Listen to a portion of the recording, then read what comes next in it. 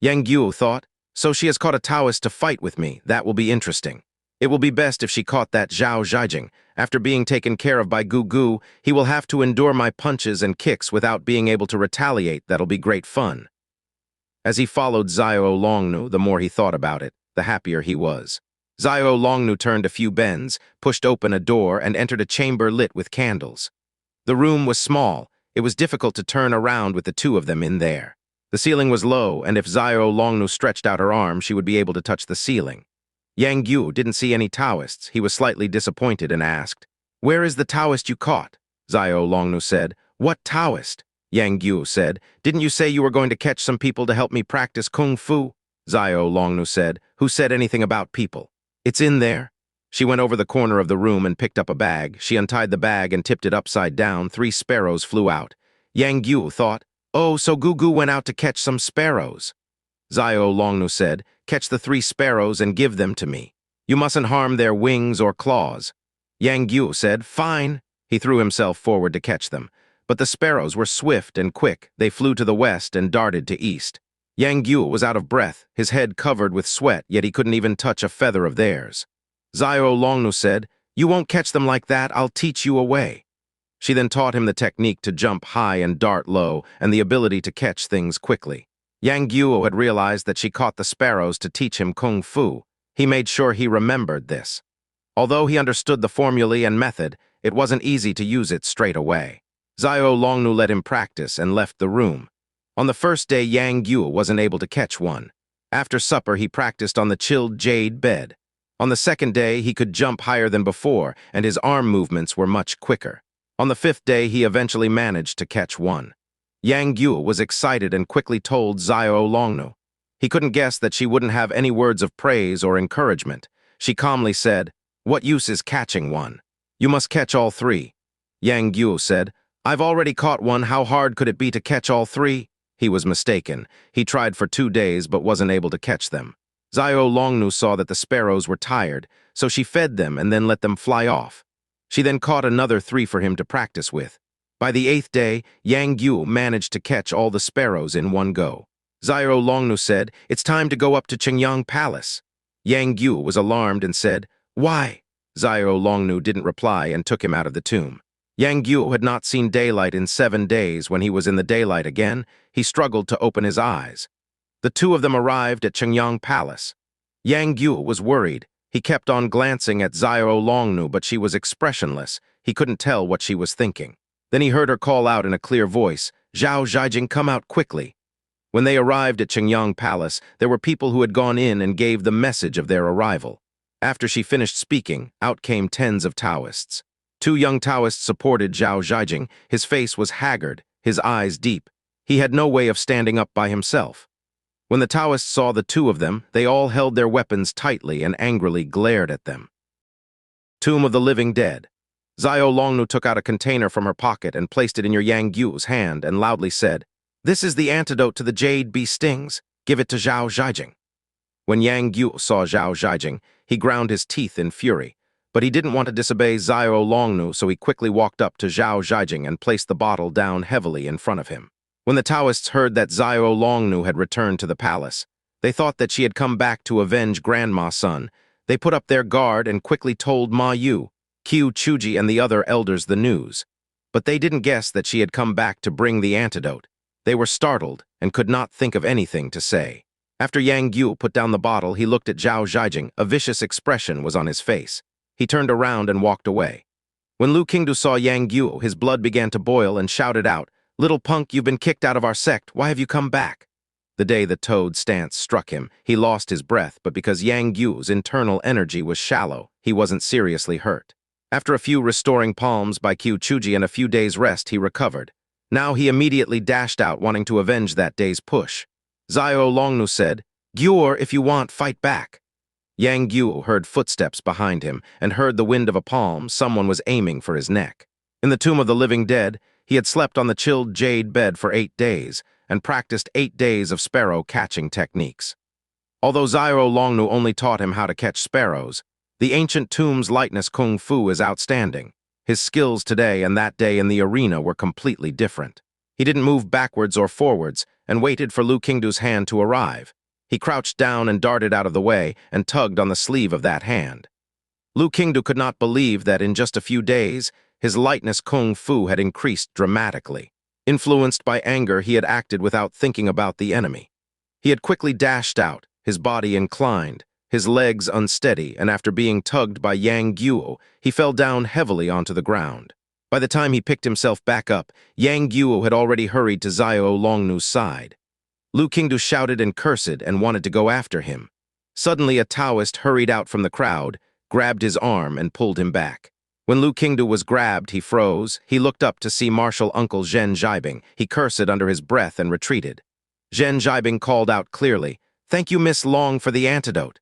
He bowed down and greeted her. Xiao Longnu didn't take any notice and held Yang Guo's hand and said, "Let's go." Zhen Zhaibing said, "Miss Long, Yang Guo is a disciple of the Quanjin, and you insist on taking him away. How can we resolve this?" Xiao Longnu was startled and said, "I don't want to hear annoying words." She held Yang Guo's arm and went back into the forest. Zhen Zhaibing, Zhao Zhaijing, and the other Taoists stood there startled. The two went back into the tomb. Xiao Longnu said, "Guo, your kung fu has improved, but you tripping the fat Taoist was wrong." Yang Guo said, "That fat Taoist beat me up badly last time. It's a pity that I wasn't able to get some punches in." "Gugu, why shouldn't I trip him?" Xiao Longnu said, "It's not that you shouldn't trip him, it's the way you did it that was wrong. You shouldn't have pulled him to the ground, you shouldn't have raised your hands to make him fall, but let him fall by himself." Yang Guo was pleased and said, "That's a fun method, Gugu, teach me." Xiao Longnu said, "I'll be Guo, you'll be the fat Taoist, come and catch me." She then walked forward slowly. Yang Guo laughed as he went to catch her. It was as if Xiao Longnu had eyes in the back of her head. When Yang Guo ran fast, her steps were fast. When he slowed down, she slowed down. The distance between she and Yang Guo stayed at around a meter. Yang Guo said, "I'm going to catch you now." He threw himself forward. Xiao Longnu didn't move. Yang Guo saw that his hands were going to grab her shoulders, but his hands grasped thin air as Xiao Longnu darted backwards, escaping his clutches. Yang Guo quickly turned around to try to catch her, but this move was rushed. He used a force opposite to his momentum. His legs became unsteady. He looked at the ceiling as he fell to the floor and his back ached. Xiao Longnu took him by the right hand and pulled him up. Yang Guo said, "How come you are so fast?" Yang Guo said, "I've caught them already." Xiao Longnu chuckled and said, "That counts as catching sparrows. How can our sect's kung fu be learned so easily? Follow me." She then led him to another room. This room was larger than the room where Yang Guo first practiced catching sparrows, at least twice the size. There were 6 sparrows in this room. This room was larger than before. Catching the sparrows will be more difficult. Xiao Longnu passed on some more lightness kung fu and catching techniques to him. 8 or 9 days later, Yang Guo was able to catch the 6 sparrows in one go. After that, the stone chambers became larger and larger. The number of sparrows also increased. Eventually, he moved to the main hall with 81 sparrows. The ancient tomb sect's formulae for internal energy were wondrous. The chilled jade bed's ability to enhance internal energy cultivation was incredible. In just 3 months, Yang Guo could catch all 81 sparrows in one go. Xiao Longnu was pleased with his rapid progress and said, "We will now go outside and catch sparrows." Yang Guo had lived in the tomb for 3 months and was becoming slightly restless. When he heard that he was going outside to practice, his expression changed to one of delight. Xiao Longnu said, "What is there to be pleased about? This kung fu is hard to master. There are 81 sparrows, you must not let one go." The two arrived outside. It was March on the eve of spring. In front of them was a deep green forest. Yang Guo breathed in deeply, and the fragrance of flowers and grasses flowed into his lungs. It was extremely relaxing. Xiao Longnu opened the bag. The sparrows flew out then. Her pair of delicate hands flew out, checking to the west and tapping in the east, and forced the sparrows that had flew out to return. The flock of sparrows suddenly got their freedom back. How come they didn't all scatter everywhere? It was strange, but Xiao Longnu was checking and tapping. The 81 sparrows were all kept within a meter of her. Her arms were as if they were engaged in a flying dance. Her palms formed 1,000 hands and 1,000 palms. No matter how hard the sparrows tried to fly away, they couldn't escape from the boundary of her palms. Yang Guo looked on with his mouth open. He was startled and pleasantly surprised. He pulled himself together and thought, "Gugu is teaching me a wondrous palm technique. Quickly concentrate." He studied her hand movements, how she attacked and how she took her palms back. Her palm technique was extremely quick, but each and every palm was clear, forming the different stances. Yang Guo studied them for over half an hour. Although he didn't understand completely the essence of the palms, he understood a bit more than he did at the start. Xiao Longnu demonstrated the palms again, then she separated her palms and placed them behind her back. The sparrows suddenly flew up towards the sky. Xiao Longnu waved her long sleeves. The two gusts of wind from the sleeve pushed out. The sparrows were all pushed back. After much screeching, they beat their wings again to fly away. Yang Guo was delighted. He tugged her sleeve and said, "Gugu, I don't think even Uncle Guo could do that." Xiao Longnu said, "This set of palms is called the force of nets above and snares below. Tian Luo Di Wang Shi. It is one of the ancient tomb sect's foundation skills. Work hard and learn it." She then taught him the stances of the palms. Yang Guo remembered all of them. Within 10 days, Yang Guo learned all 81 stances of the force of nets above and snares below and made more progress in his skills. Xiao Longnu caught a sparrow and told Yang Guo to prevent its escape with his palms. At first, he could only repel the escape 2 or 3 times before the sparrow escaped through the spaces in his hands. Xiao Longnu was standing to the side. She stretched out her hand and sent the sparrow back. Yang Guo continued with his palms, but because his palms weren't fast enough, in just 2 or 3 stances again the sparrow flew away. Xiao Longnu again forced the sparrow back so Yang Guo could practice again. He continued practicing. Spring turned to summer, and he advanced his skills a little further. Yang Guo was naturally gifted, and he worked tirelessly. His palm skills kept on improving. By mid-autumn, he had mastered this set of force of nets above and snares below. When he used the palm skills, he was now able to keep the 8-1 sparrows under his control. However, because his internal energy wasn't refined enough, there were times where there were gaps in his stances, and he allowed the birds to escape, and so he wasn't able to do it all in one go. That day Xiao Longnu said, "Now that you've completed this set of palms, when you meet that fat Taoist you'll be able to trip him up a few times without using any effort." Yang Guo said, "What if I fight with Zhao Zhaijing?" Xiao Longnu didn't reply and thought, "When Zhao Zhaijing fought Grandma's son, if he wasn't poisoned, Grandma's son may not have won. At the moment, your skills cannot compare with his." Yang Guo knew what she was thinking when she didn't reply and said, "It doesn't matter if I can't beat him now. In a few years, I'll be able to beat him. Gugu, our ancient tomb sect skills are better than Quanjin's, aren't they?" Xiao Longnu looked up at the ceiling and said, "On this earth, only you and I believe that. When I fought with that Quanjin Taoist named Qiu, I couldn't beat him, but this isn't because our ancient tomb skills cannot compete with Quanjin's. It's because I have yet to complete our sect's most refined kung fu." Yang Guo had believed all along that Xiao Longnu's skills exceeded Qiu Chuji's. When he heard about this, he was curious and said, "Gugu, what is this skill? Is it hard to learn? Why don't you practice it again?" Xiao Longnu said, "I'll tell you a story, then you'll understand our sect's origins. Before you kowtowed to me as your master, you also kowtowed to our ancestor. Her surname was Lin, her first name's Kaying. Years ago, the 2 most skilled fighters were our ancestor and Wang Qingyang. Originally, it was hard to decide who was better. Later on, Wang Qingyang was busy fighting the jinn. He was occupied night and day. Our ancestor concentrated on her martial arts and eventually became a level higher than him. But our ancestor did not meddle in the affairs of Wulin. She didn't like showing off, and so hardly anyone in the world of Jianghu knew who she was. Eventually, Wang Qingyang failed in his quest to repel the jinn and resided in the tomb of the living dead. He had nothing to do and refined his martial arts. Our ancestor wasn't feeling well and had 2 serious illnesses, so by the time Wang Qingyang left the tomb, our ancestor was below him again. Eventually, the 2 dueled and made a bet. Wang Qingyang admitted defeat to our ancestor and gave the tomb to her. "Come, I'll show the things that the 2 left behind." Yang Guo clapped and said, "So this stone tomb was taken out of Wang Qingyang's hands by our ancestor Grandma. If I had known earlier, I would have been even more pleased with living in the tomb." Xiao Longnu smiled slightly and took him to another chamber. Yang Guo saw that the room was extremely strange. It was narrow at the front and wide at the back. The east side was a semi-circle. The west side was triangular, and he asked, "Gugu, why is this room so strange looking?" Xiao Longnu said, "This is the room where Wang Qingyang refined his skills. At the front he practiced his palms, at the back he practiced his fists. At the east side he practiced with swords, and the west side he practiced projectiles." Yang Guo looked around the room but didn't find anything special about it. Xiao Longnu stretched out her hand and pointed upwards and said, "The essence and core of Wang Qingyang's skills is up here." Yang Guo looked up, but all he saw were some markings and scribbles. They were made by projectiles. Some were deep and some were shallow. How could you pick up the essence from that?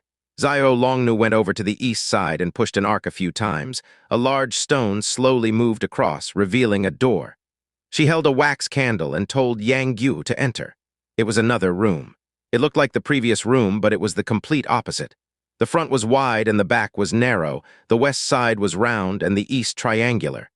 Yang Guo looked up, and again the ceiling was marked in carvings and symbols.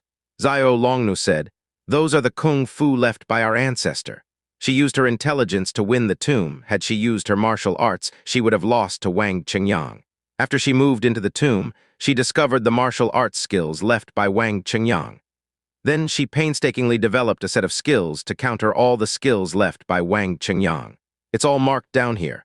Yang Guo was delighted and said, "That's great.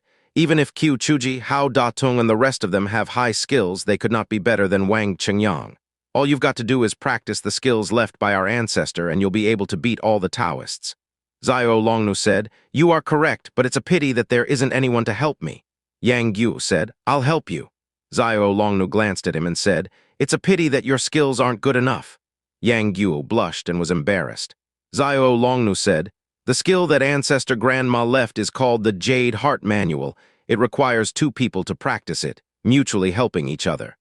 Back then, Ancestor Grandma practiced it with my teacher. Ancestor Grandma had not practiced for long before she passed away. My master did not complete it." Yang Guo suddenly became delighted again and said, "I'm your disciple, we could learn it together." Xiao Longnu said, "Yes. Let's take a look. The first step, you have to learn our sect skills. The second step is to learn the skills of Quanjin sect. The third step is to learn the skill that counters Quanjin sect skills, the Jade Heart Manual. When my master passed away, I was 14 years old. I have learned all our sect skills and had just started to practice Quanjin's martial arts. There is no need to talk about the Jade Heart Manual. The first step I can teach you. The second and third steps we'll study and practice together." From that day on, Xiao Longnu passed on all the martial arts of the ancient tomb sect to him. Palm skills, fist techniques, projectile throwing, and weapon stances. After 2 years, Yang Guo learned it all, plus with the help of the chilled jade bed. His progress was amazing, but his internal energy was not developed as much. A woman developed the ancient tomb sect skills, and the 3 generations have been women. It was unavoidable that the skills were of a soft nature. The hardness was inadequate. Yang Guo was impatient and rash. The way his skills developed reflected this. Xiao Longnu had grown slightly older and became even more beautiful. That year, Yang Guo was 16. He became taller, his voice broke, and was now a teenager. He was completely different from boy that first entered the tomb, but Xiao Longnu still looked upon him as the child that first came here. Yang Guo was becoming more and more respectful of his master. In these 2 years, he had curbed his rebellious nature. Before Xiao Longnu opened her mouth to tell him what to do, he had already completed it. But Xiao Longnu's cold and emotionless persona did not change. She didn't casually smile at him. She was detached. She did not show any sign of caring for a loved one. Yang Guo did not mind, though. Sometimes Xiao Longnu would play the zither. The music from it was peaceful and serene. Yang Guo would listen quietly by her side. One day Xiao Longnu said, "You have already learned all of the ancient tomb's kung fu. Tomorrow we'll learn Quanjin's kung fu. It will not be easy back then. Even my master did not understand it all, and I of course understood even less. We'll learn from the beginning again. Feel free to comment whenever you like." Xiao Longnu said, "When my master and I learned Quanjin's kung fu, after practicing for a while, we found it was difficult to make any sort of progress, and because Ancestor Grandma had passed away, we could not ask anyone. We didn't know the formulae to accompany it, and so we couldn't solve this problem. I once wanted to go and steal the formula from Quanjin and give it to Master to study. This is all there is of this skill. It's only Quanjin's skills. It's not too important if we can't learn it now. There is no need to be angry. There is a solution. All we got to do is go and capture a Quanjin Taoist and force the formulae out of him, and then our problems will be solved. Let's leave." These words suddenly awakened something in Yang Guo, and he remembered that Zhao Zhaijing had taught him the Quanjin Taoist song. When first practicing, one must open the 9 openings. The first originating from the back, Wei Lu pressure point. First, the spring flows from the bottom of the feet to the knee. Past the knee up to the back's intent quickly reaching the peak. The gold lock passes under the magpie bridge, 12 palaces topple as it goes. He then recited those words out loud. Xiao Longnu listened to the meaning of the song and said, "It does sound like the important aspects of practicing Quanjin's Kung Fu. If you know more, that'll be good." So Yang Guo recited all the formulae that Zhao Zhaijing had taught him. The formulae that Zhao Zhaijing had taught him was the basics of Quanjin's advanced internal energy cultivation, but because he wasn't taught how to use it, the spring flows, 12 palaces and back's intent were all words to him and he didn't understand, so he just remembered it and didn't use it. Xiao Longnu was more experienced and pointed out the key points, and then Yang Guo understood immediately. Within a few months, the two managed to understand and grasp the essence of the skills that Wang Chengyang left on the ceiling. One day, the two were in the room sparring with swords when Xiao Longnu sighed and said, "At first, when I heard that Quanjin's martial arts were the most orthodox in the world, I didn't think too much of it. But today, I know now Quanjin's Kung Fu is actually very profound.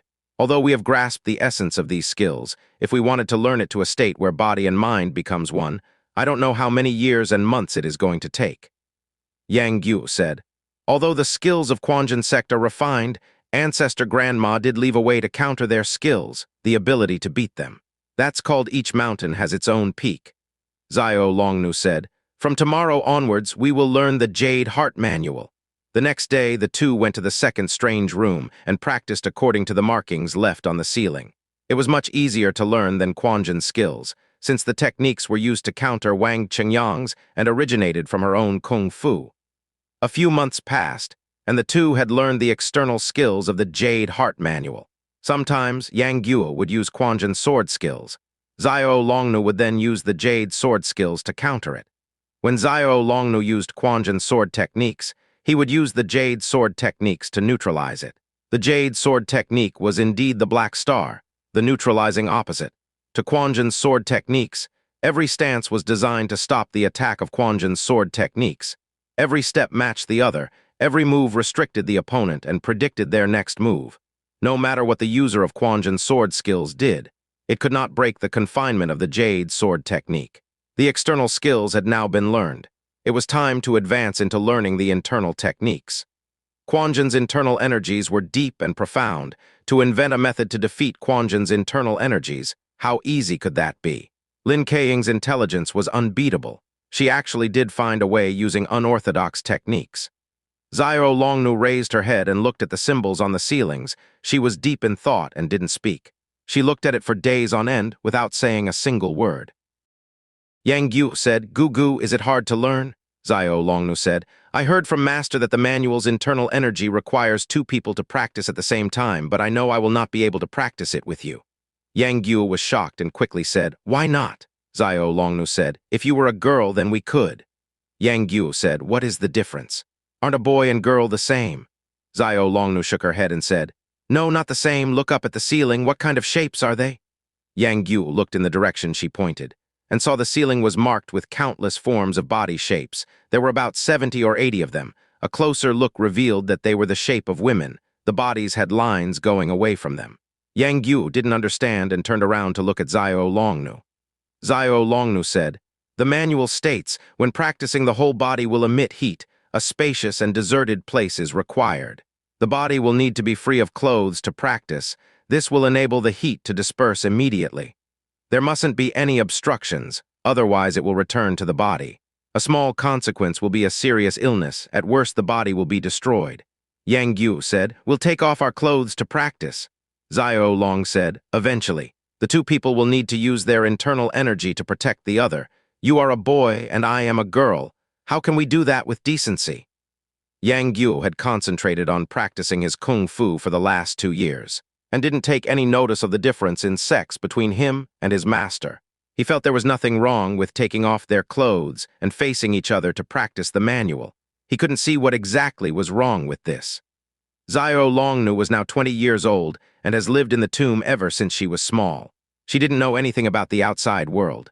One of the important points of her sect's Kung Fu is to purge your emotions. Although the two were of different sexes and faced each other night and day, one was cold and emotionless, the other was honest and respectful, so there weren't any formalities between them. But now when they were talking about taking their clothes off to practice, she felt awkward and didn't agree with his viewpoint. Yang Guo suddenly said, "I've got it. We could practice on the chilled jade bed." Xiao Longnu said, "We mustn't. The heat will be drawn back by the coolness of the bed. After practicing for a few days, we both would be dead." Yang Guo thought for half an hour and asked, "Why do you need two people to practice it? We could practice it by ourselves. If I don't understand anything, can't I ask you later?" Xiao Longnu shook her head and said, "It won't work. With this type of internal energy, every step is extremely dangerous and you will go wrong at certain points.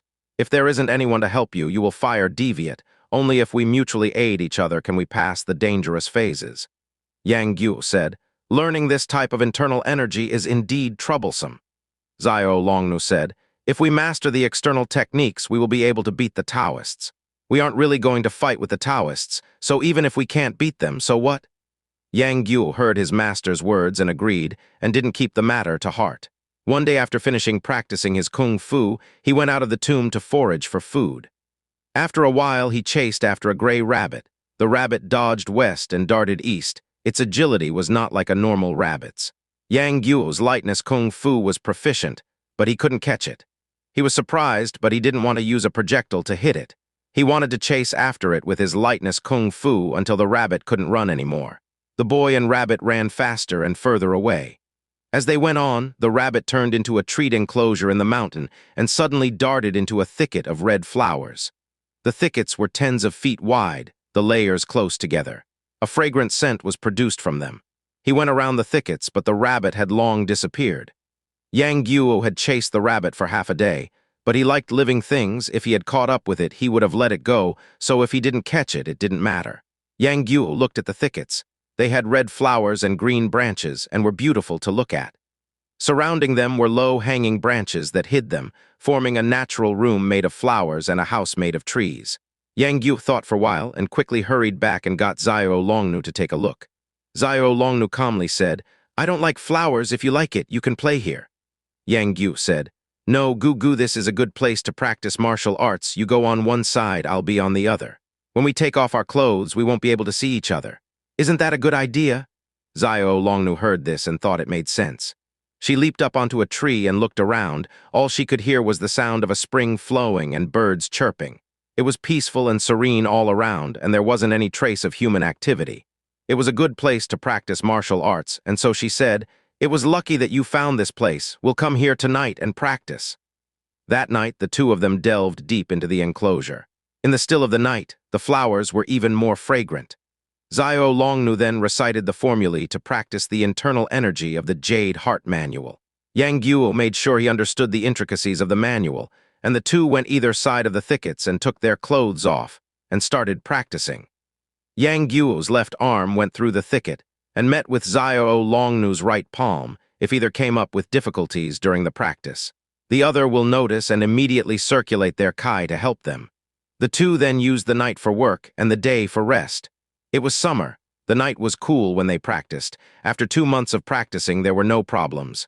The Jade Heart Manual was divided into 9 sections. One night, Xiao Longnu had reached the 7th level and Yang Guo the 6th. That night, the two were practicing their own levels. Their body emitted great heat, and the scent of the flowers was carried in the heat and was even more aromatic. Gradually, the moon moved into the middle of the sky. Another half an hour and the two will have finished completing their respective levels. Suddenly, the sound of footsteps and people talking came from some distance away. 2 people were talking and coming closer. On the odd levels of the Jade Heart Manual, the practitioner has to yin-jin, forcing yin to the limit. The person on the even levels has to yang-tui, drawing back the yang. Yang Guo was practicing the yang-tui techniques and could rest at any time, but Xiao Longnu was practicing the yin-jin technique, which had to be completed in one go without the slightest pause. Right now, she was at the most important phase of the technique and ignored the sounds of speaking and footsteps. Yang Guo heard this clearly. He was alarmed and forced the kai that was in his Dan Tian out of his body and breathed in 3 times and stopped practicing. He heard the 2 people gradually getting closer. Their voices seemed familiar. One of them was his previous master Zhao Zhaijing, the other Zhen Zhaibing. The voices became louder as they went on. The two were arguing. He heard Zhao Zhaijing say, "Apprentice brother Zhen, there is no point in denying it. I'll go and tell Martial Uncle Qiu and let him judge." Zhen Zhaibing said, "You keep on pressing me. What do you want? You think I don't know? You want to become the head of the third generation students, so in the future you can become the sect's leader." Zhao Zhaijing chuckled and said, "You don't keep to the rules. Now that you've broken one of sect's rules, how can you be the head of the third generation disciples?" Zhen Zhaibing said, "What have I done wrong?" Zhao Zhaijing scolded, "The fourth rule of Quanjin sect, wanton." Yang Guo hid in the thicket and peeped out and saw the two Taoists standing facing each other. Zhen Zhaibing's face was pale. Under the moonlight it was colorless, and he said deeply, "What wanton crime?" As he said these words, he reached for the handle of his sword. Zhao Zhaijing said, "Ever since you saw that Xiao Longnu from the tomb of the living dead, you daydream all the time. You have thought about taking Xiao Longnu many times and doing unspeakable things to her. Our sect aims to bring enlightenment, but with these thoughts, how have you not broken the wanton rule?" Yang Guo respected his master very much. When he heard those words from Zhao Zhaijing, he was furious and hated the two Taoists even more. Zhao Zhaijing chuckled and said, "The thoughts in your heart, of course I don't know them, but when you mumble in your sleep, is there anyone to hear it? When you write Xiao Longnu's name repeatedly, is there anyone to see it?" Zhen Zhaibing shuddered twice and didn't say anything. Zhao Zhaijing looked smug and took out a piece of paper from his sleeve and waved it around and said, "Isn't this your handwriting? I'll show this to our leader Martial Uncle Ma and your master Martial Uncle Qiu." Zhen Zhaibing couldn't endure this anymore and drew out his sword with a shout and thrust out. Zhao Zhaijing leaned to the side to avoid it and put the piece of paper in his sleeve and laughed. "You want to kill me and shut my mouth? I'm afraid it won't be easy." Zhen Zhaibing didn't say a word and thrust out his sword 3 times, but each thrust was avoided. By the 4th thrust, a sound was made as Zhao Zhaijing drew out his own sword and fought with him by the thicket of red flowers. The two of them were the highest skilled fighters of Quanjin's 3rd generation. One, Zhen Zhaibing, was Qiu Chuji's finest disciple, and the other, Zhao Zhaijing, was the head disciple of Wang Chui. Zhen Zhaibing clenched his teeth and fought with his life. Within the exchange of moves, Zhao Zhaijing would say a few sarcastic words, angering his opponent into making mistakes. Yin Zhaiping had the highest martial arts amongst Qiu Chuji's disciples. However, in the recent years, Yin Zhaiping has placed Taoist cultivation above martial arts. Hence, his younger martial arts brother Zhen Zhaibing and Wang Chui's head disciple, Zhao Zhaijing, have surpassed Yin Zhaiping in the field of martial arts. Yin Zhaiping often retreated to contemplate Taoist philosophies and meditation, and had expressed no interest in leadership. Zhao Zhaijing had the highest martial arts of the entire 3rd generation disciples. The 6 masters of Quanjin intended to appoint him as the leading disciple of the 3rd generation. However, he made 2 enormous errors. One was leading the Big Dipper formation against Guo Jing instead of Hu Du and his men. As a result, a portion of the Chengyang Palace was burnt down. His second error was mistreating Yang Guo, which angered the 6 masters. As a result, they felt that Zhao Zhaijing's martial arts may be good, but he does not have the talent to lead. So after much deliberating, the 6 masters agreed to appoint Zhen Zhaibing as the leading disciple of the 3rd generation. Yang Guo had learned all the stances of Quanjin's sword skills, and saw them fight, attacking and defending, though the stances were quick and changes numerous. He saw through all of it and thought how his Gu had indeed taught him correctly. He saw them struggle for tens of stances. Zhen Zhaibing had used all his attacking stances as Zhao Zhaijing kept on moving. He chuckled. "I have learned all that you have learned, and you have learned all that I have learned. You want to kill me. You're dreaming." He defended smoothly. Zhen Zhaibing had used all his strength, but each stance was blocked. After a while, he saw that the two was getting closer to Xiao Longnu. Yang Guo was alarmed and thought, if they two fight until they get to Gu, it would be terrible. Suddenly, Zhao Zhaijing counterattacked and forced Zhen Zhaibing back. He quickly sent out 3 stances. Zhen Zhaibing moved back 3 steps. When Yang Guo saw the two getting further away from his master, he was pleased. But suddenly, Zhen Zhaibing handed his sword over to his left hand and sent out a palm, aiming for the chest. Zhao Zhaijing laughed and said, "Even if you've got 3 hands, you've only got the ability to be a petty thief. You can't kill me." He then sent out his left palm to meet it. The two exchanged sword stances and palms, and the struggle became fiercer. Xiao Longnu was concentrating and ignored everything that was around her. When the two took a few steps closer, Yang Guo became worried. When they took a few steps further away, he relaxed a bit. After a while, Zhen Zhaibing suddenly called out and attacked. He ignored the opponent's sword and just rushed forward. Xiao Zhaijing thought about it and knew that he had nothing to lose if he killed him, then he wouldn't be able to blackmail him. Although the two weren't on friendly terms, he had no intent in killing him, and after a while he was on the way to losing. After a number of moves, Zhen Zhaibing then thrust out his sword, threw out a palm, and his left leg swept out. It was Quan Zhen's 3 circulations. Xiao Zhaijing leapt up 10 feet and swung his sword down. Zhen Zhaibing threw his sword away and threw himself at his opponent. A high sound was made by him as he threw out his 2 palms. Yang Guo saw that the last few stances were ruthless. It wasn't how he knew them to be. He broke out in a cold sweat. He saw Xiao Zhaijing's body in midair. One was yielding, one was firm. It looked like the 2 palms were aiming to break his bones. How it could be that in this urgent and dangerous situation, Xiao Zhaijing managed to flip himself in midair, fly back a few meters and lightly land. From the way he was going to land, it looked like he was going to land right in front of Xiao Longnu. Yang Guo was alarmed and had not time to think. He stood up. His left palm shot out from below his right palm and pushed the back of Xiao Zhaijing, a stance of bright building flinging the ball. Kai Lu Pao Qiu. He pushed out with strength and hit him away about 7 meters. Right now his internal energy wasn't developed enough. He had used an enormous amount of strength in this attack. All concentrated in his left arm, his lower body was weak. He could not stand up properly and his left foot stepped on a branch. The branch quickly rebounded back to its original position and touched Xiao Longnu in the face. It was only a slight touch, but Xiao Longnu was greatly disturbed. She broke out in a sweat. At that time, she was in the middle of rapidly circulating her Kai and holding it in her Dan Tian. It didn't disperse and she fainted. All of a sudden, Zhen Zhaibing saw Yang Guo jump out and saw the woman he has been thinking about hiding in the thicket. He froze and didn't know whether this was real or an illusion. Xiao Zhaijing had steadied himself by this time, and under the moonlight he was able to recognize Xiao Longnu's face. He said, "Ah, so she's here, and with a man?" Yang Guo was alarmed and shouted out, "Don't go anywhere, you 2 rotten Taoists. I'll come back and finish this." He saw Xiao Longnu had fallen onto the ground and was not moving. He remembered that he was told that when they were practicing they must stay together to help each other. If there were any disturbances, a disaster would happen. Now Xiao Longnu had experienced a shock. She would have serious injuries. He was extremely frightened and touched her forehead. It was cold as ice. He quickly grabbed her clothes and covered her up. He picked her up and said, "Gu Gu, are you all right?" Xiao Longnu moaned but didn't say anything. Yang Guo was slightly more relaxed and said, "Gu Gu, we'll go back to the tomb first, then I'll come back and kill the 2 Taoists." Xiao Longnu had no strength and lay limp in his arms. Yang Guo advanced in large steps and went past the 2 Taoists. Zhen Zhaibing stood there like a statue. Xiao Zhaijing laughed and said, "Apprentice brother Zhen, your dream lover and that man over there have just done dirty things. You want to kill me, you should kill him." Zhen Zhaibing didn't take any notice and didn't reply. Yang Guo heard the words "done dirty things." Although he didn't know exactly what he meant, he knew it was an insult and he was furious.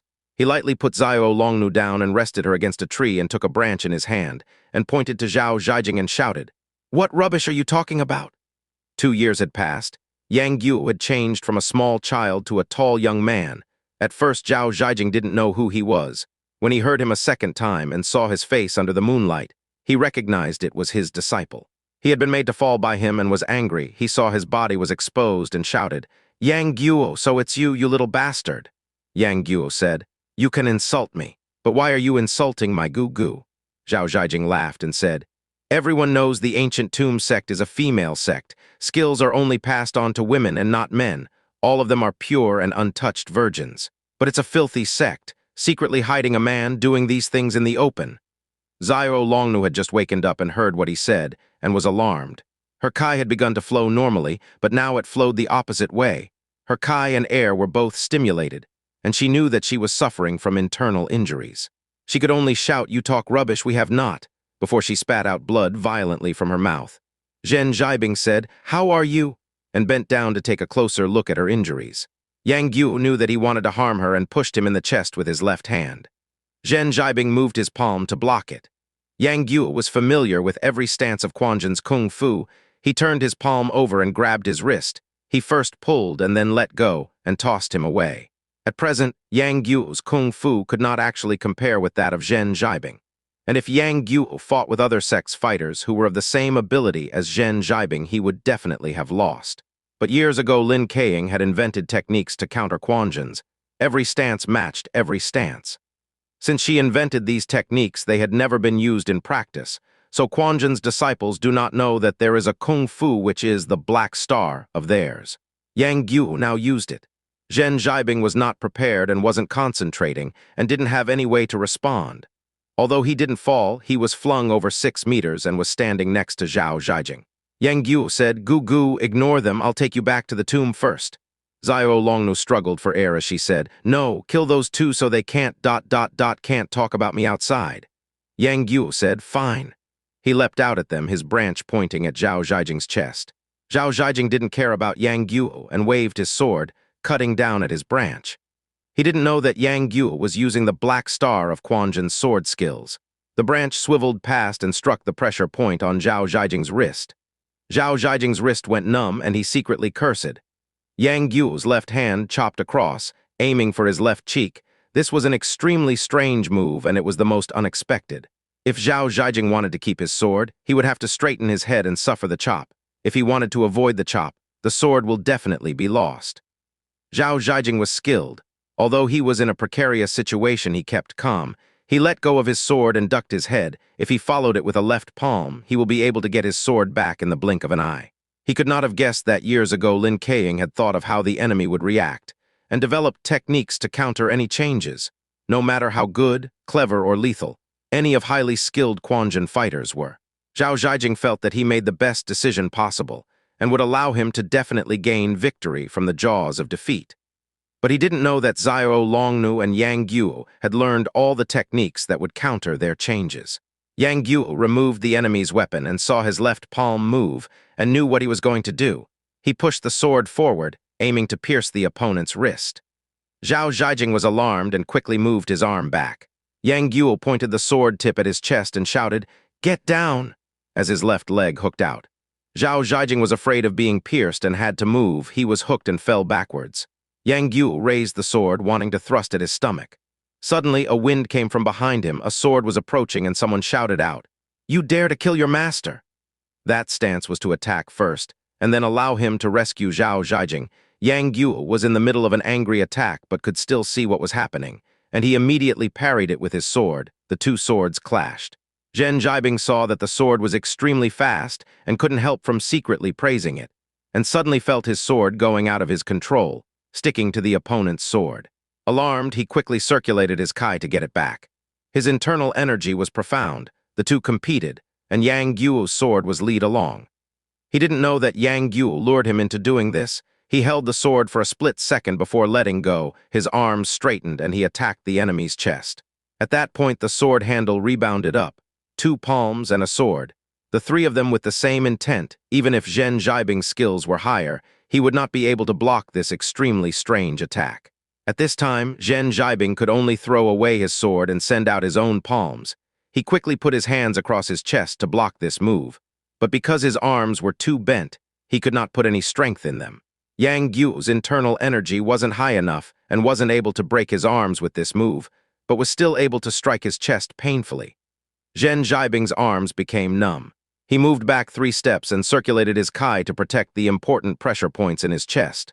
Xiao Zhaijing got up. The 2 swords were in Yang Guo's hand, and he attacked both of them. In just a few moves, the 2 of them were made to hurry around and scamper by a teenager. They were both afraid and angry and didn't dare be careless. The 2 of them stood up and used their palm skills. They only defended and didn't attack. They wanted to find out more about their opponent's techniques before doing anything. Although Yang Guo had weapons to fight against his empty-handed opponents, the 2 defended tightly and weren't being beaten as badly as they were at the start. The Jade Heart manuals, sword techniques did not have any stances that countered Quanjin's fists and kicks. Lin Kaying wanted to defeat Wang Chengyang's techniques completely. She felt that using weapons to defeat his hand-to-hand combat techniques was unfair, and below her so she did not give it any thought. That plus the fact that the Taoists' internal energy was well above Yang Guo's, and since all they cared about was to remain undefeated, Yang Guo's swipes and chops did not have much effect, and eventually he began to lose. Zhao Zhaijing's internal energy was profound. He kept incessantly producing palm winds that aimed at Yang Guo's sword. Zhen Zhaibing stopped, and secretly thought that here they were, two seniors attacking a young boy. How ridiculous did they look? He saw that victory was in sight, but worried about the safety of Xiao Longnu, so he shouted, "Yang Guo, quickly take your Gugu away. What are you doing tangling with the two of us?" Yang Guo said, "Gugu hates you for talking rubbish and told me that I must kill you." Zhen Zhaibing sent out a palm that shook Yang Guo's sword in his left hand and then jumped left 3 steps and said, "Leave." Yang Guo said, "You want to escape?" Zhen Zhaibing said, "Yang Guo, you want to kill us, but that will not be possible. But your Gugu can relax. If the one named Zhen reveals a single word about what happened today, I will immediately kill myself to apologize. If I don't do this," as he said this, he suddenly leapt towards Yang Guo and took the sword in his left hand and said, "Then I'll be like these fingers." He spread his left hand and cut down with his right, and cut the last 2 fingers off his hand. Those few moves happened extremely quickly, and Yang Guo wasn't prepared. He stopped and knew that he was sincere and thought, "It is indeed difficult to kill them both. Why don't I first kill the one named Zhao and then come back and kill him?" He then shouted, "The one called Zhen, what use is cutting off your fingers? If you cut off your head, then I'll believe you." Zhen Zhaibing smiled and said, "If you want my life, all I need is a word from your Gugu, then why not?" Yang Guo said, "Go." He leapt forward 2 steps and suddenly thrust out behind him, straight at Zhao Zhaijing's chest. The move Orchid shoots back. Mulan Huishi was extremely ruthless. Zhao Zhaijing was listening to what they were saying and never thought that he would suddenly ambush him. He was frightened. The tip of the sword pierced his stomach. Zhao Zhaijing felt a slight pain and immediately circulated his Kai throughout his Dan Tian, and his stomach pulled back 1/2 inch. He raised his right leg and kicked Yang Guo's sword out of his hand. Yang Guo didn't wait for his leg to come down and extended his finger and pointed at the pressure point on his knee. Although Zhao Zhaijing had escaped with his life, he couldn't stand up, his right knee kneeling down in front of Yang Guo. Yang Guo caught the descending sword and pointed at Zhao Zhaijing and said, "I once kowtowed 8 times to you as you were my master. Now you are not my master anymore. Give the 8 kowtows back." Zhao Zhaijing had completed circulating his Kai. His face became purple, almost becoming black. Yang Guo pressed the sword tip into his throat. Zhao Zhaijing shouted, "If you want to kill me, kill me. Why are you talking so much?" Yang Guo was about to thrust the sword forward when suddenly he heard Xiao Longnu say, "Guo, killing your master is not auspicious. Tell him to swear that he won't reveal today's events and let him go." Yang Guo regarded Xiao Longnu's commands above all else, and after hearing what she said, he said, "Swear it." Zhao Zhaijing was angry, but his life was more important and said, "I won't say anything. What need is there to swear it?" Yang Guo said, "That won't do. You must swear a venomous oath." Zhao Zhaijing said, "Fine, today's events will be kept between the 4 of us. If I reveal it to a 5th person, then let my name be in ruins, be expelled from my sect. Everyone in Wulin will be against me, and I'll have a terrible death." Xiao Longnu and Yang Guo did not know much about the world's matters and thought that he was really swearing a venomous oath. Zhen Zhaibing heard that there was a hidden meaning in his oath and wanted to warn Yang Guo, but felt that it wasn't right to help outsiders. He watched Yang Guo carrying Xiao Longnu, his steps extremely quick, and they disappeared around a bend in the mountain. His fingers hadn't stopped bleeding. He stood up bemused without stopping it. Yang Guo carried Xiao Longnu back to the tomb and placed her on the chilled jade bed. Xiao Longnu sighed and said, "I'm seriously injured. How can I oppose the chilled jade bed?" Yang Guo said, "Ah," and was alarmed. He secretly thought, "So Gugu's injury is very serious." He then carried her to her room. When she first let Yang Guo sleep on the chilled jade bed, she slept in the same room as him. After about a year, she moved into the next room. As soon as she arrived in her room, she spat out another pool of blood and covered Yang Guo's exposed body. Yang Guo was so frightened that he couldn't move his arms and legs and started to cry. Xiao Longnu calmly laughed and said, "Now that I've spat out this blood, I won't throw up anymore. What is there to be sad about?" Yang Guo said, "Gugu, don't die." Xiao Longnu said, "You are afraid of dying, aren't you?" Yang Guo was startled and said, "Me." Xiao Longnu said, "Before I die, I will kill you first." These same words were spoken 2 years ago. Yang Guo had forgotten them long ago, and didn't expect that she would bring it up again now. Xiao Longnu saw that Yang Guo was astounded and said, "If I don't kill you, how will I be able to see Grandma's son? Who will look after you if you are alone in the world? Yang Guo's mind was scrambled and didn't know what to say. Xiao Longnu had thrown up blood, but she looked fine as if nothing was wrong. Yang Guo thought of something. He quickly went to find a jar of jade bee honey and gave it to her to drink. The honey did have healing properties. After a while, she slept on her bed. Yang Guo was able to relax, but he was worn down with worry and wasn't able to endure anymore. He sat down and slept against the wall. After some time, he felt someone cold against his throat and was awakened. He has lived for a long time in the tomb. Although he wasn't able to see things in the dark as clearly as Xiao Longnu could, he could still see things without the aid of candlelight. He opened his eyes and saw Xiao Longnu sitting forward on the bed holding a sword, pointing at his throat. He was alarmed and said, "Gu Gu, you." Xiao Longnu calmly said, "Guo, or my injury won't get better. After I kill you will both see Grandma's son together." Yang Guo quickly replied, "Gu Gu." Xiao Longnu said, "You are afraid, aren't you? It will be quick, one slash and that's it." Yang Guo saw Xiao Longnu's eyes light up and knew that she wanted to kill him immediately. He wanted to live and didn't consider what will happen later. He rolled around and kicked out at Xiao Longnu's sword. Though Xiao Longnu's internal injuries were serious, she was still very swift, not slower than normal. She avoided his kick and pointed the sword at his throat again.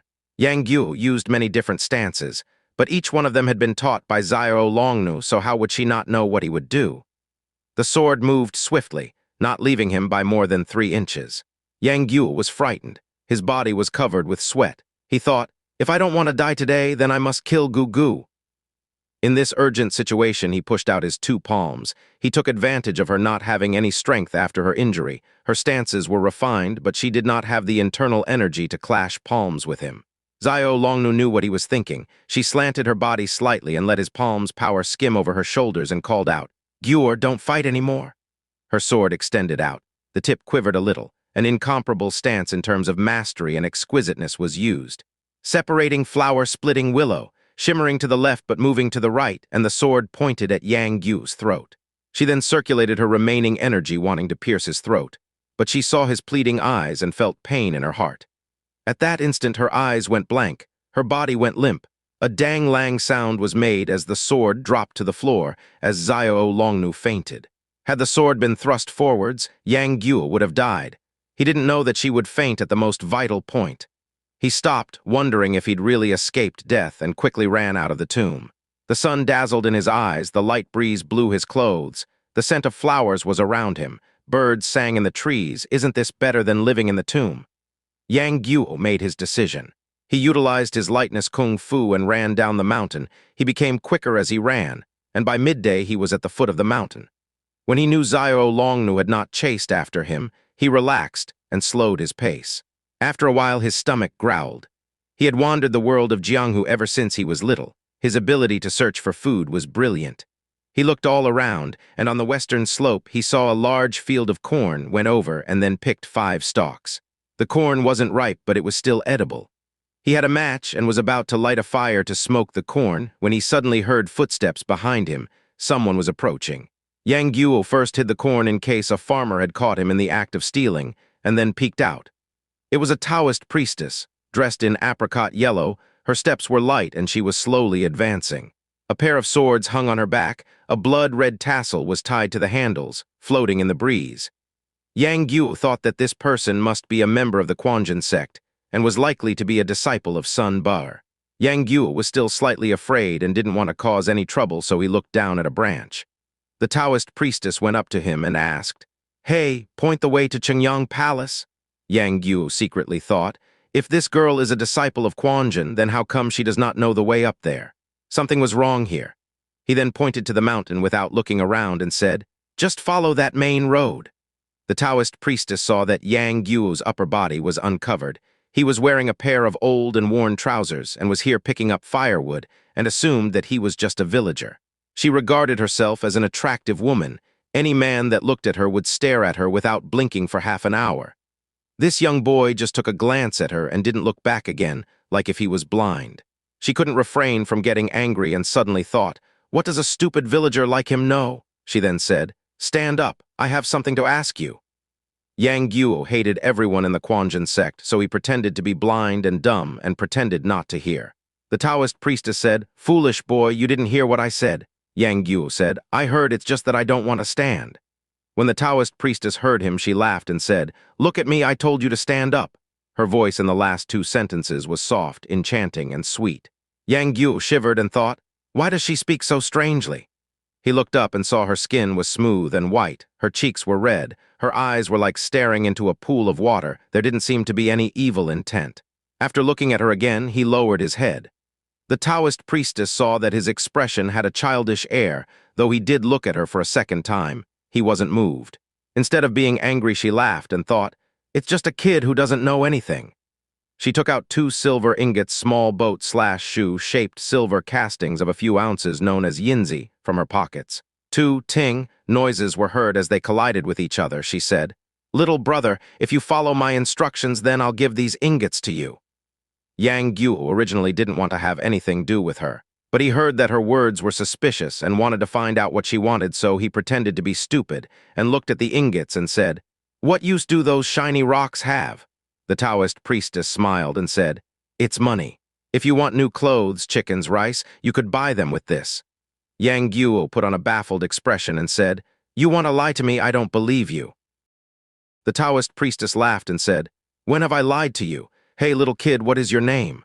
Yang Guo said, "Everyone calls me Sha Dan, dumb egg, don't you know that?" "What's your name?" The Taoist priestess laughed and said, "Sha Dan, you can call me angelic priestess, where's your mother?" Yang Guo said, "My mum just scolded me," and went over to the other side of the mountain to chop firewood. The Taoist priestess said, "I need a hatchet, go to your home and get one and then lend it to me." Yang Guo was curious. He opened his eyes wide, drooled and made himself look even more like a stupid person. He shook his head incessantly and said, I can't lend my family's hatchet. If Dad finds out, I'll be punished." The Taoist priestess smiled and said, "When your parents see the money, they'll be too pleased to punish you." As she said this, she passed an ingot in his direction.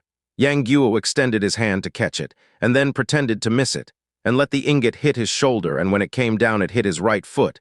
He held his right foot with his hands and hopped on his left foot and called out, Ah, you hit me. I'm going to tell Mother," he called and shouted. He ignored the ingot and ran forward. The Taoist priestess thought that he was interesting and smiled. She took off her belt and waved it at his right foot.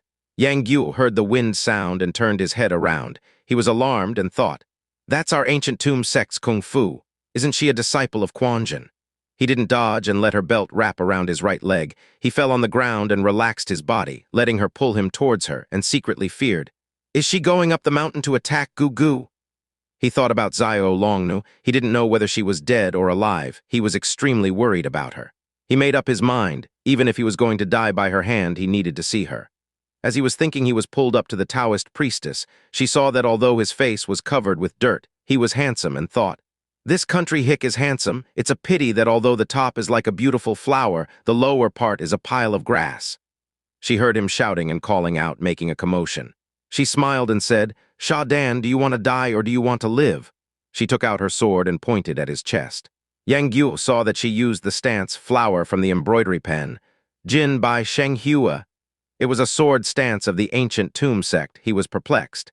This person is probably a disciple of martial uncle Li Machu, and has come to find Gugu. She must have ill intentions. From her belt and sword stances, her kung fu is good. I'll keep on pretending to be dumb so she'll be off guard.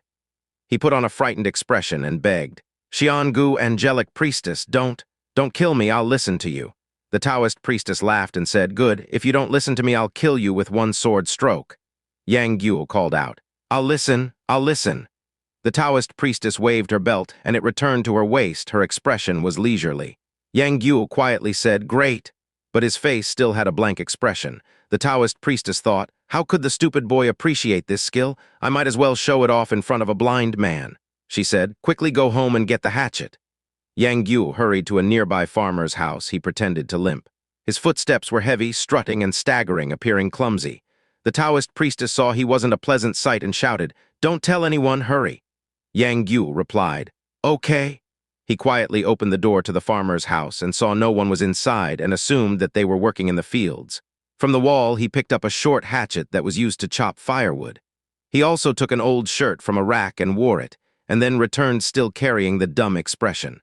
Although he was trying making a fool out of the Taoist priestess, He was worried about the safety of Xiao Longnu and couldn't stop from having a burdened look on his face. The Taoist priestess angrily said, "What's with the crying face? Quickly smile for me." Yang Guo opened his mouth and laughed foolishly. The Taoist priestess wrinkled her brows and said, "Follow me up the mountain." Yang Guo quickly said, I can't. Mother told me not to run around." The Taoist priestess shouted, "If you don't listen then I'll kill you immediately." She stretched out her left hand and held his ear, while her right hand raised her sword as if she was about to slash down. Yang Guo quickly blurted out, I'll go. The Taoist priestess thought, that person is as stupid as a pig, just what I need. She then pulled on his sleeve and started up the mountain. Her lightness kung fu was not weak, so naturally her steps were quick. Yang Guo kept on stumbling about, his left foot high, right foot low. He was far behind her, and after a while he sat on a rock by the roadside, incessantly wiping away his sweat, and was out of breath. The Taoist priestess ran on ahead. Yang Guo said, "You run like a rabbit, how can I keep up?" The Taoist priestess saw that the sun was in the west. She was troubled and impatient. She returned and grabbed his arm and hurriedly went up the mountain. Yang Guo couldn't keep up. His arms and legs were everywhere, and soon kicked her in the back of the leg. As Yang Guo was being carried by her, he felt her soft body and smelled her feminine scent. He didn't waste an ounce of energy and let her carry him up the mountain. She hurried for a while and then looked down and saw a smile creep upon his face. He was looking very comfortable. She couldn't stop from being angry, loosened her arm and tossed him on the ground and angrily shouted, "Are you feeling happy?" Yang Guo rubbed his backside and called out, "Aiyo, the Xiangu hurt Sha Dan's backside." The Taoist priestess was angry but was amused at the same time and said, "Why is your surname Sha foolish/dumb?" Yang Guo said, "Yes, I'm called Sha Dan." Xiangu mother said my surname is not Sha, it's Zhang. "Why is your surname Xian angel/immortal?" The Taoist priestess said, "Just call me Xiangu and don't worry about my surname." She was the scarlet serpent deity Li Machu's disciple Hong Lingbo. She was the young Taoist priestess who was sent to kill the Lu couple and Madame Wu. Yang Guo wanted to know her surname, but she didn't reveal it. The Taoist priestess sat on a rock. The wind scattered her hair. Yang Guo secretly glanced at her and thought, that priestess is quite pretty, but can't compare with Peach Blossom Island's Auntie Guo, and of course cannot compare with my Gu. Hong Lingbo glanced at Yang Guo, smiled and said, "Sha Dan, why are you staring at me?" Yang Guo said, "I'm just looking, what reason is there? If you don't let me look, I won't look, what's so special?" Hong Lingbo said, "Look then." "Hey, am I nice to look at?" She then took out a comb from her pocket and slowly combed her hair. Yang Guo said, "You are nice to look at, but..." Hong Lingbo said, "But what?" Yang Guo said, "But you are not white enough." She had always regarded her skin as white and smooth as gems when she heard him say this. She couldn't refrain from getting angry. She stood up and shouted, "Sha Dan, do you want to die? Saying I'm not white enough." "Humph." Yang Guo shook his head and said, "Not white enough." Hong Lingbo said, "Who's whiter than me?" Yang Guo said, "The one that slept by my side last night is much whiter than you." Hong Lingbo said, "Who? Is it one of your family members?" The thought of killing the woman who had whiter skin than her crossed her mind. Yang Guo said, "Nope, it's my family's white lamb." Hong Lingbo turned her anger into laughter and said, "You really are stupid. How can you compare a person with an animal? Let's go." She took his upper arm and hurried up the mountain. Straight ahead was the road to Qingyang Palace, but Hong Lingbo headed west, in the direction of the tomb of the living dead. Yang Guo thought, "Indeed she is trying to find my Gu." Hong Lingbo ran for a while and then took out a map from her pocket, looking for her destination. Yang Guo said, "Xiangu, we can't go ahead, there are ghosts in the forest." Hong Lingbo said, "How do you know this?" Yang Guo said, "The forest has a large tomb, the tomb has evil spirits. No one dares to go near it." Hong Lingbo was delighted and thought, "True enough, the tomb of the living dead is around here." In the past few years, she has been under the tutelage of Li Machu, and her martial arts had made good progress. In Shanxi, she helped her master to defeat many people of the Wulin world and pleased her master. She heard her master mention the matter of dueling with the Quanjin elders, and said if she'd mastered the Jade Heart Manual, she wouldn't have feared the Quanjin Taoists. She said that there was a pile of manuals and scriptures of their sex skills in the tomb. Hong Lingbo asked why she didn't go to the tomb and study their sex skills. Li Machu ambiguously replied, saying that she had conceded the place to her younger apprentice sister. There wasn't much friendly feeling between the two, and were not in contact with each other. Li Machu was extremely proud. The many times she tried to enter the tomb, being found out and being sent scurrying away were not mentioned to her disciple. Instead, she said that her apprentice sister was young, her martial arts were ordinary, and being the elder apprentice sister, it wasn't right to bully the younger one. She then encouraged her master to enter the tomb and take the manuals. In reality, there wasn't a day that Li Machu didn't think about this, but she wasn't familiar with the booby traps in the tomb, and so did not dare to do anything. When she heard her disciple talking about this, she just smiled and did not reply. Hong Lingbo mentioned this many times, but when she saw that her master did not care one way or another, she secretly decided to be more attentive and asked her about the way to Mount Zhongnan's tomb. She managed to draw a map, but she didn't know that Li Machu had not revealed everything to her. At this time, Li Machu had sent her on a mission to kill one of their enemies. After she finished, she went to Mount Zhongnan by herself, and by coincidence met Yang Guo. She now ordered Yang Guo to chop down the pine trees that were blocking the way to the tomb. Yang Guo thought that even with a year and a half of pine chopping, they would not be anywhere near the tomb, but he pretended to be dumb and followed her orders. More than half an hour later, the sky became dark. They had not even traveled a few li, and they were still very far from the tomb. He was becoming more and more anxious about Xiao Longnu. He thought, why not lead her forward to the tomb and see what she has planned? So he raised his hatchet and hacked down a few times, and then hacked a rock. Sparks flew, and the edge of the hatchet rolled up. He loudly shouted, Aiyo, there's a rock here. The hatchet is ruined. Father is going to beat me. I need to go back home.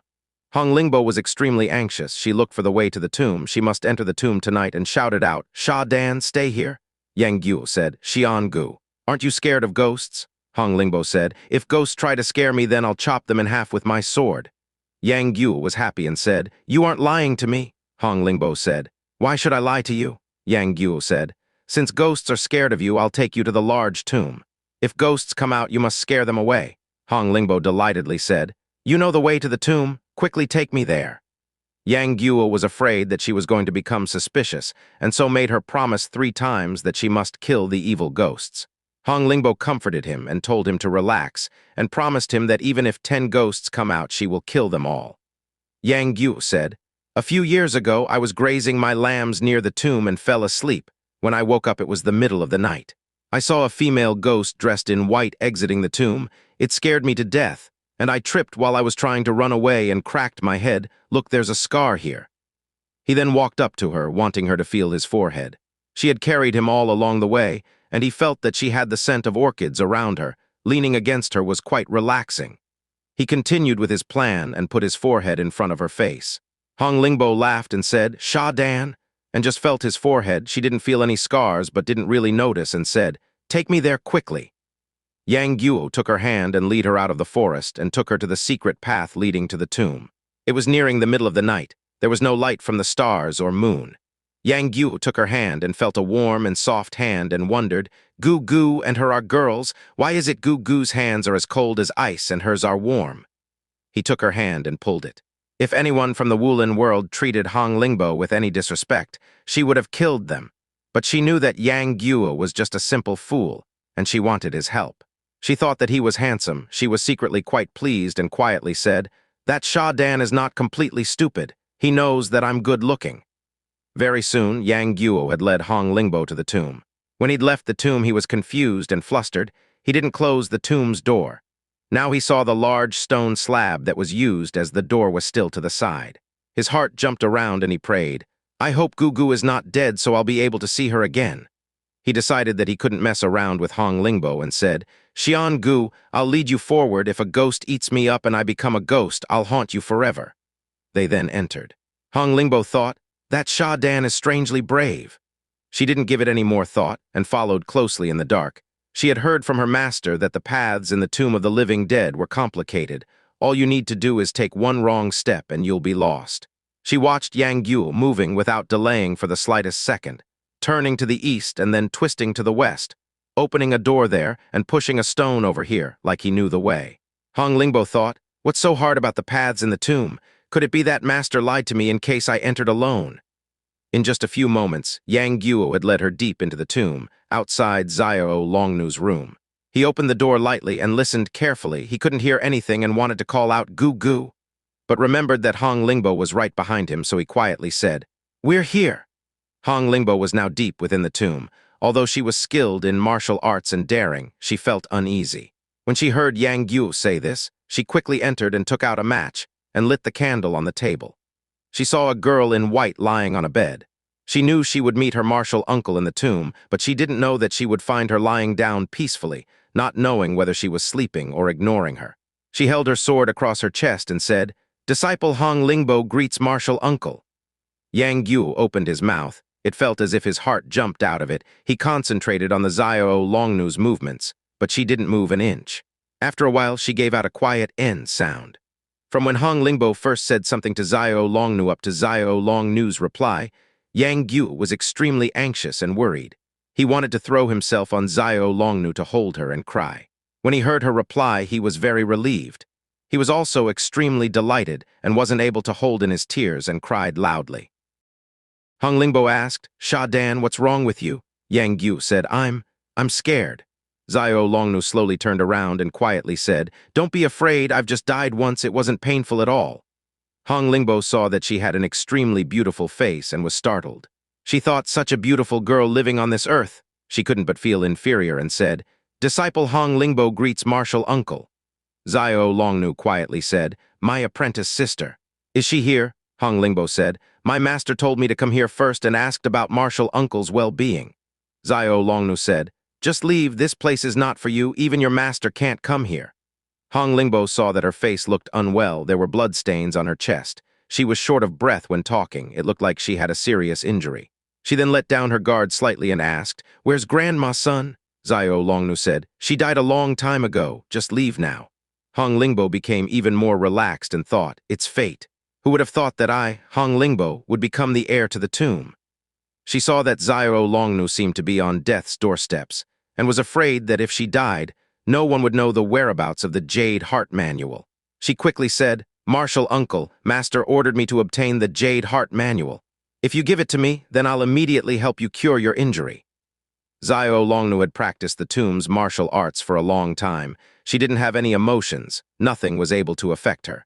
But now she was suffering a serious internal injury and lost her self-control. When she heard what she said, she was alarmed and fainted again. Hong Lingbo dashed over and searched her body. Xiao Longnu woke up and said, "Where's my apprentice sister? Get her here, I have something to say to her." Hong Lingbo saw that their sect's highest arts were within her grasp. She couldn't wait. She chuckled and took out silver needles from her pocket and said, "Martial uncle, you recognize these needles. If you don't give the Jade Heart Manual to me, then don't blame me for being impolite." Yang Guo had experienced the poison of the soul-freezing silver needles before. He had only held one in his hand and he felt the effects. If one pierced the body, what's going to happen then? He saw the danger and quickly called out, "Xian Gu, there's a ghost, I'm scared." He threw himself over her, hugging her back, and used his finger to press down on the chaste shoulder. Jian Zhen and main entrance. Jing Men, pressure points. Hong Lingbo could not have dreamed that Sha Dan would possess such advanced martial art skills. Her whole body became numb and she stood there paralyzed. Yang Guo was afraid she had the ability to unblock her pressure points, so he heavily pressed down on large bone. Ju Gu, pressure point, and said, "Gu Gu, this girl is really evil. Should I prick her a few times with these needles?" He wrapped his hand with his garment and picked up the needles. Hong Lingbo wasn't able to move an inch, and she heard what he said clearly. He saw him pick up the needles and laughing ha-ha towards her. She was frightened out of her wits. She wanted to plead but couldn't open her mouth. Her eyes revealed the state of mind she was in. Xiao Longnu said, "Guor, close the door to the tomb in case my apprentice sister arrives." Yang Guo said, "Yes." He was about to turn around when he heard an enchanting female voice from behind saying, "Apprentice sister, how are you? I arrived a long time ago." Yang Guo turned around alarmed. Under the candlelight, he saw a beautiful Taoist priestess standing at the door, her cheeks peach. Her mouth seemed to form a smile, but it did not. It was the scarlet serpent deity Li Machu. When Hong Lingbo first started to ask about the whereabouts of the tomb of the living dead, she knew that Hong Lingbo would go to the tomb herself to steal the Jade Heart Manual. When she sent Hong Lingbo to Changnan to kill, she had really planned it all. She secretly followed all along. She saw how Hong Lingbo met Yang Guo, how they entered the tomb, how she tried to force Xiao Longnu to hand over the manual, and how she lost. Because she was extremely quick and her steps extremely light, Hong Lingbo and Yang Guo did not notice her. Now she revealed herself. Xiao Longnu got up and called out, "Apprentice sister." then coughed incessantly. Li Machu coldly pointed at Yang Guo and said, "Who is he?" "Ancestor Grandma's rule, no man is allowed to take one step into the tomb, and you allow him here." Xiao Longnu was coughing violently and had no way to reply. Yang Guo stood in front of Xiao Longnu protecting her and clearly said, "She's my Gugu, this is none of your business." Li Machu chuckled and said, "Good Sha Dan, you're very brave." She waved her fly whisk 3 times, making 3 fu sounds. Although the 3 moves were done one after the other, they arrived at the same time. It was one of the lethal stances of the ancient tomb sect. Other sects' fighters do not know the essence of the stance and would have their bones broken as soon as she used it. Yang Guo was familiar with all the skills of the ancient tomb sect. Though his internal energy wasn't as profound as Li Machu's, he was still able to dodge the 3 moves in 3 swallows in the forest. Li Machu's fly whisk returned. She was secretly alarmed. She saw that his dodging techniques were from their sect. She sternly said, "Apprentice sister, who is this little scoundrel?" Xiao Longnu was afraid that she was going to throw up blood again and didn't dare raise her voice and quietly said, "Guo, greet your martial uncle." Yang Guo gave a hump sound and said, "She counts as my martial uncle." Xiao Longnu said, "Bend your ear over, I've got something to say to you." Yang Guo knew that she wanted him to kowtow to Li Machu, but he didn't want to, so he still lowered his ear. Xiao Longnu quietly said, "On the corner of the bed by my leg, there is a stone panel. Turn it to the right and quickly leap up onto the bed." Li Machu thought that she was ordering her disciple to apologize to her. In front of her was a seriously injured person. The other was a youngster. Why would she care about them? She was thinking of a way to torture them and force her apprentice sister to hand over the Jade Heart Manual. Yang Guo nodded his head and clearly said, "Disciple greets martial uncle." He slowly stretched out his hand towards the part of the bed near Xiao Longnu's leg. Indeed, there was a stone panel, so he turned it with all his strength and quickly leaped onto the bed. Li Machu was shocked and remembered there were booby traps everywhere in the tomb. Her master was biased. She concealed them from her and taught her apprentice sister where they were and how to use them. She immediately dashed over to grab Xiao Longnu. Xiao Longnu had no strength to retaliate at present. The bed was heavy. Li Machu had spotted this earlier, and she was extremely quick in her movements and was about to grab Xiao Longnu off the bed. Yang Guo was alarmed, and with all his strength pushed out a palm to repel her hand away. He suddenly saw darkness in front of him, 2 thudding sounds, and the bed had dropped into a lower level. The stone slab on the ceiling automatically pushed back up. Xiao Longnu and Yang Guo were separated from Li Machu and her disciple. Yang Guo could make out that there was a table and some chairs in the room. He made his way to the table and took out a match and lit a half-burned candle. Xiao Longnu sighed and said, "There isn't enough blood in my body. I am unable to circulate my internal energy to heal myself. Even if I wasn't hurt, the 2 of us would not be able to beat my apprentice sister." When Yang Guo heard her say there wasn't enough blood in her body, he raised his left arm and singled out his vein on his wrist and bit down on it as hard as he could. Blood came flowing out. He placed his wound by Xiao Longnu's mouth, and his blood dripped in.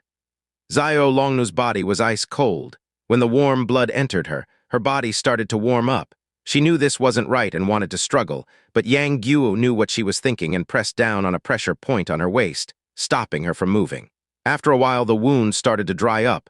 Yang Guo bit on it again, and then bit his right wrist. After donating blood several times, Yang Guo felt faint and dizzy. He sat up straight and unsealed her pressure point. Xiao Longnu looked at him for a while and didn't say anything, then started to heal herself. Yang Guo saw that the candle was about to burn out and replaced it. That night, the 2 of them meditated together. Yang Guo was recovering from his loss of blood. After taking in Yang Guo's blood, Xiao Longnu strengthened and knew that her life was saved. She opened her eyes and smiled slightly towards Yang Guo. Her cheeks were normally white, but Yang Guo now saw that they were red like rouge on white jade. He was delighted and said, "Gugu, you've recovered." Xiao Longnu nodded her head. Yang Guo was happy but didn't know what to say. Xiao Longnu said, "We'll go to Grandma Sun's room. I have something to say to you." Yang Guo said, "Aren't you tired?" Xiao Longnu said, "I'm fine." She stretched out her hand and pulled on a bracket on the wall. A stone slab moved and revealed a path. Yang Guo had never seen this path before. Xiao Longnu led him in the darkness and eventually arrived at Grandma Sun's room. She lit a candle and turned Yang Guo's garment into a bag and placed her gold silk gloves in it. Yang Guo stood there looking at her and asked, "Gugu, what are you doing?" Xiao Longnu didn't reply and placed 2 jars of jade bee honey into the bag. Yang Guo delightedly said, "Gugu, we are leaving, aren't we?" "That will be great," Xiao Longnu said. "You go by yourself. I know you are a good boy. You treat me very well." Yang Guo was shocked and said, "What about you?" Xiao Longnu said, "I made an oath to my master I must stay in the tomb and never leave. Unless, I won't leave." She shook her head as she said this. He saw that her face was stern, her voice still. She wasn't going to allow any back chat from him, so he didn't say anything. But this was an important matter. He eventually plucked up the courage and said, "Gugu, if you don't go, I won't go. I want to stay with you." Xiao Longnu said, "Right now, my apprentice sister is probably guarding the paths out of the tomb. She wants to force me to hand over the Jade Heart Manual. My kung fu is not near hers, and I'm hurt. I won't be able to beat her, will I?" Yang Guo said, "No." Xiao Longnu said, "The food we've got left will only last 20 days if we stretch it. If we also eat the jade bee honey, we'll last a month. After the month passes, then what?" Yang Guo stood there for a while and said, "We'll rush out. Although we won't beat Martial Uncle, it may be possible to escape with our lives." Xiao Longnu shook her head and said, "You know your Martial Uncle's martial arts and temper, and should know that we won't be able to escape. Not only will she torture us, but our deaths will be unbearable." Yang Guo said, "If this is the case, it will be even harder for me to escape by myself." Xiao Longnu shook her head and said, "No, I'll fight with her and lure her deep within the tomb. This will give you a chance to escape. When you get to the entrance, shift the large stone on the left and pull on the brackets. 2 large stones weighing 10 tons will drop down, sealing off the tomb forever." Yang Guo became even more startled as he heard this and said, "Gugu, you'll be able to open the stones, won't you?" Xiao Longnu shook her head and said, "No. Years ago when Wang Qingyang was rebelling against the Jin, he made a plan. This stone tomb was his storage place for money, supplies, and weapons. It is heavily booby-trapped, the layout a secret, and he set up 2 large 10-ton stone slabs at the entrance called the Dragon-Snapping Stones, Duan Longshi. In case they failed against the Jin and the Jin found out about this place and came to attack, it would be a few against many. In that case, he would lower the stone, sealing off the tomb. The attackers of the tomb would not be able to leave with their lives. Once the stone drops, it will not open again. You know how narrow the path leading into the tomb is. It only allows for 1 person at a time to pass. Even if there were thousands of the enemy that entered the tomb, they could only form a long line. Only 1 person could touch the large stone, and that 1 person will not be able to lift the stone. With this plan, that old Taoist was saying that even in death he will not give in, and he wanted to perish with the enemy. After he failed against the Jin, he lived by himself in the tomb. The Jin Emperor knew where he was and sent tens of martial artists to kill him. In the end, they were all captured or killed by Wang Qingyang. Not one returned. Later, that Jin Emperor died suddenly. A new emperor was appointed and left him alone, and so the 2 dragon-snapping stones were never used. When Wang Qingyang left the tomb, he told ancestor grandma about all of the tomb's booby traps. The more Yang Guo listened, the more startled he became. With tears in his eyes, he said, "Gugu, I'll follow you in life and death."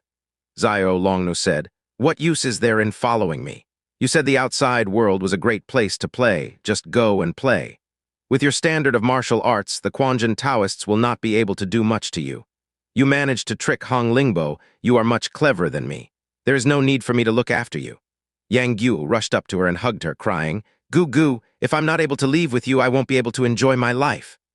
Xiao Longnu was cold and loveless. Her words were cold and harsh. But right now, for some reason, she felt a rush of warm blood to her chest. Her eyes ached. She wanted to cry. She was startled and remembered what her master had told her before she died. "The kung fu you are practicing is an emotionless type of advanced martial arts. If later on, you cry and reveal your true feelings, not will only your martial arts suffer, your life will be in danger. Remember this?" Then she pushed Yang Guo away and coldly said, "Whatever I say, you have to listen." Yang Guo saw that she was still strict and stern and didn't dare to say another word. Xiao Longnu put the bag on his back and took a long sword off the wall and gave it to him and then sternly said, "When I tell you to go, you must immediately go. Once you are outside, immediately lower the stone to close off the tomb. Your martial uncle is extremely ruthless. The chance will be gone very quick. Are you going to obey me?" Yang Guo choked. "Yes." Xiao Longnu said, "If you don't do as I have told you, when I'm dead in hell, I'll hate you forever. Go." She took hold of his hand, opened the door, and left. Whenever Yang Guo touched her hand, it always felt like ice, but now in her grasp he felt her palm was sometimes cold, sometimes warm and completely different from normal. But right now he was too emotional. He had no time to think about such trivial things and followed her out. After traveling for a while, Xiao Longnu touched a stone slab and quietly said, "They are just in front. I'll lure my apprentice sister away, and you'll leave by rushing to the exit in the northwest corner. If Hong Lingbo chases you, attack her with jade bee needles." Yang Guo's heart was fluttering all over the place and just nodded. The jade bee needles are a skill of the ancient tomb sect. Years ago, Lin Keing had two lethal projectiles. One was the soul-freezing needles. The other was the jade bee needles. The jade bee needle was a gold needle that was as thin as a hair. 60% was made of gold. The other 40% consists of steel and had a drop of poison from the jade bees on it. Although it was small, the gold was heavy and allowed it to be thrown over a long distance. This projectile was too venomous. Lin Keing rarely used it. After her middle age, her kung fu had reached the acme of perfection, and so there wasn't a need to use them at all.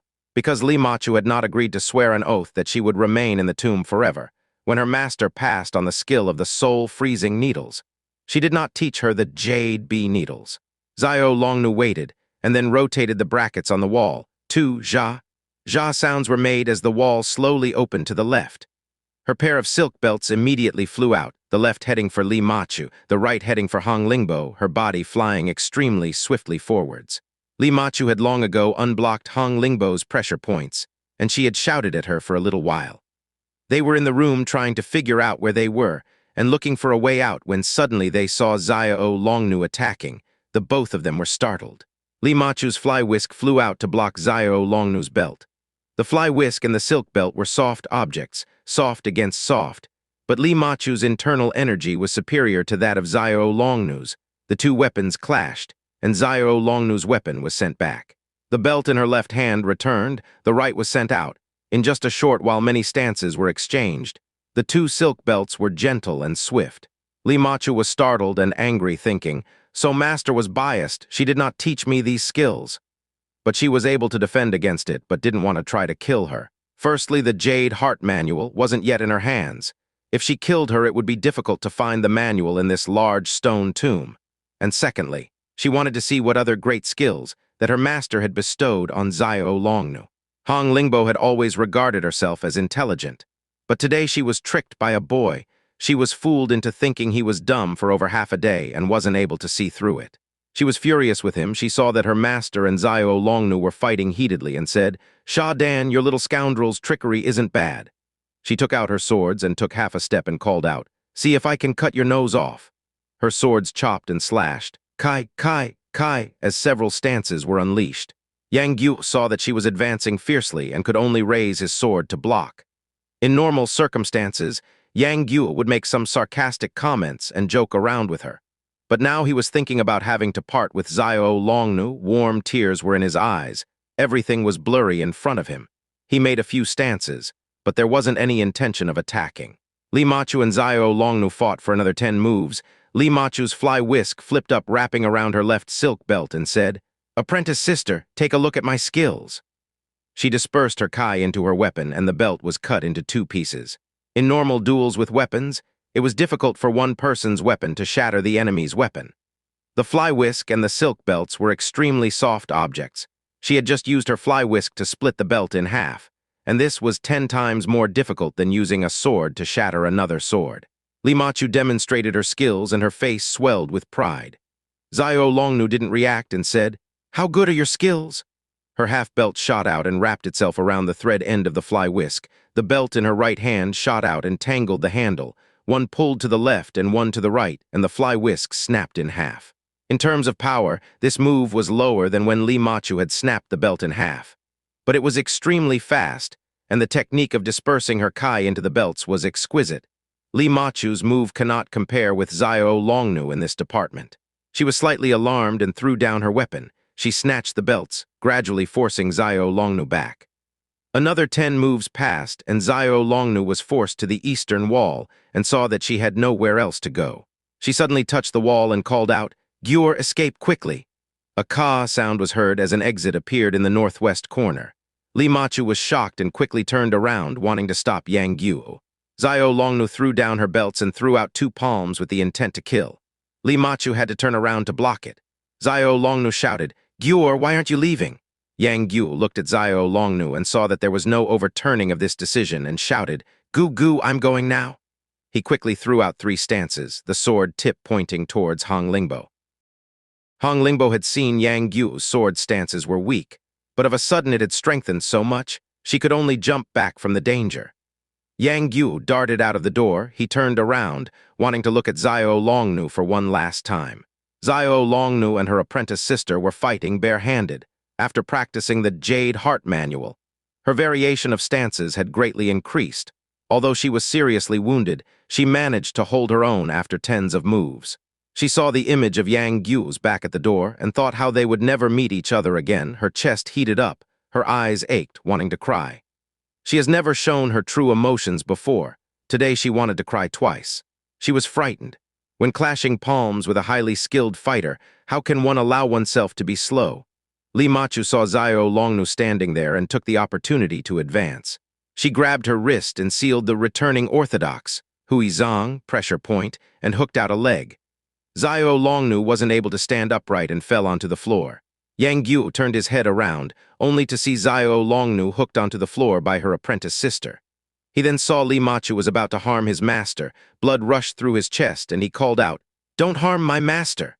He darted back into the room, then leapt over to her and grabbed Li Machu by the waist. This move didn't belong to the stances of any school or sect. It was just an urgent reaction from Yang Guo in this dangerous situation. Li Machu was preoccupied with wanting to pick up Xiao Longnu and wasn't prepared for Yang Guo coming back and grabbing her. For the time being, she wasn't able to escape. She was ruthless and violent, not restrained by the practice of religion like she should be, but she guarded her body like a treasure. After spending many years wandering the world of Jianghu, she was still a virgin, and now suddenly she was held tightly by Yang Guo. All she felt now was the warmth of a man spreading from her back into her heart. Her heart stirred, her whole body softened, her face was red, and there was no strength in her hands. Xiao Longnu took the chance to unblock her pressure point, but Hong Lingbo was now pointing her sword towards Yang Guo's back.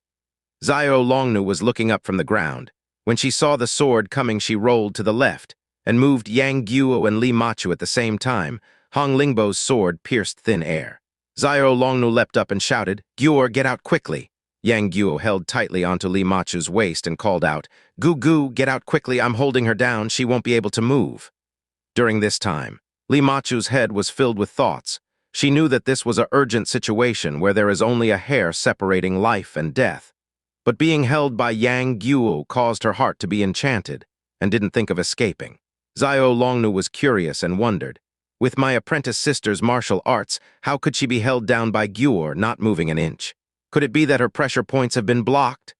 She saw that Hong Lingbo's left hand was about to try to pierce Yang Guo again, so she stretched out 2 fingers and pushed the flat side of the sword in her right hand. The sword leaped up, heading for the sword in Hong Lingbo's left hand. A clashing sound, Hong Lingbo's hands became numb, the handles of the swords dropped on the floor. She jumped back in shock. When the swords clashed, sparks flew. It was during this time when Li Machu noticed that Xiao Longnu had looked at her strangely.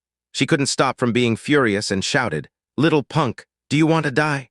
She generated Kai into her arms and escaped from Yang Guo's hold. She leapt up and was about to throw out a palm towards Xiao Longnu. Xiao Longnu was busy concentrating on Yang Guo's movements when she suddenly felt Li Machu's palm arriving. There was no time to use stances to neutralize the palm. She could only return a palm to block, but she felt her apprentice sister's profound internal energy. She felt pain in her chest. She saw Yang Guo had picked himself up and was coming to help her. She shouted, "Guo, you aren't going to listen to me, are you?" Yang Guo said, "I'll listen to whatever you say, but I won't listen to what you are saying now. Gugu, I'll follow you in life and death." Xiao Longnu heard his sincerity in his words and was touched again. She saw that Li Machu was about to throw out another palm. She knew right now that with her serious internal injuries, she would not be able to take this palm. So she ducked and darted to the side and picked up Yang Guo and hurried out of the room through the stone door. Li Machu followed the blur and stretched out her hand to grab her back and shouted, "Don't go!" Xiao Longnu waved her hand back. 10 or so jade bee needles were shot back. Li Machu suddenly smelled the sweet scent of honey and knew that this projectile was lethal. She was startled and quickly bent back. She knocked into Hong Lingbo and both of them dropped onto the floor. They heard extremely quiet ding, ding, ding sounds as the needles struck the wall. Then they heard two ja, ja sounds. It was Xiao Longnu who had taken Yang Guo out of the room, turned the switch, and closed the door. The Yunu Heart Manual. Yang Guo and Xiao Longnu rushed through the passages of the tomb and hurriedly exited the tomb. Yang Guo was delighted and took some deep breaths under the starlight. He said, "Gu Gu, I'll lower the dragon-snapping stone and trap the two evil women in the tomb." As he said this, he searched around for the switch to the booby trap. Xiao Longnu shook her head and said, "Wait, let me return inside first. My master instructed me to guard the tomb and mustn't allow it to fall into other people's hands." Yang Guo said, "If we block the door, they won't be able to live." Xiao Longnu said, "If that happens, I won't be able to return to the tomb. I will never dare to disobey my master. Not like you." She stared at him. Yang Guo's blood rose through his chest. He held her arm and said, "Gu Gu, I'll listen to you orders." Xiao Longnu resisted her feelings. She was afraid of getting emotional. She didn't dare to say another word and pulled his hand off. She entered the tomb and said, "Lower the stone."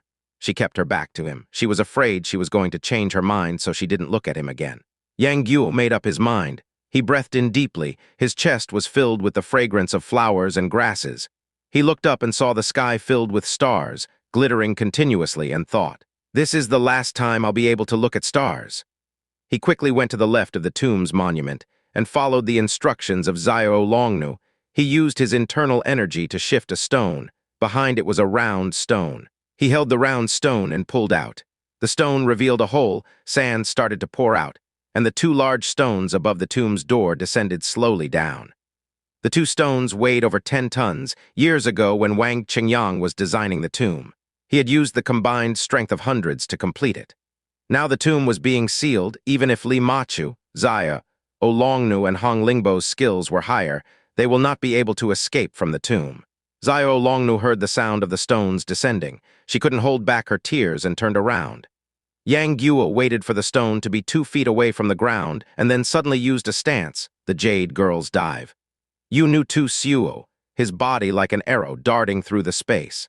Xiao Longnu gave out an alarmed call. Yang Guo got up, smiled, and said, "Gu Gu, you can't send me out anymore." As he finished, heavy loud sounds were heard. The two large stones had reached the ground. Xiao Longnu's tears and emotions reached their peak. Her face looked as if she was going to faint again. She leaned against the stone wall out of breath. After a while she said, "Fine, we'll die together." She held Yang Guo's hand and went back into the heart of the tomb. Li Machu and her disciple were searching around for the switch everywhere. They didn't have the slightest clue and were getting anxious when the two suddenly appeared. They couldn't help from being pleased.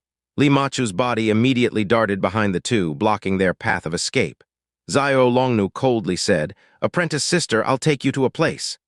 Li Machu didn't reply and thought, "There are traps everywhere in the tomb, don't listen to her. If she's up to something, then I won't be able to guard against it." Xiao Longnu said, "I'm taking you to see Master's tomb if you don't want to fine." Li Machu said, "There is no need to use Master's name to lie to me." Xiao Longnu chuckled and didn't reply and walked out of the door. Li Machu felt that her words seemed like an order. It sounded like no one can disobey. And so the two of them followed, taking care in every step, not daring to be careless.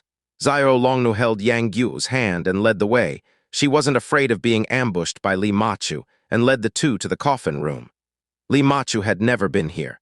She remembered the teachings of her master and felt slightly touched. But then she thought of how her master was biased, and her emotions immediately changed to anger. She didn't kowtow to her master's coffin and said, "Our master-disciple relationship has long been cut. Why have you brought me here?" Xiao Longnu calmly said, "There are 2 empty coffins, one for me and one for you. I'll let you pick, which one do you want?" She pointed to the 2 coffins. Li Machu was alarmed and shouted, "You dare to make fun of me?" As she finished, she threw out a palm towards Xiao Longnu's chest. She didn't know that Xiao Longnu would ignore the palm when she saw it coming. Li Machu was alarmed and thought, "This palm will kill you." The palm was inches away from Xiao Longnu's chest when she took the palm back. Xiao Longnu said calmly, "Apprentice sister, the tomb's dragon-snapping stones have been activated." Li Machu's face immediately turned white. Although she didn't know much about the tomb's booby traps, she knew that the dragon-snapping stones were the tomb's most powerful and last line of defense. Years ago, her master had come up against a strong enemy. She almost activated the dragon-snapping stones, blocking the enemy outside. But eventually, she was able to hurt the enemy with the soul-freezing silver needles and jade bee needles. She would never have guessed that her apprentice sister would trap herself in the tomb. Alarmed and frightened, her voice quavered. "You have another way out, don't you?" Xiao Longnu calmly said. "When the dragon-snapping stones are set, there is no other way out of the tomb, don't you know this?" Li Machu clutched Xiao Longnu's dress and said, "You lie." Xiao Longnu didn't move and said, "The Jade Heart manual that Master left is over there. If you want to take a look, go ahead. Guo and I are here. If you want to kill us, go ahead. But if you want to leave the tomb alive, then I'm afraid it won't be possible." Li Machu's hand gradually loosened, and she stood still. She saw that Xiao Longnu had a carefree air, and knew that she wasn't lying and said, "Fine, I'll kill you two first." She threw out a palm at Xiao Longnu. Yang Guo quickly moved in front of Xiao Longnu's body, shielding her and called out, "Kill me first." Li Machu's palm became heavy. When the palm reached Xiao Longnu, she wasn't able to exert its power. She looked at Yang Guo with hate and said, "The way you are protecting her, you are willing to die for her, aren't you?" Yang Guo calmly said, "That's correct." Li Machu's left hand darted out and took the sword from his waist, and pointed it at his throat and said, "I am only going to kill one person. Tell me, is it going to be you or her?" Yang Guo didn't reply. He only looked at Xiao Longnu and smiled. The two of them had already forgotten about life and death. They didn't care who Li Machu was going to kill. Li Machu sighed and said, "Apprentice sister, your oath has been released, and you can leave the mountain now." Years ago, the ancient tomb's founder Lin Keiying recollected her feelings for Wang Qingyang and was unable to forget him in the end. A broken-hearted Lin Keiying made a rule. Those who wanted to be her heir will first have to swear an oath that they will live in the tomb forever, never to leave Mount Jiangnan. But if there was a man who was willing to die for them, then the oath will be released. But the man must not know this oath. Lin Keiying was positive that there wasn't a man on earth who treated love above all else. The hero Wang Qingyang had become a Taoist. For her, there wouldn't be a man who would die willingly for their loved one. If there was such a man, her descendants will not leave the mountain in vain. Li Machu entered the sect before Xiao Longnu, but because she didn't take the oath, Xiao Longnu became the heir. Li Machu saw that Yang Guo was sincere towards Xiao Longnu and couldn't help becoming envious. She became angry again as she remembered how Lu Zhanyuan rejected her. She frowned as she called out, "Apprentice sister, you are very lucky." She thrust the sword towards Yang Guo's throat. Xiao Longnu saw that she was really going to kill him. Now that the time had come, she wasn't able to stop herself from saving him. She waved her left hand. More than 10 jade bee needles were thrown out. Li Machu quickly leapt back to avoid the poisonous needles. Xiao Longnu took Yang Guo's hand and darted to the door. She turned around and said, "Apprentice sister, it doesn't matter whether my oath has been released or not. Our 4 lives will perish in the tomb. I don't want to see your faces, just go and die on your own." She extended her hand to a switch and activated it. The stone door descended, separating the 4 again. Xiao Longnu was emotional. It was hard for her to walk. Yang Guo took her to Grandma Sun's room to rest and took out 2 jars of jade bee honey. He fed her a bottle and drank one himself. Xiao Longnu quietly sighed and said, "Guo, why were you willing to die for me?" Yang Guo said, "On this earth, only you treat me well. Why should I be afraid to die for you?" Xiao Longnu didn't say anything. Half an hour later, she said, "If I'd known earlier, then there was no need for us to return to the tomb and die with them. But if we didn't return, I wouldn't have known that you were willingly to die for me. My oath would not have been released." Yang Guo said, "Why don't we try to find a way to get out of here?" Xiao Longnu said, "You know about the tomb, so you should know that there is no way out for us." Yang Guo sighed. Xiao Longnu said, "You regret it, don't you?" Yang Guo said, "No, now I'm with you outside. There's no one that loves me."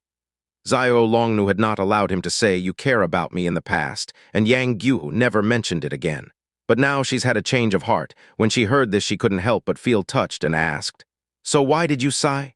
Yang Guo said, "I was thinking that if we left the mountain, there are countless fun things to do, and with you by my side, life would be immensely enjoyable." Xiao Longnu had grown up in the tomb. Her heart has always been as cold as ice. Her master and Grandma Sun never mentioned the matters of the outside world. So of course she never thought about it. Now Yang Guo mentioned it. She felt her emotions soar, but felt blood rising up into her chest, and tried to circulate her Kai to counter it. However, she wasn't able to make herself calm and was frightened. She has never experienced this in her life, and knew that after recovering from her injury, she will not be able to recover her internal energy. She didn't know that this method of suppressing her emotions was against the natural flow of things. Being loveless doesn't mean you will be able to do this. Only by applying Kai strictly can one succeed. She was now past 20, in her time of danger. A young man was willing to die for her, and she didn't want to reveal her true feelings and wanted to guard against injuring herself further. She tried to suppress her thoughts.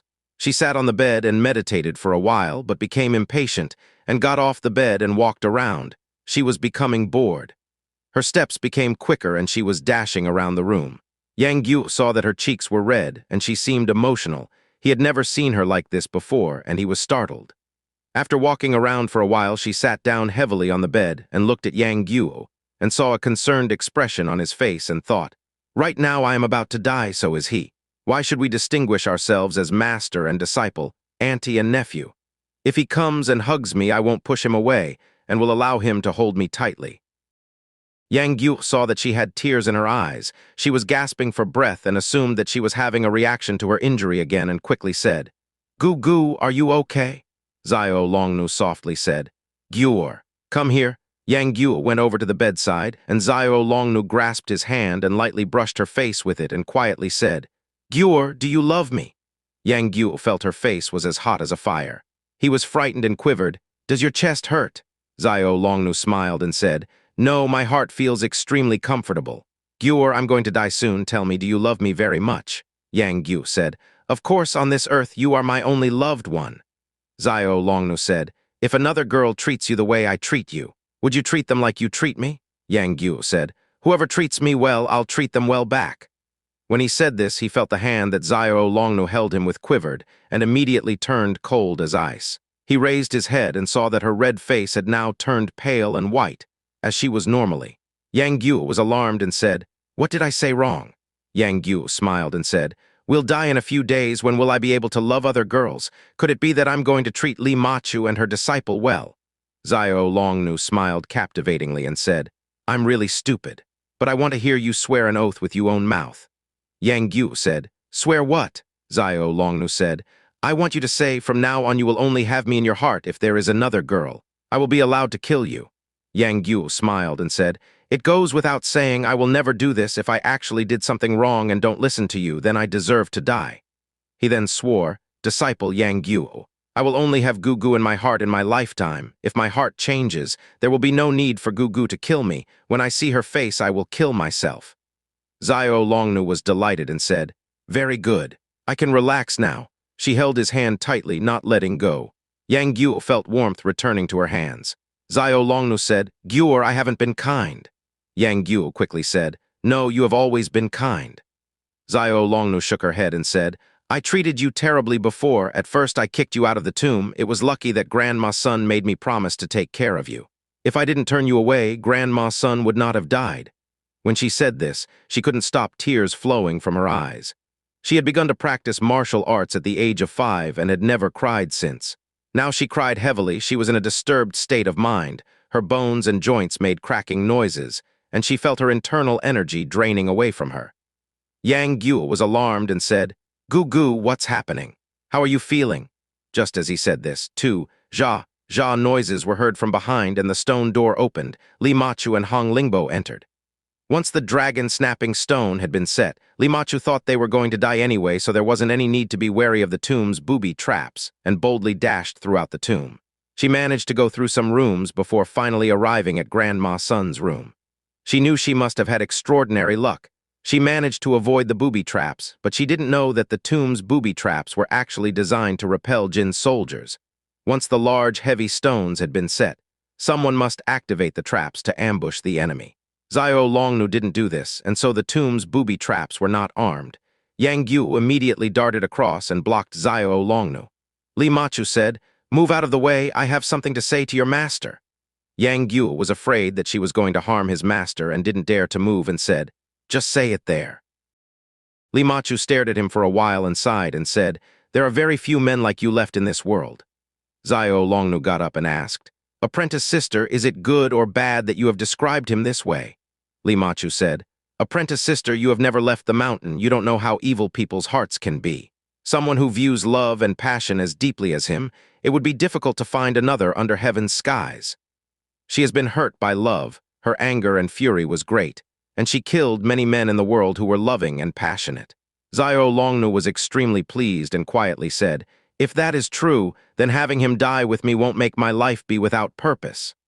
Li Machu said, "Apprentice sister, who exactly is that person to you? You want to marry him?" Xiao Longnu said, "No, he is my disciple. He said I treat him extremely well, but whether I have been kind or not, I don't know." Li Machu was puzzled. She shook her head and said, "Apprentice sister, let me see your arm." She stretched out her left hand and grasped Xiao Longnu's arm. She lifted her right arm's sleeve and saw on her white skin a red dot. It was the Shu Gong Sha, virginity dot left by her master. Li Machu was secretly respectful.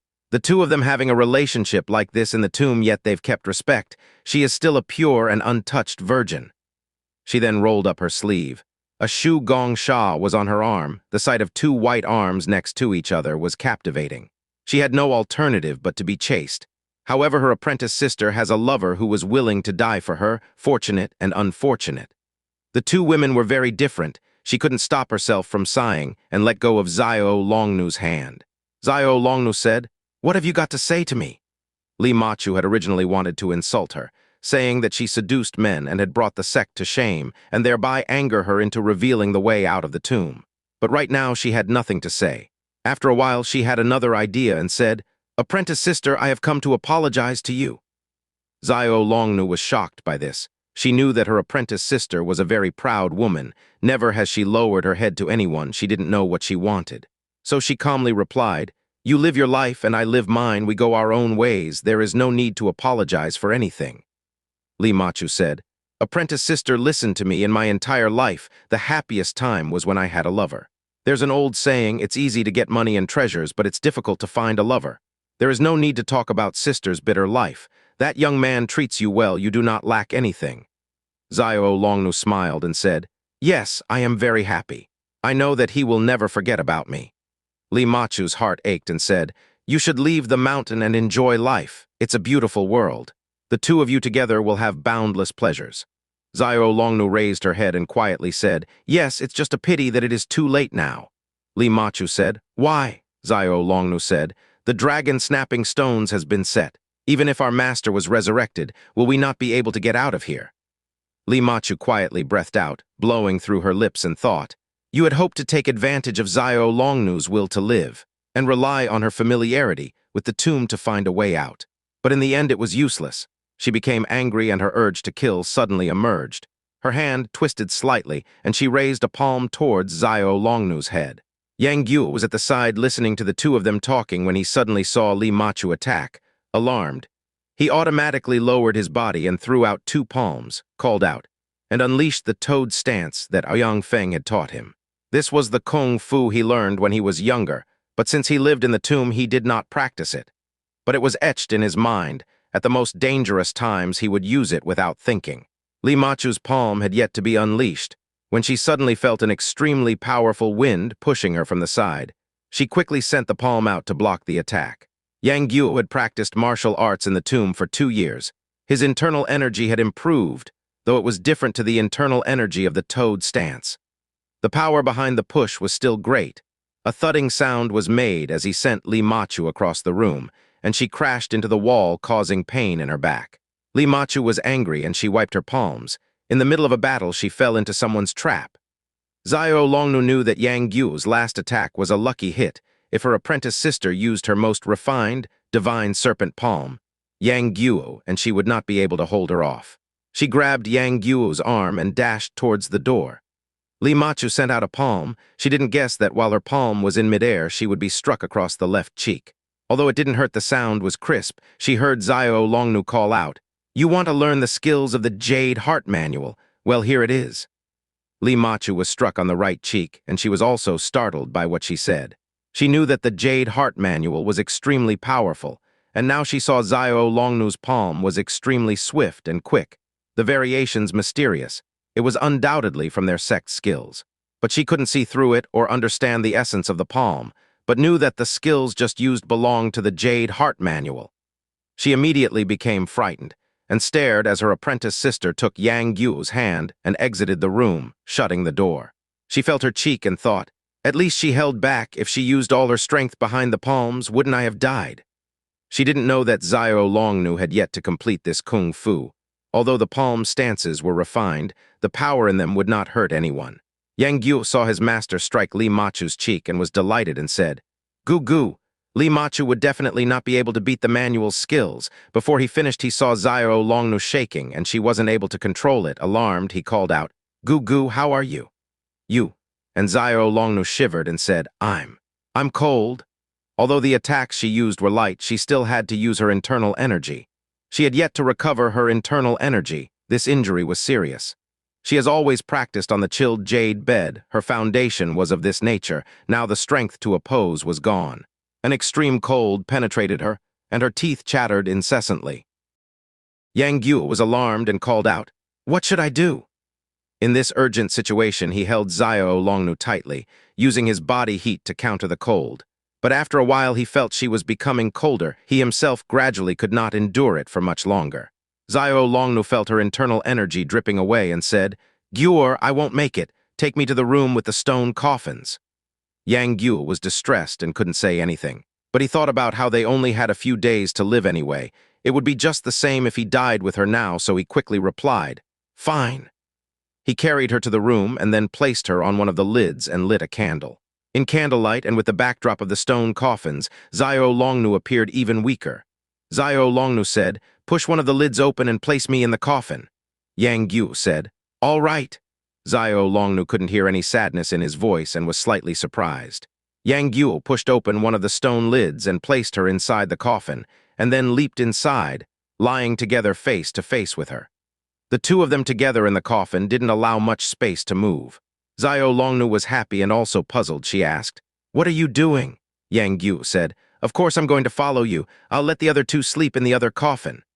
Xiao Longnu gave a deep sigh. She was feeling calm and relaxed. Her body's coldness wasn't as severe as before. She turned her eyes on Yang Guo and saw his eyes looking at her.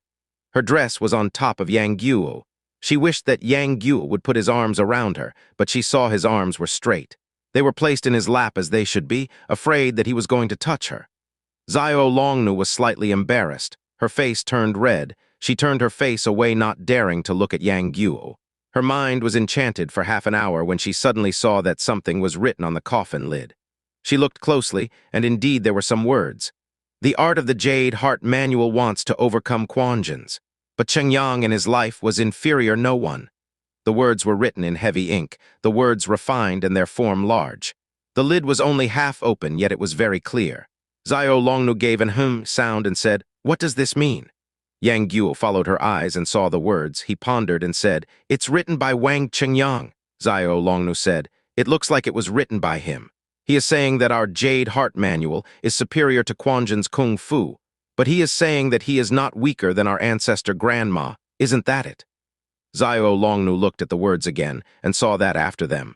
There were many small words because the words were small and they were lower down on the lid. Xiao Longnu couldn't make it out and said, "Guo, get out." Yang Guo shook his head and said, "I won't leave." Xiao Longnu smiled and said, "Just get out for a second and you can come back to be with me later." Yang Guo climbed out of the coffin. Xiao Longnu sat up and got Yang Guo to lower the candle and then turned her body around to read the small words. She looked at the words and read each one. After she finished 2 passages, she felt that she had no strength left, and the candle fell onto her chest. Yang Guo's hand quickly darted in and pulled her out of the stone coffin and asked, "What is it? What does the writing say?" Xiao Longnu regained her composure and then sighed again and said, "After ancestor grandma died, Wang Chengyang returned to the tomb." Yang Guo asked, "Why did he come back?" Xiao Longnu said, "He came back to pay his respects to our ancestor. He saw that the Jade Heart Manual, martial arts skills left on the ceiling of the training room, had defeated all the skills of the Quanjin sect. The writing left on the lid says that the martial arts that our ancestor defeated were Quanjin's basic and coarse skills. But compared with the most advanced skills of Quanjin, the skills of the Jade Heart Manual could not defeat them." Yang Guo gave an hump sound and said, "Ancestor grandma is dead. He could say whatever he wants."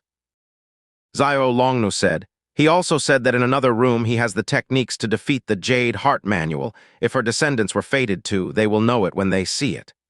Yang Guo was curious and said, "Gu, let's go take a look." Xiao Longnu said, "Wang Qingyang stated that the room is below this one. I have lived here for a lifetime and didn't know that such a room exists." Yang Guo begged, "Gu, let's think of a way to get there." Xiao Longnu wasn't strict with him anymore, although she was tired. She let him have his way and smiled and said, "Okay." They looked all around the room, and in the end they came back to the coffin they had just rested in, and she said, "This stone coffin was left by Wang Qingyang. The base opens." Yang Guo was delighted and said, "Ah, I know it's the way to that room." He leapt into the coffin and searched around. True enough, he found a hollow for a hand. He pulled up strongly, but nothing happened. Xiao Longnu said, "First turn to the left and then pull up." Yang Guo followed the instructions. A ka sound was heard as a stone panel on the base of the coffin responded to the switch. He was delighted and called out, "Let's go." Xiao Longnu said, "There's no need to rush. Let the old air rush out first and then we can go." Yang Guo was sitting restlessly. After a while he said, "Gu, can we go now?" Xiao Longnu sighed and said, "With your impatient character, it must have been hard for you living with me for the last few years." She slowly got up and picked up a candle and went down into the coffin with Yang Guo. Below it was a series of stone steps that formed a short passageway. After a few turns, they did indeed arrive at a stone chamber. The room was empty, and both of them looked up at the ceiling. It was covered with carvings and symbols. On the far right were written the words 9 Yin Manual. The two of them didn't know the 9 Yin Manual was martial arts at its highest level. They looked at it for a while and felt that it was hard to explain. Xiao Longnu said, "Even if that kung fu is unbeatable, it is of no use to us." Yang Guo sighed and was about to lower his head when something got his eye in the southwestern corner. A picture. It had nothing to do with martial arts. He looked closer and saw it looked like a map and asked, "What's that?" Xiao Longnu followed his finger and stared at it for a while. Her body was like a corpse, not moving an inch. After a long while, she was still like statue, lost in thought as she examined the map closely. Yang Guo was frightened and tugged her sleeve and asked, "Gu, what is it?" Xiao Longnu gave a moan and suddenly fell into his chest and started crying. Yang Guo softly said, "Your body hurts again, isn't it?" Xiao Longnu said, "No, it's not that." After half an hour, she said, "We can escape from here." Yang Guo was delighted and leapt up and called out, "Really?" Xiao Longnu nodded her head and quietly said, "That map reveals the secret passage out of here." She was familiar with the layout of the tomb. One look and she understood the map. Yang Guo was ecstatic and said, "That's great. Why are you crying?" Xiao Longnu contained her tears and smiled and said, "I never used to fear death. I was going to live in the tomb forever, die early, die late. What difference would it make? However, in the last few days, I felt the urge to go and see the outside world. Guor, I'm afraid and happy." Yang Guo tugged her hand and said, "Gu, when we go outside together, I'll pick flowers for you to wear, and I'll catch crickets for you to play with, okay?" Although he has grown up, all his thoughts were either amusing or about things that children play and do. Xiao Longnu had never played with anyone. She listened quietly to what he said and thought, "It'll be better if we leave as soon as possible." But her body was sore and had no strength. She wasn't able to endure any more and slowly rested on Yang Guo's shoulder. Yang Guo talked for a while and didn't hear her reply, so he turned his head around to take a look. Her eyes were closed, her breathing slow. She had fallen into a deep sleep. He was feeling tranquil. He was tired as well and eventually also fell asleep. After a long while, he felt his back ached. Someone had sealed the center, Zhang Shu, pressure point on his back. He woke up alarmed and wanted to jump up, but someone was holding his neck down and preventing him from moving. He turned his head and saw Li Machu and her disciple standing there laughing. His master also had her pressure points sealed. Yang Guo and Xiao Longnu didn't have the Jianghu experience of guarding yourself. In their delight, they had forgotten to go back up and close the coffin lid. Li Machu had discovered that there was a room below the coffin and succeeded in her ambush. Li Machu chuckled and said, "Good, this is such a comfortable place here, and the two of you escaped to enjoy such comfort. Apprentice sister, think long and hard, you might be able to think of a way out of here." Xiao Longnu said, "Even if I knew, I wouldn't tell you." Li Machu had believed what she said before. Once the dragon-snapping stones were set, there was no way out. But judging from the tone in her last two sentences, it sounded like she did know the way out of here. When Li Machu heard this, she was delighted and said, "Kind apprentice sister, if you take us out of here, I will never bother you again." Xiao Longnu said, You came here by yourself. You can find a way out by yourself. Why do you need me to lead you out? Li Machu knew that her apprentice sister was tough to break. Even in the days when Master was still here, she still had to be wary of her. Using force would be of no use. But right now it is a matter of life and death. She still needed to try to force it out of her some way, so she sealed their charging sky. Tian 2 pressure points on their necks and sealed their fifth center, Wu Shu pressure point on the abdomen. The charging sky pressure point was where the body holds together its yin. The main blood vessels return here. The fifth center pressure point is where the little yin vessels return. Li Machu used the pressure point skills of the ancient tomb sect. She knew that in not too long their body would start to become numb and the pain hard to endure. They would have to reveal the secret. Xiao Longnu closed her eyes and ignored it. Yang Guo called out, "If we knew the way out, then why didn't we escape instead of staying here?" Li Machu laughed and said, "You have just revealed that you know the way out, don't deny it. Of course you would know that the tomb has to have a secret passage out. When you two had rested fully, you would have got out. Apprentice sister, are you going to tell me?" Xiao Longnu quietly said, "When you get out, all you are going to think about is how to kill people. What good is having you leaving this place?" Li Machu folded her arms and sat to one side. She chuckled and did not reply.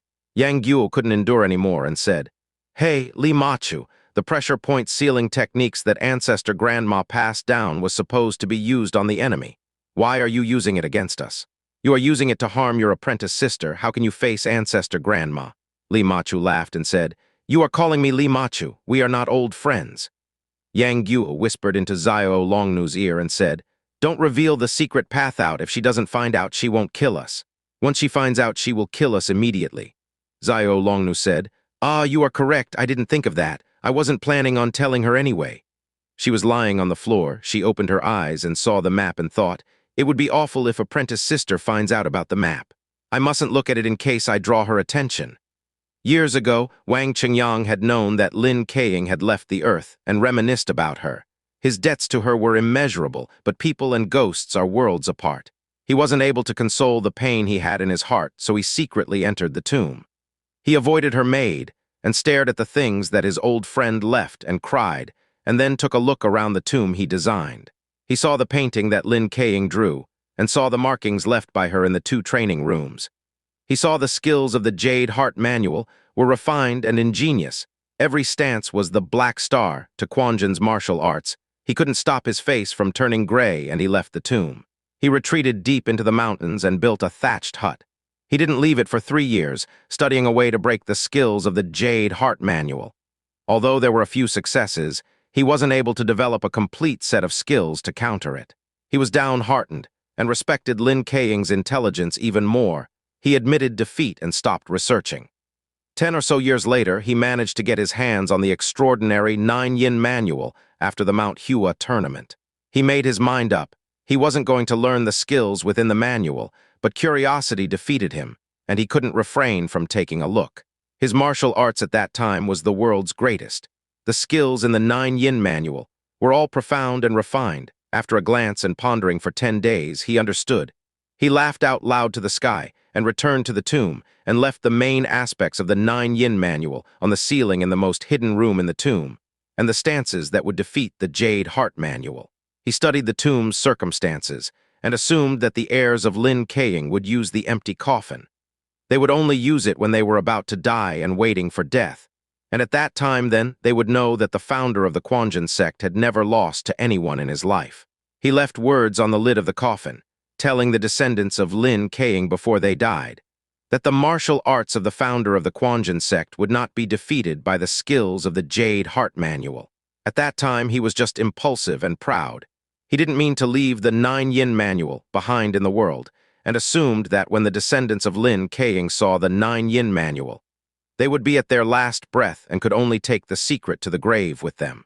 Wang Qingyang and Lin Keiying were both gifted in martial arts and formed a heavenly pair. Between the two, there wasn't a third person that interfered with the relationship. Also, they didn't have any matters to resolve with relatives, apprentice brother, sister, or enemies. Before Wang Qingyang entered the priesthood, he concentrated on fighting the jinn and had no time for relationships. When he lost the war and retreated to the tomb, it was Lin Keiying who came and comforted him. She was kind and touching. There wasn't any reason for them not to be together. But from love it turned to hate. One became a Taoist. The other lived until death in the stone tomb. The actual reasons behind this, Qiu Chuji and the others did not know. It was difficult for Wang and Lin to explain themselves. They could only use the words, not meant to be, to label what happened. Not meant to be was the result and not the reason for their falling out. Both of them were highly skilled and very proud. Each assumed they were the higher. Every time the seeds of love were about to sprout, they struggled over their martial arts, neither backing down even until death. Lin Keiying invented the Jade Heart Manual to defeat the skill of the Quanjin. Wang Chengyang didn't admit defeat, and so left the 9 Yin Manual in the tomb. Wang Chengyang thought about how Lin Keiying invented the Jade Heart Manual by herself, and he himself relied on a book written by someone else. After their exchange, he yielded. After that, he always warned his students to allow for times when they will be subdued, and to learn the Taoist ways well. The map on the ceiling was left there when the tomb was first created. Just in case the jinns surrounded the tomb, they would still have a way to escape. Even Lin Keiying did not know about this passageway. Lin Keiying only knew that once the dragon-snapping stones have been set, they will perish with the enemy. She didn't know that when Wang Chengyang designed the tomb, he had a strong will to retake the central plains. How could he allow one defeat to stop him? Later on, when Wang Chengyang gave up the tomb to Lin Keiying, he was afraid that Lin Keiying would look down on him for leaving a way to save his life if he had to use the dragon-snapping stones. He would lose his manly air, so he didn't tell her about it out of pride. Xiao Longnu didn't dare to look at the map. Her eyes looked at another corner, and the words "unsealing pressure points technique" caught her eye. She shivered and looked at the words and was delighted, almost too delighted in fact, as she almost forgot to hide her joy by calling out. The technique shows how to unseal one's pressure points. If one fire deviates when refining their kung fu and the pressure points are sealed, they could use this technique to unseal it themselves. Those who practiced the 9 Yin Manual would have reached an extremely high standard of martial arts. It will be very rare for them to have their pressure points sealed by someone else. This technique was devised to quell one's inner demons. When one cultivates highly advanced skill, one's thoughts should be pure and clear. If your concentration is suddenly disturbed by random thoughts or anxiety, inner demons, the chances are high that you'll die. In Xiao Longnu's present situation, it was a life-saving technique. She thought, if I'm able to unseal my vessels but can't defeat my apprentice sister, then it will of no use. She then searched the writings on the ceilings, trying to search for a skill that she can use immediately, one that will, as soon as she uses it, allow her to subdue Li Machu. After a quick glance, she could see that each skill was hard and complicated. Even the easiest one will take 10 days to learn. She didn't dare to any more. She was afraid that Li Machu will follow her eyes, look above, and discover the ceiling's map and 9 Yin Manual. She heard Yang Guo calling and shouting, arguing with Li Machu. It was fortunate. Her careful apprentice sister was now not taking any notice of her. She suddenly thought of a plan. She turned her head and memorized the 9 Yin Manual's unsealing pressure point technique and air closure technique. By Chi Mi Ju sections, she moved her lips over Yang Guo's ear and quietly taught him. Yang Guo immediately understood. Xiao Longnu whispered, "First unseal your pressure points." Yang Guo was afraid that Li Machu and her disciple would find out, so he loudly called out and talked rubbish. Ya Martial Uncle Li, you are too ruthless. You are not respecting Ancestor Grandma. You further do not respect Ancestor Grandma's grandma, Grandma's great-grandma. The two followed the instructions of the unsealing pressure point technique, left by Wang Chengyang. The two have a good foundation, and in just a short while they managed to unseal their 2 pressure points. On the outside, the two appeared still, but Li Machu felt something was wrong and shouted, "What are you doing?" and walked up to them. Xiao Longnu quickly got up and threw out a palm, lightly striking her shoulder. It was the more advanced skills of the Jade Heart Manual. Li Machu could never have guessed in a million years that she had the ability to unseal her pressure points and was alarmed and quickly jumped back. Xiao Longnu said, "Apprentice sister, do you want to leave?" Li Machu was happy when she heard this. Her kung fu seemed high, her intelligence rarely seen. Right now she had been made a fool of and had been struck by the palms of a girl who has never seen the outside world. She couldn't prevent herself from getting furious, but she thought that she must hold her temper for the time being, first leave the tomb, and then it still wouldn't be too late to finish them off. Although her stances were strange, there was no power behind them. It wasn't that she held back, but because she didn't have internal energy. This meant that she wasn't anything special. Li Machu laughed and said, "That's a good apprentice sister, I've already apologized, take us out of here." Yang Guo thought this would be a good chance to get in between the relationship of Li Machu and Hong Lingbo and said, "Gugu said that she is only able to take one of you out. Is it going to be you or your disciple?" Li Machu said, "You little scum, shut your mouth." Xiao Longnu didn't know what Yang Guo meant but protected him and said, "That's right, I can only take one person, I can't take any more." Yang Guo laughed and said, "Martial uncle, why don't you let apprentice sister Hong leave? You are older than her, you've lived enough. She's also prettier than you." Though Li Machu was older than Hong Lingbo, she was more beautiful. When she heard this, she became angrier but didn't make a sound. Yang Guo said, "Fine, we're going. Gugu leads the way, I'm second. The last one will not be able to get out." Xiao Longnu now knew what he meant and smiled. She held Yang Guo's hand and left the stone chamber. Li Machu and Hong Lingbo moved forward at the same time, and both reached the door. They were afraid that Xiao Longnu was going to switch on a trap and leave the last person there in the tomb. Li Machu angrily said, "Trying to take the place from me?" Her left hand shot out, wanting to strike Hong Lingbo on the shoulders. Hong Lingbo knew that her master was ruthless. If she didn't stop, she would die violently at the hands of her master. She knew she had to let her master go first. She was both angry and frightened. Li Machu followed the back of Yang Guo tightly, making sure she was always within one step of him. She felt Xiao Longnu turning west and winding east. The path was heading lower. At the same time, she felt her feet getting damp. She knew that they would leave the tomb soon, but she glanced up and saw there were branches in the path everywhere. After a while, the path suddenly became steep, almost like a straight drop. If the four of them didn't have such good martial arts, they would have slipped long ago. Li Machu thought, "Mount Zhongnan is not high. If we keep going like this, we'll be at the foot of the mountain. Could it be that we are in the depths of the mountain?" After dropping for an hour, the path became level. The dampness in the air became stronger, and eventually they could hear running water. Soon they were in water up to their ankles. As they went further, the water grew deeper, from the legs to the stomach, and gradually to the chest. Xiao Longnu quietly asked Yang Guo, "Do you remember and understand the air closure technique?" Yang Guo quietly replied, "I remember." Xiao Longnu said, "In a minute remember to lock your air and don't take in any water." Yang Guo said, "Yes, Gugu, you have to be careful yourself." Xiao Longnu nodded. While they were speaking, the water had reached their throats. Li Machu was secretly alarmed and called out, "Apprentice sister, do you know how to swim underwater?" Xiao Longnu said, "I've lived in the tomb for all my life. How would I know how to swim underwater?" Li Machu became slightly more relaxed. She took another step and felt nothing was there. Water seeped into her mouth. She was alarmed and quickly leapt back, but she saw Xiao Longnu and Yang Guo dive underwater. At this stage, even if it was a mountain of knives or an ocean of swords, she would still have to enter. She felt her clothes tighten. Her dress was grasped by Hong Lingbo. She quickly attacked behind her. The attack wasn't light, but she wasn't able to push her away. Right now, the water was making a terrific noise. As though it was flowing down into the ground, the sound was frightening.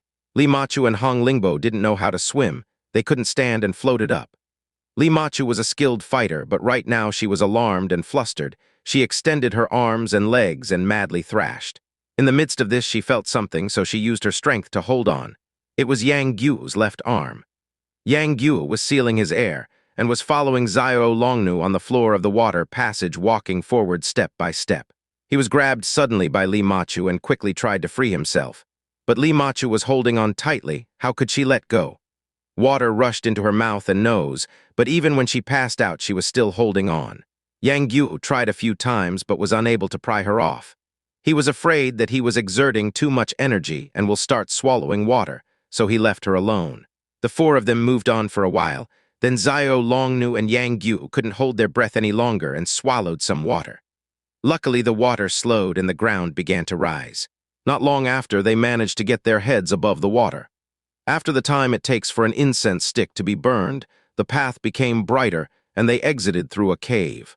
The two were exhausted and first circulated their kai to get rid of the water they swallowed, and then lay on the ground, recovering their breath. Li Machu was still holding onto Yang Guo tightly and Hong Lingbo onto her. Yang Guo loosened her fingers and took her hands off him. Xiao Longnu first sealed the pressure points on their shoulders and then placed them on a rock and let the water seep out of them slowly. After a while, Li Machu spluttered and gave a few ah sounds.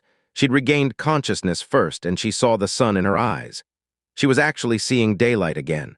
She remembered being trapped in the tomb and the danger and fear of diving under the water. Though her body was aching and numb, she felt much better than before. Not too long later, Hong Lingbo slowly woke up. Xiao Longnu said, "Apprentice sister, you can go now." The arms of Li Machu and her disciple were both paralyzed, but the lower body could move freely. They got up, looked at each other, and walked away. Yang Guo took a look around and saw they were in a shaded area. Flowers were everywhere. He was delighted and said, "Gu, isn't this nice?" Xiao Longnu nodded and smiled. The two remembered the events of the past few days. It really was the complete opposite. There wasn't anyone around. The cave was at the foot of Mount Zhongnan in a rare piece of uncultivated land. That night, the two slept under the shelter of a tree on the grass. They woke up in the morning. Yang Guo said they could now go out and play, but Xiao Longnu has never seen the outside world before and didn't know what it was like. She was frightened and said, "No, we'll first recover and then we'll finish learning the Jade Heart Manual." Yang Guo slapped his head and said, "I'm so dumb. I forgot about your injuries." He thought again about how it would be inconvenient to take off their clothes here and practice, so he first helped Xiao Longnu to cure her injuries. Within 2 weeks, Xiao Longnu had recovered. Under a large pine tree, they built 2 thatch huts for shelter. The roof was filled with purple rattan. Yang Guo liked the scent of flowers, so in front of his hut he planted roses, jasmine, and the like. Xiao Longnu, however, liked simple decorations, and said the scent of the pine needles was better than a flowers, and so there wasn't anything in her hut, and surrounding it was just open space and grass. The two of them slept in the day and practiced at night. In a few months, Xiao Longnu had completed learning the Jade Heart Manual. A month or so later, Yang Guo also finished. The two had completed everything and had nothing to do, and so Yang Guo mentioned going out into the world again. Yang Guo said, "We are still nowhere near them." Xiao Longnu said, "Your uncle Guo passes on his skills to his daughter and the Wu brothers if we meet them. Then we'll have to suffer them." When he heard this, Yang Guo leaped up and angrily said, "If they bully me again, how will I be able to just let them?" Xiao Longnu calmly said, "You can't beat them. It'll just be pointless." Yang Guo said, "You can help me." Xiao Longnu said, "If I can't beat your uncle Guo, then it's no use." Yang Guo lowered his head and tried to think of a plan. After a while he said, "Out of respect for Uncle Guo, I won't start trouble with them." Xiao Longnu thought, "He has lived in the tomb for 2 years and practiced the ancient tomb's kung fu. His temper has mellowed." Actually, when Yang Guo became older, he understood a lot of things. He knew that the way Guo Jing treated him was out of love and caring. He was touched. Now he was willing to back down, and besides, he didn't really have any serious feuds with Guo Fu and the Wu brothers. All they had was a little argument over crickets when they were younger. As time passed, his feelings about this went away. Xiao Longnu said, "It's good that you won't have fights and arguments with them. But according to you, even if you concede to others, others will still come and bully you. If we don't learn the kung fu that Wang Qingyang left, when we meet skilled enemies, we won't be able to fight them off."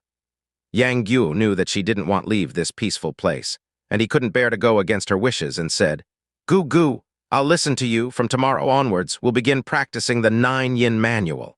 As a result of this conversation, the two lived in the valley for another year. The two went back into the tomb via the secret passage and learned the text of the 9 Yin Manual. When they were sure they remembered every single word, they left and practiced outside. Within the year, their internal and external skills improved in every aspect. But the markings that were left in the tomb by Wang Qingyang were only the parts which could defeat the Jade Heart Manual, and consisted only a small part of the 9 Yin Manual. Compared with what they know and what Guo Jing and Huang Rong knew, it was much inferior. But now, they weren't the only two that knew it. One day after finishing practicing their martial arts, both of them felt that they had made great improvements. Yang Guo jumped up and down in delight, while Xiao Longnu was worried and unhappy. Yang Guo kept on telling jokes to help break her boredom. Yang Guo knew that they now have learned all the kung fu that Wang Qingyang left in the tomb. If they wanted to learn it to its highest level, one didn't know how many years it would take, but they grasped the essence and ideas behind the skills. All they needed to do now is to keep practicing, and the skills will become more refined. He knew that Xiao Longnu did not want to leave the mountain, but there wasn't anything to stop them now. He was troubled and said, "Gu, if you don't want to leave, then we'll stay here forever." Xiao Longnu delightedly said, Good, but as she said this, she stopped. She knew that Yang Guo didn't want to stay. She wouldn't live happily. She quietly said, "We'll talk about this tomorrow." She didn't eat supper and returned to her hut and slept. Yang Guo sat down on the grass and stared, up until there were stars in the sky, and then retired to his hut. He slept until the middle of the night when he heard wind sounds. The sounds were urgent. Something was wrong. He woke up alarmed and listened. It was the sound of fists and palms. He quickly darted out of his hut and went outside of his master's hut and quietly said, "Gu Gu, can you hear?" Right then, the sounds of the winds were louder. Xiao Longnu would definitely hear it, but there was no reply from the hut. Yang Guo called out twice, and then entered. The room was empty. His master was not here. He became even more alarmed and searched for the origins of the wind sounds. He ran for about 100 feet. He didn't see anyone, but from the wind sounds, he knew one of them was his master. But the opponent's wind from their palms were heavy and severe. Their kung fu level would be above his master's. Yang Guo dashed over. In the moonlight, he saw Xiao Longnu and a strongly built person hovering around, fighting frantically. Although Xiao Longnu was swift and quick, the opponent's skills were powerful and strong. Under the force of those palms, Xiao Longnu had to use all her strength to avoid them. Yang Guo was startled and said, "Master, I'm here." The two of them came down, and Yang Guo was at their sides and faced that person. He was happily surprised. The person had a beard, his limbs like lances, his long face like a thorn. It was his godfather, Ouyang Feng. But he saw him standing there like a mountain, throwing out palms at Xiao Longnu. She could only dodge them. She didn't dare to meet their power. Yang Guo called out, "We all know each other. There's no need to fight." Xiao Longnu was startled and thought, how could this madman be a friend of theirs? While she was thinking, she slowed down. Ouyang Feng threw out a palm. A strong force threw itself at her. It was extremely powerful. Yang Guo was startled and quickly leapt in front of them, only to see Xiao Longnu's left palm meeting Ouyang Feng's right. He knew that his master's internal energy couldn't compare with his godfather. She will suffer a serious internal energy in a short while. So he stretched out his 5 fingers and stroked Ouyang Feng's elbow lightly. It was the newly learnt skill from the 9 Yin manual, hand waves 5 strings, Shu Hui Wu Xian. Though he wasn't too familiar with this skill, he knew the aspects of this attack. Ouyang Feng's arm became numb, his body's strength dispersed. Xiao Longnu saw a chance to gain victory. She felt the enemy had become weak and immediately attacked. In a flash, Ouyang Feng had become completely defenseless. Just a light attack would have seriously hurt him. Yang Guo intercepted his master's palm and sandwiched himself between the two. He smiled and said, "Watch it, you two, we're friends." Ouyang Feng had not recognized him. He just saw that this young man was extremely skilled and angrily said, "Who are you? What friends?" Yang Guo knew he was mad and disturbed and was afraid he would forget who Yang Guo was, so he loudly called out, "Father ... it's me, I'm your son." His words were filled with emotion. Ouyang Feng stood still. He took his head and studied his face under the moonlight. It was the son he has been searching for the past few years. But because he had grown tall and his martial arts were high, it was hard for him to recognize him. He held Yang Guo and called out, "Son, I've endured many hardships searching for you." The two held each other tightly, both of them producing tears. Xiao Longnu has always been cold and detached. She knew that the only person in the world whose emotions towards her were as hot as fire was Yang Guo, but right now, when he saw Ouyang Feng, he was also like this. She feared leaving the mountain and sat aside, pondering. After Ouyang Feng and Yang Guo separated at the Iron Spear Temple, he hid under the large bell. Qi Zhen couldn't get at him.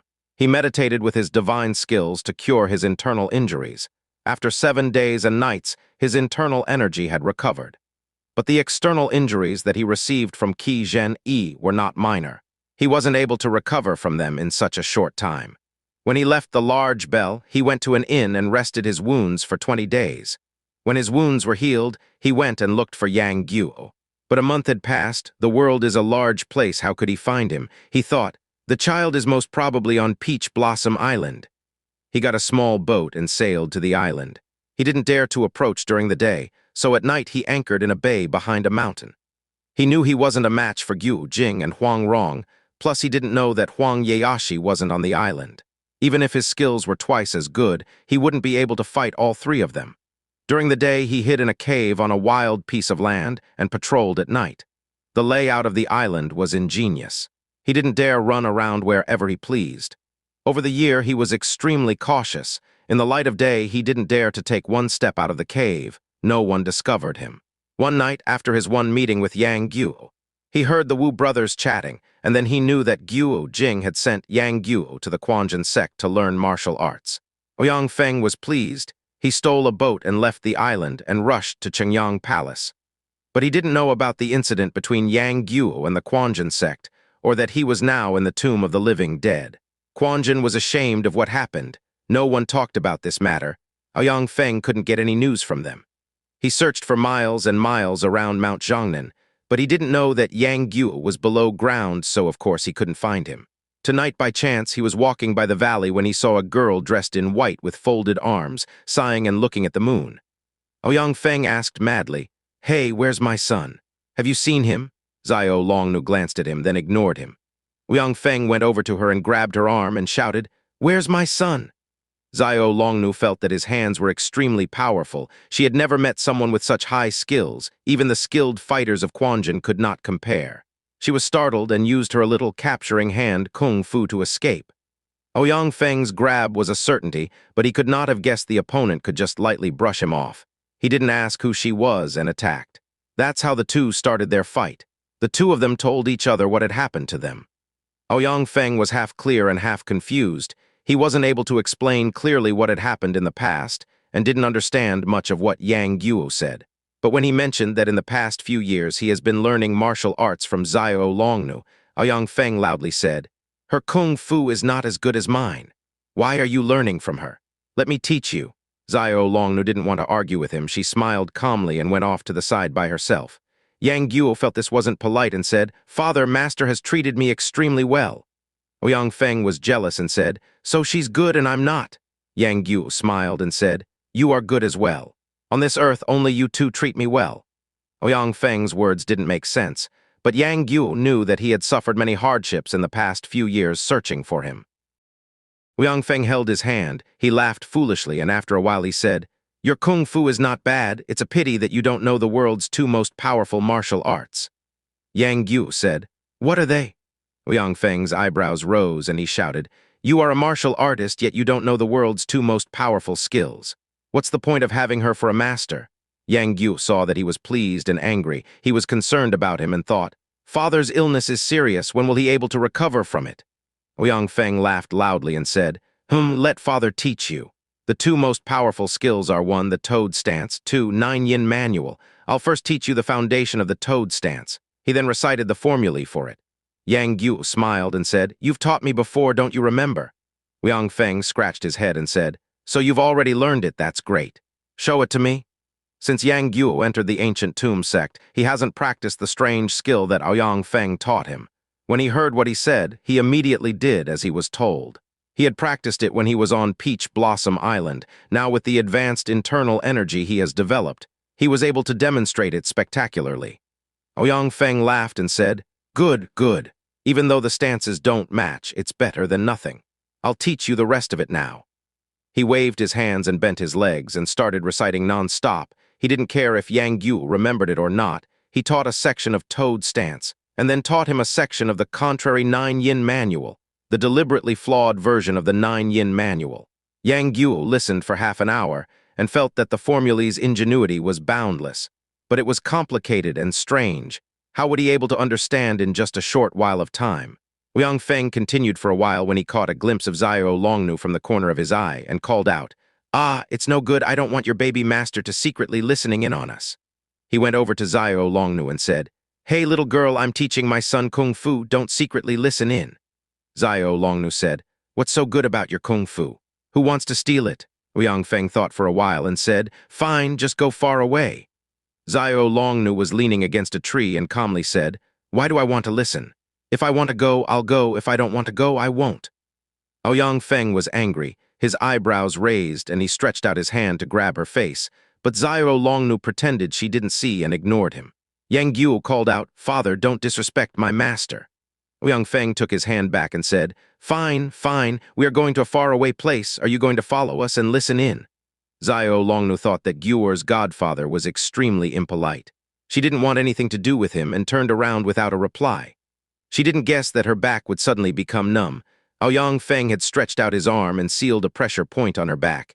He was uncannily fast, plus Xiao Longnu wasn't aware. By the time she felt something was wrong and put her guard up, it was too late. Her whole body was paralyzed. Liang Feng then sealed another pressure point on her waist. He smiled and said, "Little girl, don't be anxious. After I've completely taught my son Kung Fu, I'll come back and release you." He then laughed loudly and walked away. Yang Guo was memorizing the formulae of the toad stance and the 9-yin manual, and felt that some of it was unclear and some a complete mess. But there were many ingenious points within it, so he didn't suspect anything was wrong. He pondered deeply. He didn't know what was happening to Xiao Longnu. Liang Feng came over and took his hand and said, "We'll go to another place so your master can't hear." Yang Guo wondered why Xiao Longnu would try to listen.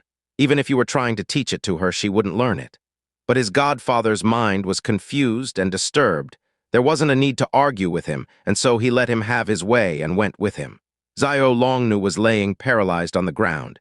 She was angry but also wanted to laugh, thinking that although her skills were refined, she has little experience in fighting real enemies. She was ambushed by Li Machu, and now her pressure points had been sealed by a crazy man.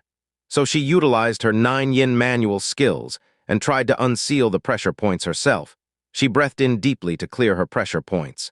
How could it be that the 2 pressure points did not show any sign of unsealing? But instead they became even more sore and numb. She couldn't stop herself from being startled. Liang Feng's pressure point skill was from the contrary 9-yin manual, and she used the 9-yin skills that Wang Qingyang had left in the tomb.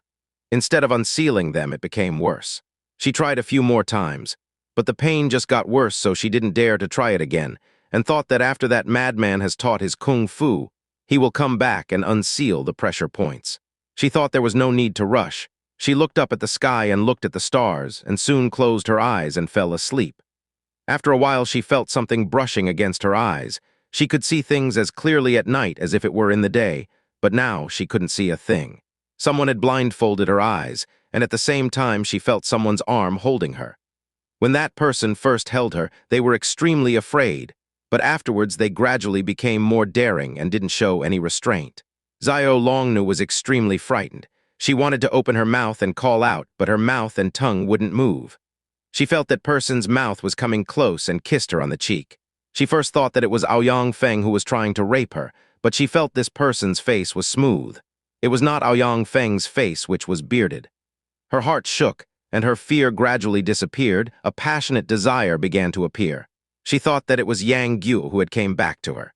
She felt his hands were beginning to become more and more improper, slowly taking her clothes off. Xiao Longnu had no way to move, and could only let him do as he pleased. She couldn't help herself from being embarrassed and surprised. Liang Feng saw that Yang Guo was extremely clever. Although he wasn't able to understand the formulae he passed on completely, he memorized it all. He was pleased, and he spoke until the sky became bright before he had explained all the main aspects of the 2 skills. Yang Guo memorized it all and after a while said, "I have also learned 9-yin kung fu, but it is very different to your version. But what is the reason?" Liang Feng said, "Rubbish, apart from this one, what other 9-yin manual is there?" Yang Guo said, "Take for example the method to learning the changing muscle forging bone technique. You said the 3rd step was air and blood must flow contrarily, surging through sky pillar, Tianzhu point. My master said first protect the Dan Tian, and then surge through the ceiling door, Zhang Men point." Liang Feng said, "No, it's not correct, wait." He did what Yang Guo told him, and felt the way his internal energy was circulating was completely different. He didn't know that the manual that Guo Jing wrote out for him had been changed. He couldn't help but go mad. He murmured to himself, "Why? Am I wrong, or is your baby master wrong? How is there such a thing?" Yang Guo saw that his eyes stared straight. He looked like he was in a trance. He called him several times, but there was no reply. He was afraid that Liang Feng was going to go mad again and was deeply concerned. He suddenly heard a noise from a tree behind him. An image appeared. Within the thickets of flowers, he saw the corner of an apricot yellow Taoist gown. This place was secluded. Why would someone be here? The person was sneaking around, showing they weren't up to any good. He couldn't help but get suspicious and chased after him. The person's steps were fast. From behind it appeared to be a Taoist. Yang Guo called out, "Hey, who are you? What are you doing here?" He utilized his lightness kung fu and chased the person down. When the Taoist heard the shouts, he increased his speed. Yang Guo also increased his slightly. His was body like an arrow shooting forward, and he grabbed the Taoist's shoulder. He turned him around and saw that it was Quanjin's Zhen Zhaibing. Yang Guo saw that his gown was untidy. His face was red for a while and then white for a while. He called out, "What are you doing here?" Zhen Zhaibing was the head of the third-generation students of Quanjin. His martial arts were high. Usually he has an air about him, but for whatever reason now, his face was flustered and he couldn't speak a word. Yang Guo saw that he was extremely frightened and remembered that day when he cut off his fingers and swore an oath. He wasn't a bad person, and so he loosened his hand and let him go. He said, "Since it's nothing, go." Zhen Zhaibing turned around and took a few glances back and hurried away. Yang Guo laughed. "That Taoist looks like he's lost his soul, very amusing." He returned towards the thatch huts and saw Xiao Longnu's legs appearing out of a thicket of flowers, not moving at all. It looked as if she was asleep. Yang Guo called out twice, "Gu Gu," but there was no reply. He went over to her only to see Xiao Longnu lying on the ground. A blue-green cloth was covering her eyes. Yang Guo was slightly alarmed. He took off the blindfold. Her eyes and cheeks seemed to be different, seemingly showing a limitless, delicate shyness. Yang Guo asked, "Gu Gu, who tied this blindfold?" Xiao Longnu didn't reply. Her eyes hinted at his responsibility. Yang Guo noticed that her body was paralyzed. It appeared that her pressure points had been sealed. He stretched out his hand to pull her up. Indeed, she couldn't move. Yang Guo thought for a while and assumed. It must be Godfather who used his contrary pressure point sealing skill. Otherwise, no matter how high one's pressure point sealing skill is, Gu Gu would be able to unseal it herself. He then used the technique that Ouyang Feng had just taught him and unsealed her pressure points. Before, when Xiao Longnu's pressure points were sealed, she wasn't able to move, but he didn't predict that when he unsealed them, she would still lay softly in his arms, as if all her muscles and bones had melted away. Yang Guo stretched out his arm and supported her shoulders and softly said, "Gu Gu, my godfather does things without any thought. Don't take much notice of him." Xiao Longnu placed her head on his chest and softly said, "You do things without thinking. You should be ashamed talking about other people like that." Yang Guo saw that she was completely different than she normally was. He was confused and said, "Gu Gu." Yang Guo became even more confused and said, "If I don't call you Gu Gu, what should I call you? You want me to call you master?" Xiao Longnu smiled and said, "The way you treated me, how can I be your master anymore?" Yang Guo asked, How did I treat you?" Xiao Longnu rolled up her sleeve and revealed an arm that was as white as jade with no flaws. Where there was a red shu gong sha before, now it had disappeared. Embarrassed, she said, "Take a look." Yang Guo touched his head and stroked his ear and said, "Gu Gu, I don't understand." Xiao Longnu, irritated, said, "I told you, don't call me Gu Gu anymore." She saw Yang Guo was frightened and unable to speak his feelings, so quietly said, "The disciples of the ancient tomb sect have always been virgins. Every generation has been virgins. My master gave me the shu gong sha last night. Last night what you did to me, how would my arm still have the shu gong sha?" Yang Guo said, "What did I do to you last night?" Xiao Longnu turned red and said, "There's no need to talk about it." After a while she softly said, "Before I was afraid to leave the mountain. It's different now. Wherever you go, I'm willing to follow you." Yang Guo was delighted and called out, "Gu Gu, you're great." Xiao Longnu's face changed and said, "Why are you still calling me Gu Gu? Could it be that you've not treated me genuinely with all your heart?" She saw that Yang Guo did not reply. Her heart was anxious. She shivered. "What exactly am I to you?"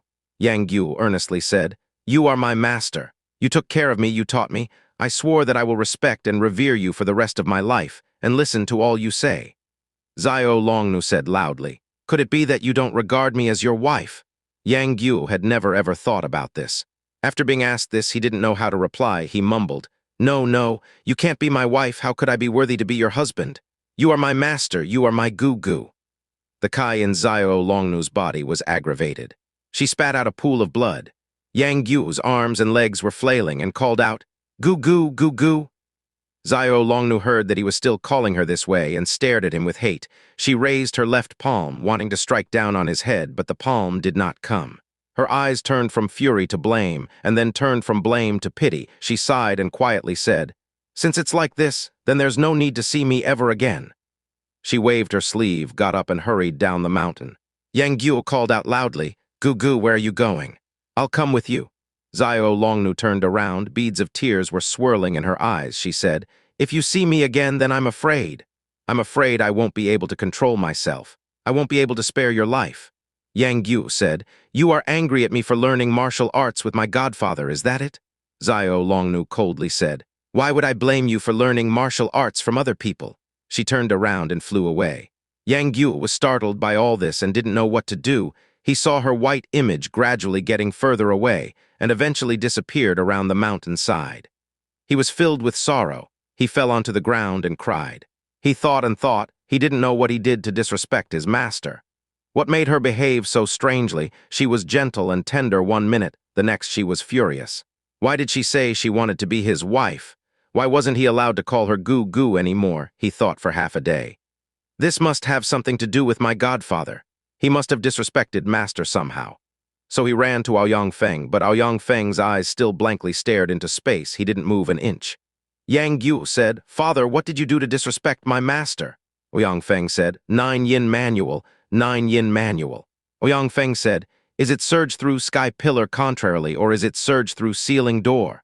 Yang Guo desperately said, "Father, why did my master run away? Tell me, what did you do to her?" Ouyang Feng said, "Who is your master? Who am I? Who is Ouyang Feng?" Yang Guo saw that his illness was acting up again. He was frightened and sad. He softly said, "Father, you are tired. We'll go and rest in the huts." Ouyang Feng flipped upside down, his head on the ground, and called out, "Who am I? Who am I? Where is Ouyang Feng?" He waved his palms wildly, his body flipping around. He used his hands to walk, and like the wind, he flew down the mountain. Yang Guo called out, "Father!" He wanted to grab him, but was kicked on the chin by his flailing leg. It was a heavy kick. Yang Guo couldn't keep upright and fell backwards. By the time he got back up, Ouyang Feng was over 100 feet away. Yang Guo chased after him for a few steps, then stopped. He stood there for half an hour, and by that time there wasn't a trace of Ouyang Feng. He looked around and saw the valley was empty. He could only hear the quiet sound of birds. He became frightened and called out, "Goo goo goo goo, father, father." After a while the valley echoed back, "Goo goo goo goo, father, father." Within the past few years he had never been away from Xiao Longnu one step, like a mother and son, a sister and brother. Now she suddenly went away without an explanation. How could anyone tell him not to be sad? In his grief, he thought about crashing his head into a rock and killing himself. But there was optimism in his heart. If his master could suddenly leave, she could suddenly come back. His godfather may have disrespected her, but when she considers that I haven't done anything, she will come back and search for me. How could he sleep well that night? As soon as he heard the wind blow or the cry of birds, he would think that Xiao Longnu had returned. He would laboriously get up and call out, "Goo goo," and go out to meet her. But each time he was disappointed. Eventually, he decided against sleeping. He hurried to the summit of the mountain and strained his eyes and looked around. He looked until the sky got bright. The peak was covered in mist, and on this large earth there was only Yang Guo left. Yang Guo suddenly thought, "Master isn't coming back, I'll find her myself. As long as I can see her, I don't care if she shouts at me or beats me, I won't ever leave her. If she wants to beat me to death, then I'll let her." He made up his mind and he felt rejuvenated. He went back to the huts and put his and Xiao Longnu's belongings into a bag, strapped it across his back, and headed away from the mountain. As soon as he arrived at a place where there were people, he would ask if they have seen a beautiful girl dressed in white. In half a day, he asked tens of villagers. They all shook their head and said no. Yang Guo was anxious and asked again, but he lacked any manners in the way he asked. The villagers saw this young man boldly asking about the whereabouts of a beautiful girl. They couldn't help but get angry. Someone asked him who the girl was. Yang Guo said, "That doesn't concern you. I ask you, have you seen a girl like that pass here?" The person wanted to question him instead. An old man to one side tugged at his sleeve, pointed, and said he saw a beautiful angel heading east. "I thought that the goddess of mercy had appeared, but it was your woman." Yang Guo did not wait for him to finish and quickly thanked him and headed in the direction he pointed. He heard a laugh behind him as he hurried, but he didn't take any notice. He didn't know that the old man had seen that he was young and impolite, so deliberately lied to him. After a while, a fork appeared in the road. He didn't know which one to pick. He thought, Goo Goo doesn't like crowds. It's more likely she will pick a quiet and secluded road. He picked the small, twisty path on the left. How would he know that the path became wider as he walked? After a few turns, the path joined up with a large road. He hadn't had anything to drink or eat for one whole day. His stomach growled, and then he saw a few buildings in front of him. It was a town. He hurried to the inn and called, "Bring me some rice and vegetable dishes." The inn owner bought him some everyday vegetable dishes and rice. He took a few gulps before he started to feel sad. He was beginning to choke up. He couldn't eat anymore. He thought, although it is dark, I still need to find Gugu. If I miss this chance to tonight, I'm afraid that I will never be able to see her again. He pushed away the dishes and called out, "Inn owner, I have something to ask you." The inn owner smiled and walked over. "What orders has master got for me? Aren't the dishes to your taste? I'll go and make something else. What does master like to eat?" Yang Guo waved his hand and said, "It's nothing to do with the food. I ask you, have you seen a beautiful girl dressed in white pass by here?" The inn owner pondered and said, "In a white dress, why is the girl dressed like that? Has someone from her family died?" Yang Guo was getting impatient and asked, "Have you seen her?" The inn owner said, "A girl, yes, and she was wearing white."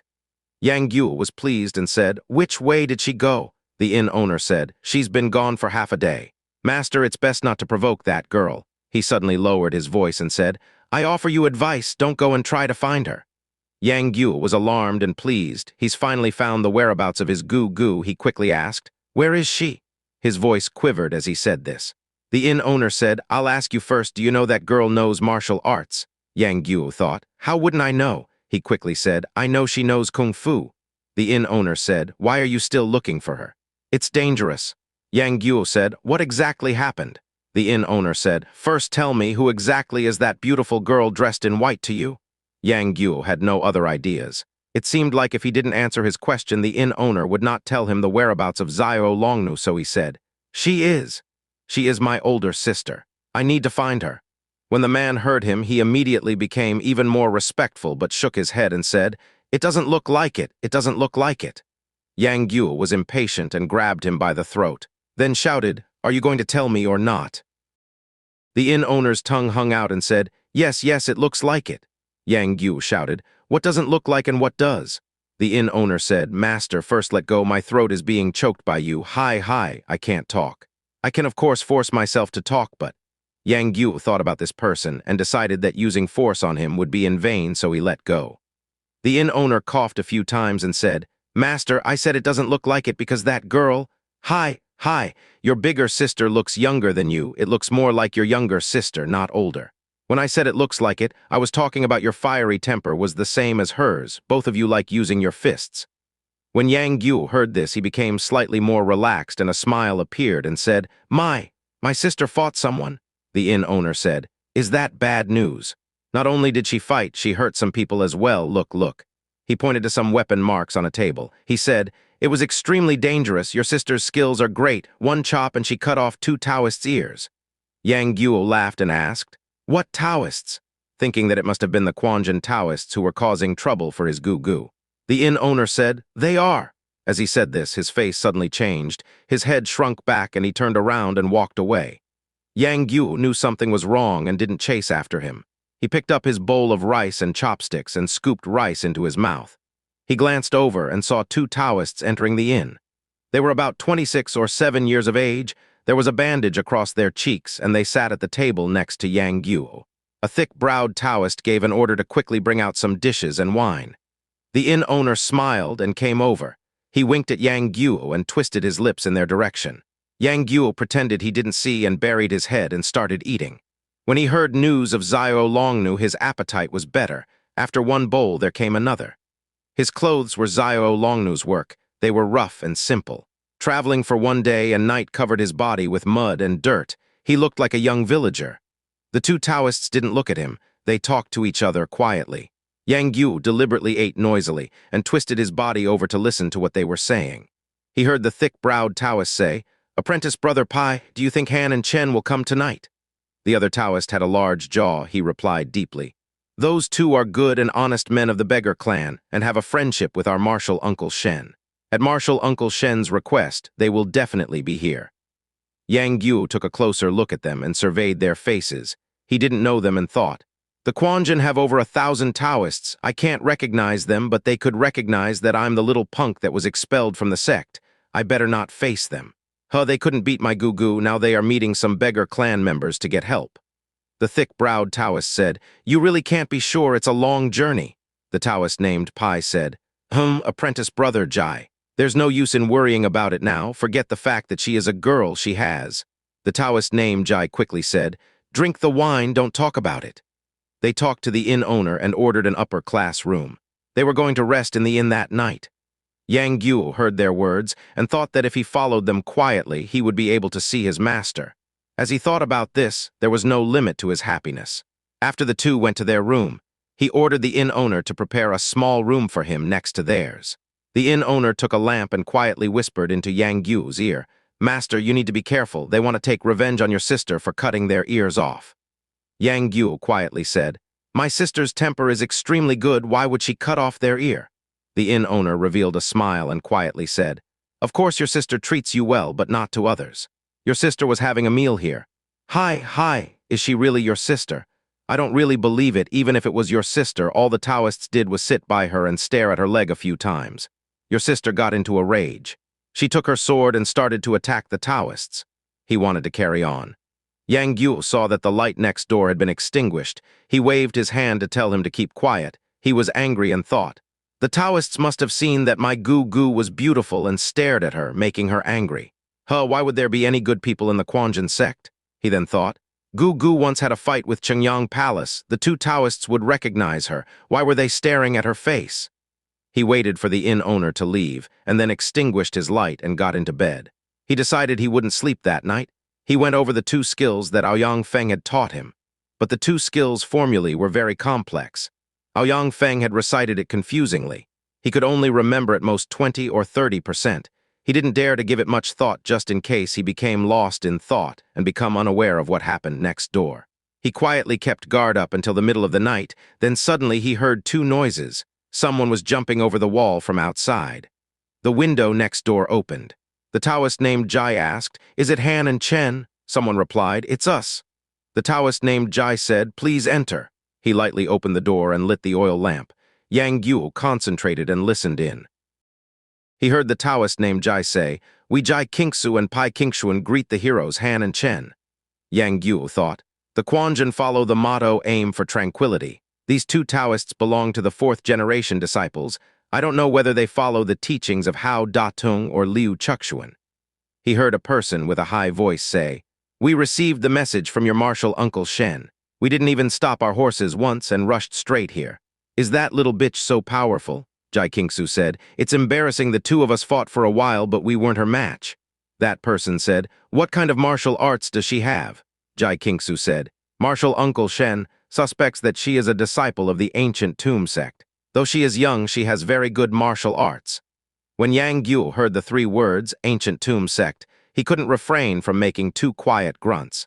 He heard Jai Kingsu add, "When martial uncle Shen mentioned the ancient tomb sect, the little bitch cursed and insulted the scarlet serpent deity Li Machu, but we don't know what it was about." That person said, "So it looks like she doesn't have any powerful connections. You are going to meet tomorrow. How many people has the opposition got?"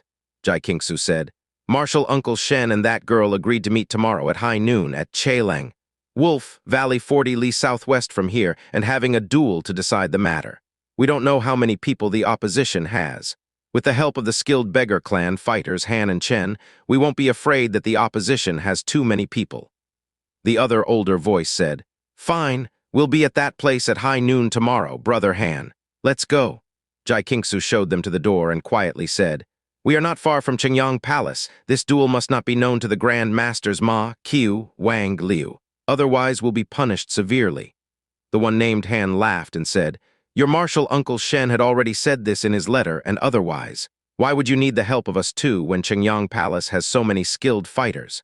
Yang Guo thought, "They are ganging up together to bully my Gu, but are afraid that others will find out, sneaking around like this. They know they are scoundrels." He heard the four speak a few more words, and then Jai Kingsu and Pai Qingshuan escorted them to the wall where Han and Chen departed. Girl in white.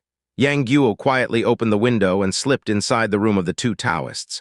He saw two bags on the bed. He lifted one up and felt its weight. There were about 20 taels of silver and thought, "Just what I need for traveling expenses." He took it and placed it into his pocket. The other bag was around 4 feet long. It held two long swords. He took each one out separately and easily snapped the two swords, then placed each back into their sheath. He then wrapped the swords up. He was about to leave the room when another thought crossed his mind. He took off his trousers and urinated all over the Taoists' quilts and blankets. He heard the sounds of someone climbing up a wall, and knew that the Taoists' lightness kung fu was very ordinary. They weren't able to clear the wall in a single leap. They had to first climb up on top of the wall and then leap down.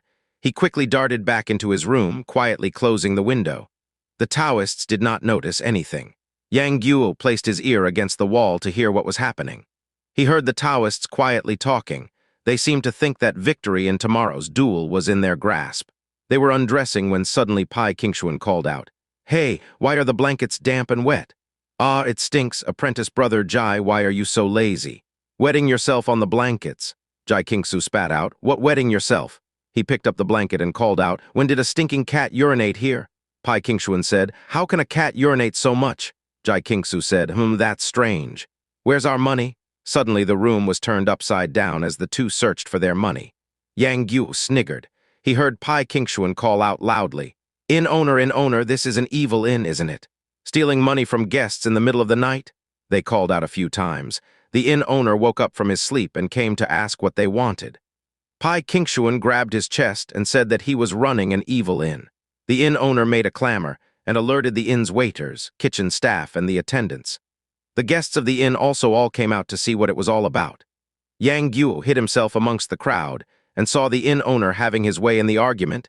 His mouth and tongue couldn't stop moving, refuting so much that the two Taoists couldn't get a word in edgeways. That inn owner loved to argue. Normally, he would stir up trouble with others even when nothing had happened. Now someone had started to provoke him first, in spite of the fact was that justice was completely on his side. He spoke until his mouth started to foam up, and his spirits were becoming more and more intense. The two Taoists were angry and embarrassed. They wanted to use force, but they remembered the rules of their sect. They were now at the foot of Mount Zhongnan. How would they dare start trouble? They could only swallow their anger, close their door, and sleep for the night. The inn owner continued to chatter and grumble outside non-stop. The next morning, Yang Guo got up and ate a bowl of noodles. The chatty inn owner came over to greet him, and he kept on mumbling curses and insults under his breath. Yang Guo smiled and asked, "How are those two villainous Taoists?" The inn owner brashly said, "Real bastards. Those Taoists wanted to eat and live here free, and so in respect for the Qingyang Palace I was going to allow it. But they dare to say that I am running an evil inn. I'm definitely going to tell the Qingyang Palace. The Taoists of Quanzhen are thousands and thousands in number, which one of them doesn't adhere to the strict rules and regulations. I can clearly remember the two villainous scoundrel Taoists' faces. I'm definitely going to point them out." Yang Guo was amused and stirred in a few words of his own. He gave him the money for the room and food, and then made sure he knew the way to Wolf Valley, and he left. In the wink of an eye, he had already traveled over 30 li and wasn't far from the Wolf Valley. He looked up at the sky and saw that it was still early. He thought, "I'll first hide off to the side and watch how Gugu copes with the enemy. It's best if Gugu does not recognize me at first." Yang Guo thought about the day when he fooled Hong Lingbo and felt pleased with himself and decided to do the same once more. He went to a nearby farmer's house and looked around in the back garden. He saw a large, bad-tempered bull, its horns knocking into the bull pen and making loud noises. Yang Guo's brain lit up and thought, "I'll pretend to be a farmer and Gugu will definitely not be able to recognize me." He quietly sneaked into the house. In the house, he saw two babies playing on the floor, so he didn't dare make any sort of noise. He found a set of farmer's clothes and changed into them, and then put on a pair of grass shoes. He got some dirt and rubbed it onto his face. On the wall was a bamboo rain hat, which he took and wore. He picked up a grass rope and tied it around his waist, and then inserted a short flute in it. He went out and opened the gate to the bull pen. When the bull saw him coming, it began to get angry, and when it saw the gate was open, it charged forward, aiming to ram into his body. Yang Guo's left palm pushed down on the bull's head, and he flipped onto its back. The bull was tall and bulky. Each leg weighed nearly 100 kilos, its tail long and horns sharp. It was extremely large. In the blink of an eye, it had already charged onto the main road. It was angry, violent, and hot-tempered at this moment in time. It used all its strength to jump upwards, wanting to buck Yang Guo off its back. Yang Guo rode on its back steadily and was extremely pleased with himself. He laughed and said, "If you don't obey, you are going to suffer." He raised his palm and chopped down on the bull's head. He only used 20% of his strength, and the bull could not endure it and bellowed. It wanted to jump again, but Yang Guo sent down another chop. He chopped it on the head about 10 or so times, and the bull eventually did not dare to retaliate. Yang Guo then poked the bull's neck with his finger on the left side, and it turned right. When he poked it on the right side of the neck, it turned left. When he poked it on the back, it moved forward, and when poked at the front, it moved back. He was able to control its movements with his finger. Yang Guo then used his strength to poke its behind, and the bull headed forward fiercely. It dashed ahead as if it were a horse. In a short while they passed a forest and came to a valley surrounded by mountains. It was how the inn owner described it. He leapt down from the bull's back and allowed it to graze on the grass on the mountain slopes. His hand held the rope as he lay down on the ground. He looked at the sun and saw it gradually approaching the middle of the sky. He was becoming more and more nervous. He was afraid that Xiao Longnu would ignore the meeting and wouldn't show up. It was quiet and peaceful all around, with only the bull making a few snorting noises. Suddenly, at the entrance to the valley were the sounds of palms clashing, followed by more sounds of palms clashing from the south side. Yang Guo was lying on the slope, one muddy leg crossed over his knee. His bamboo hat was covering his face. Only his right eye was revealed. After a while, 3 Taoists appeared at the entrance to the valley. 2 of them were the Taoists from last night at the inn, Jai Qingsu and Pai Qingshuan. The other was about 40 years old. He was quite short. He was probably Martial Uncle Shen. Yang Guo studied his face and remembered that he saw him at Qingyang Palace before. 2 men followed. One was a rugged-looking man. The other was an old man with a head full of white hair. They were the beggar clan members Chen and Han. The 5 walked closer and saluted each other. Then they formed a line, all looked around. At that time, a quiet trotting sound was heard from outside the mouth of the valley. The 5 men all looked at each other and stared at the entrance to the valley. They heard the sound getting closer and closer. Then there was a black and white object at the entrance of the valley. It was a girl in white riding on top of a black donkey coming forward. When Yang Guo saw this, his heart quivered. "It's not Gugu. Could it be another one of their team?" He saw the girl rein in the donkey a few feet away from the 5. She glanced at them coldly. Her face was filled with contempt, and it looked like she didn't want to speak to them. Jai Qingsu called out, "Little bitch, well, you do have guts. You might as well call your help out." The girl chuckled. A shua sound was heard as she pulled out a small, thin saber from her waist. It looked like the curved moon, the silver glittering in one's eye. Jai Qingsu said, "There are 5 of us. We can't wait patiently for your help to arrive." When he called out, the other 6 were alarmed. But all they saw was a farmer letting his bull graze on the slope, and they didn't take any notice of him. They thought that was just a young country bumpkin who had suffered some problem and was crying out. Jai Qingsu pointed at the one named Han and said, "This is the beggar clan's hero Han." He pointed to the one named Chen and said, "This is the beggar clan's hero Chen." He then pointed to Martial Uncle Shen and said, "Our Martial Uncle Shen Jiffen, you've seen him before." The girl ignored him, her eyes cold. She glanced at them a few times, treating them as nothing. Shen Jiffen said, "You came on your own, so we can't fight with you. We'll give you a deadline of 10 days. In 10 days, you need to bring 4 helpers to meet us." The girl answered, "I've said I've already got my help. Against you bunch of nobodies, why do I need to get more people?" Shen Jiffen angrily said, "Little girl, you really are bold." His words were meant to be insults, and he managed to force himself to ask, "Are you from the ancient tomb sect?" The girl said, "So what if I am? So what if I'm not? You stupid old Taoist, do you have the guts to fight with me or don't you?" Shen Jiffen saw that she was alone, but was sure that she had strong backup and had them nearby. He was also afraid that he would invite trouble from the ancient tomb's Li Machu, so he said, "Miss, I have a question. Why did you hurt members of my sect for no reason? If it was our fault, then I will publicly apologize to your master, but if Miss can't give a good reason, then forgive us for being impolite." The girl chuckled and said, "Of course it was those 2 bullish Taoists' fault, and I just taught them a lesson. If there weren't so many scoundrels in the world, why would I cut off their ears?" Shen Jiffen saw that she was extremely brash and couldn't help being startled. The beggar named Chen was old, but he still had a temper.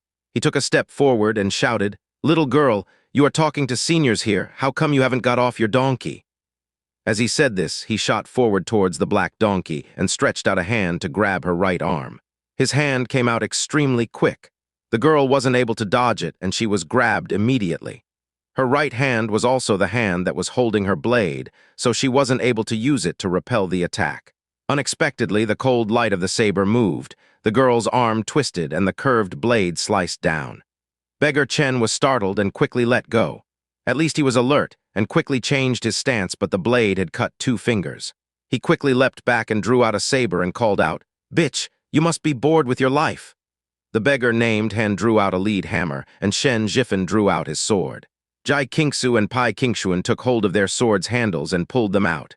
But they felt that something was wrong with the sword's weight. Both of them called out, "AI?" In shock, the swords in their hands were broken. When the girl saw the 2 Taoists' expressions, she couldn't stop herself from laughing. Yang Guo was lamenting at this time. When he heard the girl laugh, he looked at the 2 Taoists' embarrassed expression. He couldn't stop himself from turning his tears into laughter. He saw the girl bend her waist and hack down with her saber at Pai Qingshuan's head. Pai Qingshuan quickly pulled back his head, but he didn't know the move wasn't finished. A slight turn of the wrist, and the saber turned in the air and eventually cut Pai Qingshuan's right cheek. Blood started to flow from it. The other 4 were alarmed and angry. They quickly surrounded her.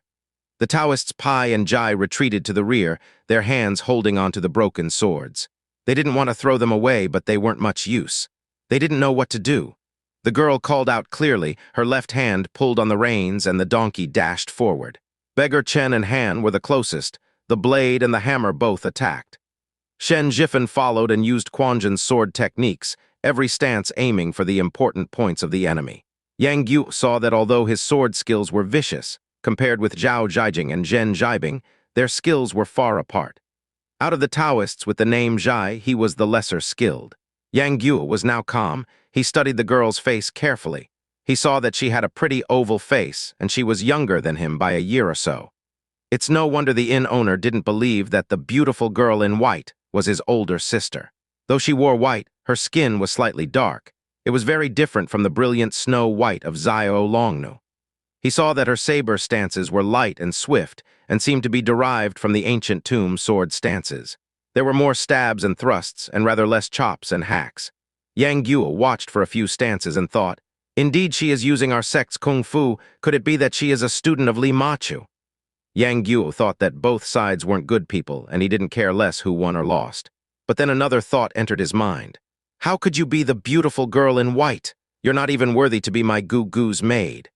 He folded his arms behind his head and lay down facing the sky, watching the battle. For the first 10 moves or so, the girl was able to hold her own. She was on the donkey's back, attacking from above with the saber. The 5 of them had no choice but to jump back and dodge. Another 10 moves passed. Jai Qingsu saw that the broken sword in his hand was useless, then thought suddenly entered him, and he called out, "Apprentice Brother Pai, follow me." He quickly headed to the nearby woods and picked a fine small tree. He chopped its roots and branches with his broken swords and made a large club. Pai Qingshuan did the same. The 2 attacked from the left and right, thrusting toward the donkey. The girl quietly said, "Shameless." She waved her saber at them to fend them off and became distracted. Beggar Han's hammer and Shen Jifan's sword arrived. The girl quickly used a risky technique. She lowered her head and slanted her body. The hammer's wind swept over her face. A clashing sound was heard as the saber met with the sword, and at that moment the black donkey cried out in pain and reared. Jai Qingsu had struck it with the club. Beggar Chen did a roll and used his saber techniques. The flat side of his saber struck heavily down on the donkey's leg. The donkey immediately rolled over. The young girl was now unable to fight them from the donkey's back. She saw a sword coming straight at her and immediately flew away. She grabbed Pai Qingshuan's stick and snapped it in half. Her legs landed on the ground and she slashed across with her saber, repelling Beggar Chen's chop. Yang Guo was startled. "What? Is she hurt?" The girl was actually slightly lame in her left leg. From the leap, one could see her restricted movements, and this is why she had refused to come down from her donkey. Yang Guo's heroic nature was moved, and he wanted to intervene and help her. But a thought entered his mind. Gugu and I were fine living in the tomb. It was that evil woman Li Machu who caused us to be in this situation. That girl pretends to be my Gugu, wanting people to call her the beautiful girl in white. She's shameless. He turned away and stopped watching. But he kept on hearing the continuous sounds of clashing weapons and wasn't able to curb his curiosity. He turned his head again. He saw that the situation had now changed. The girl was now dodging east and evading west, and she was defending more than attacking. Suddenly, the hand beggar's metal hammer came flying in. The girl moved her head and dodged it. At the same time, Shen Jifan's sword slashed across. A ding sound was heard, her silver hair loop was cut. Half her hair swept down. The girl's brows raised, her mouth opened. A frosty look came upon her face as she turned her hand and slashed across. Yang Guo saw her angry expression and his heart shook. When Gu was angry, she looked exactly like this. Because the girl became angry, Yang Guo decided to help her. He picked up 7 or 8 stones and placed them in his pocket. He glanced at her again and saw that she was in a frantic situation. Shen Jifan called out, "What exactly is your relationship to the Scarlet Serpent deity, Li Machu? If you don't tell us truthfully, don't blame us for our actions." The girl's saber slashed across, hooking across the back of his head. Shen Jifan couldn't predict that she would do this and wasn't able to block. Beggar Chen quickly called out, "Careful!" Jai Qingsu fiercely struck the curved saber with his large stick and managed to save the life of Shen Jifan.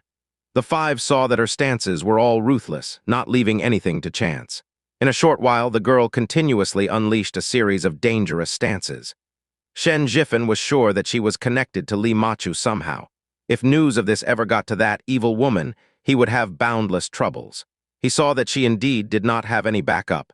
Now was a good chance to kill her and seal her mouth. Every stance he used was aiming to wound the girl. Yang Guo saw that the girl was now staring danger in the face. He had no time to delay, so he flipped up and got on the bull's back. He hung his legs from its back and dangled down underneath and then poked the bull in the buttocks. The bull started to dash at the 6. The 6 of them were absorbed in battle when they suddenly saw a mad bull rushing forward. They were all alarmed and leaped out of the way. Yang Guo was dangling below the bull and saw the pressure points on the backs of the 5 men. The pebbles shot out. They were struck in the soul entrance and the spirit hall pressure points. He heard calls of "Ai-ya," and the 5 felt their arms become numb, their weapons dropped from their hands. Yang Guo then sent the bull up the slope. He dropped down from the bull's stomach onto the ground and called out, "Oh no, the bull's gone mad!" Shen Jifan's pressure points were sealed and his weapon escaped from his hand. But he didn't see the enemy do this and thought that this was the deed of the girl's backup. That person was highly skilled. How did he dare to fight anymore? Luckily, his legs were still able to move. He quickly ran away, but he still remembered his friends and called out, "Brother Chen, Brother Han, let's go." The others didn't think about it and followed. Pai Qingshuan lost his bearings and was actually running towards the girl. Jai Qingsu called out, "Apprentice Brother Pai, over here." Pai Qingshuan was about to turn around when the girl took a step forward and chopped down with her saber. Pai Qingshuan was alarmed. He didn't have a weapon and quickly dodged to the side, but how would he know that the girl's saber wasn't chopping down in a fixed direction? It went east and then west. The light of the blade glimmered as it was about to slash down across his face. Pai Qingshuan raised his arm. A caw sound was made as the saber hacked off 4 fingers. He had yet to feel the pain as he quickly turned around and ran away. Beggar Hen ran 10 or so steps and saw that the girl did not follow and thought, "That bitch is lame, how can she chase us?" When he considered that she was lame, he glanced at her left leg, then turned around and hurried away. How would he know that look angered the girl? She couldn't contain her fury and shouted out, "Scoundrel, don't you think I can't catch up with you?" She lifted her saber and swung it around a few times. A foo sound was made as she threw it. She saw the saber glimmer in midair. A poo sound was heard as the saber plunged itself in the left shoulder of Beggar Han. That person kept on running with the saber in his back. In a short while, the 5 of them had escaped into the forest. The girl chuckled but was suspicious. Could there be someone nearby? Why did they help me? The beggar named Han had taken the saber that she normally used away. She felt that it was such a pity.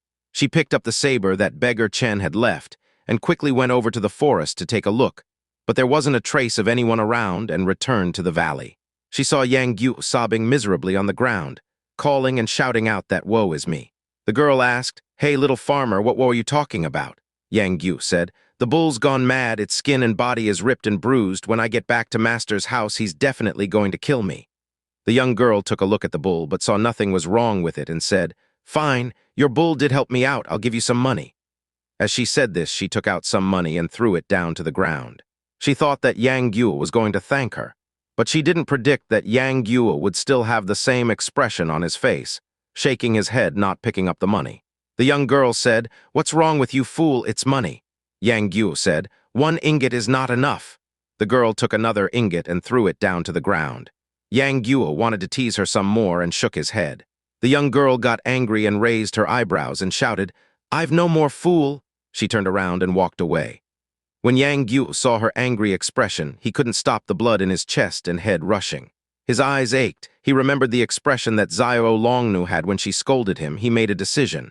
If I can't find Gugu for the time being, I might as well look at that girl's angry look. He stretched out and grabbed her right leg and called out, "You can't go."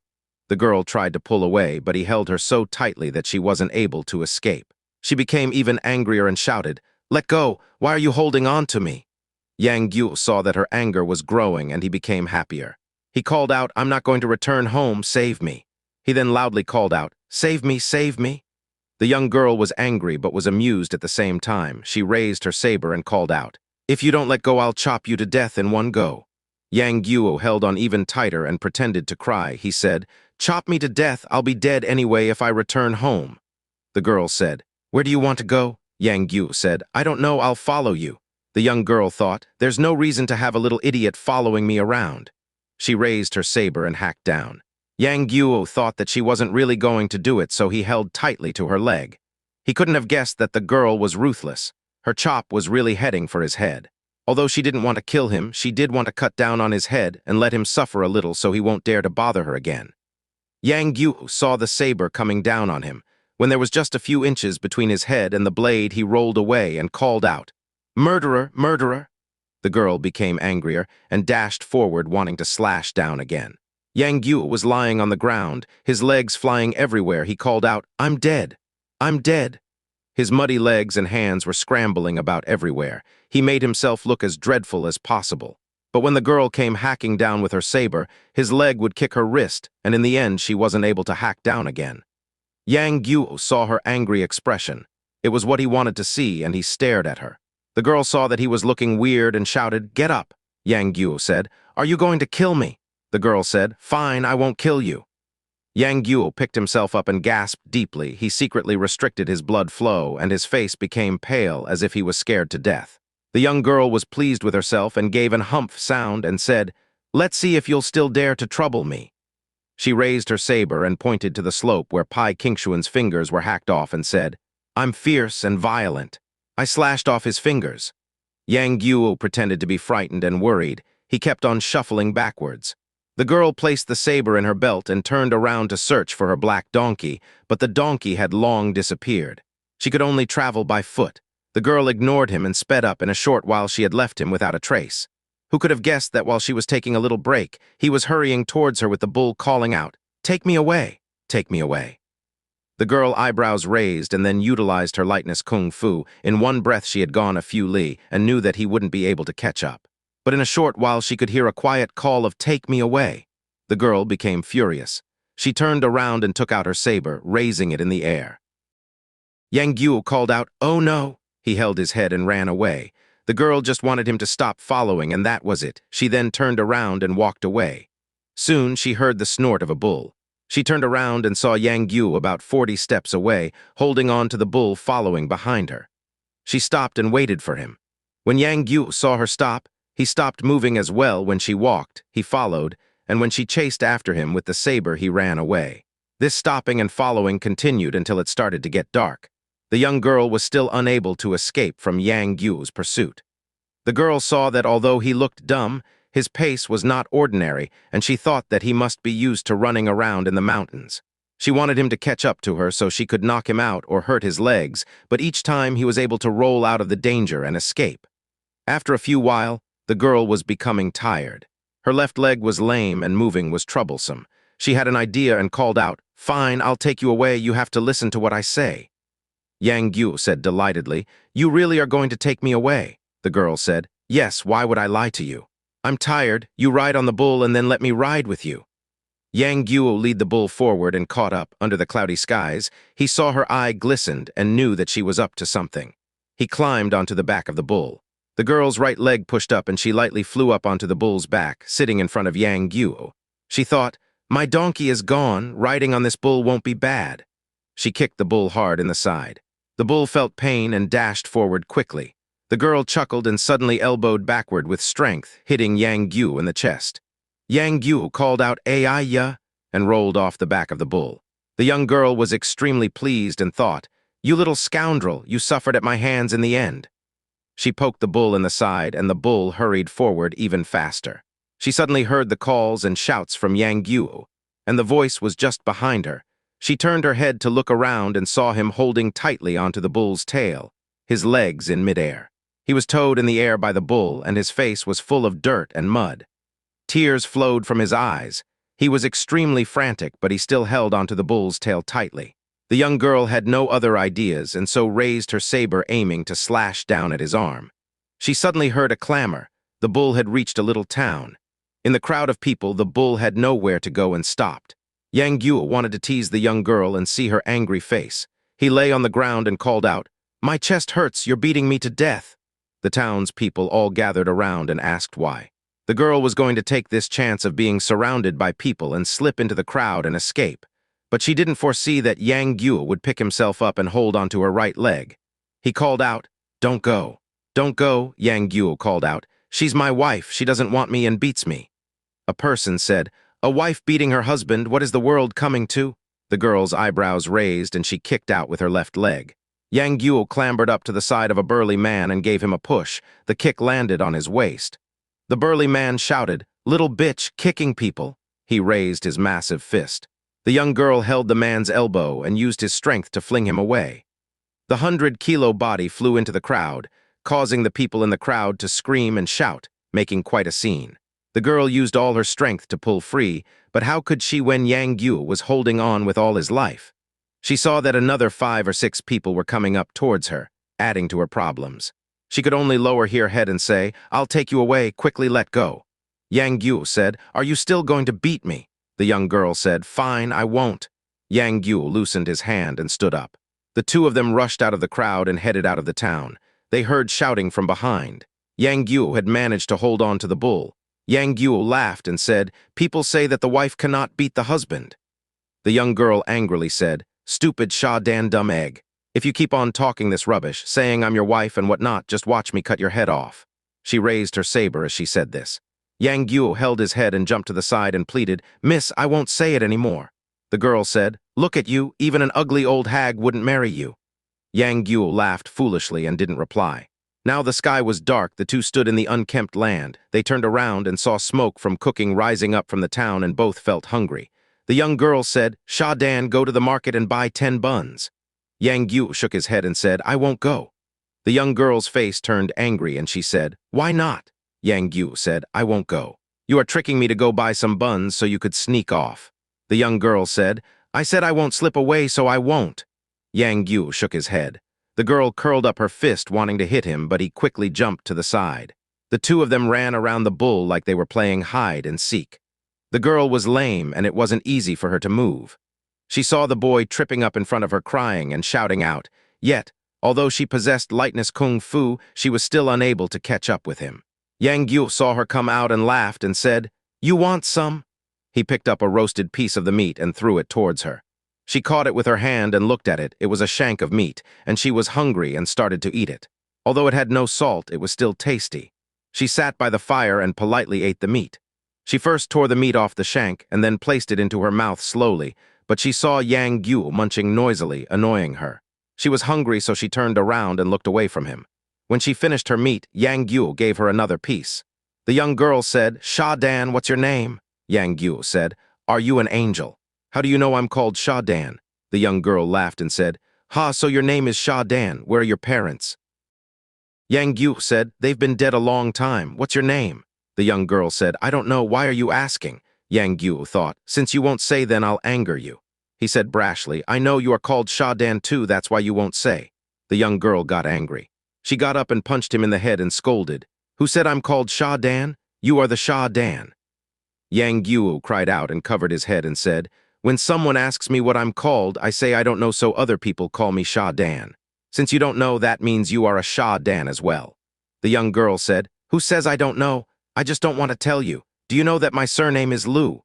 When Li Machu killed her parents and took her away, she was going to kill her, but when she saw the handkerchief on her neck, she remembered Lu Zhanyuan, and so she did not kill her. Lu Wuxia was clever. She knew that her life was hanging on a thread now that she was in Li Machu's grasp. That witch goes and comes like the wind. She would not be able to run away, so she pretended to be obedient and tried to please her. Eventually, the urge to kill the scarlet serpent deity, who kills without blinking, calmed down. Sometimes Li Machu remembered the hurtful events of the past and would summon Lu Wuxuang and shout at her for a while. Lu Wuxuang would put on a pitiful face and limp along. When Li Machu saw her sorry look and after shouting at her and getting rid of her anger, that would be it. Lu Wuxuang pleaded to stay with her, and because she was just a little girl, Li Machu did eventually allow her to stay. She buried her thoughts of revenge for her parents in her heart. If Li Machu asked her about it, she pretended that she had forgotten all about them. When Li Machu and Hong Lingbo were practicing kung fu, she would stand to the side and pass over swords and towels, tea and fruits, concentrating on the practice. She already had a decent foundation. When she watched them practice, she noted everything, and when Li Machu and Hong Lingbo went out, she would secretly practice. She would normally try to get in Hong Lingbo's favor. Later, Hong Lingbo took advantage of the mood that Li Machu was in and pleaded on behalf of Lu Wuxuang. Eventually, she became her disciple. A few years passed.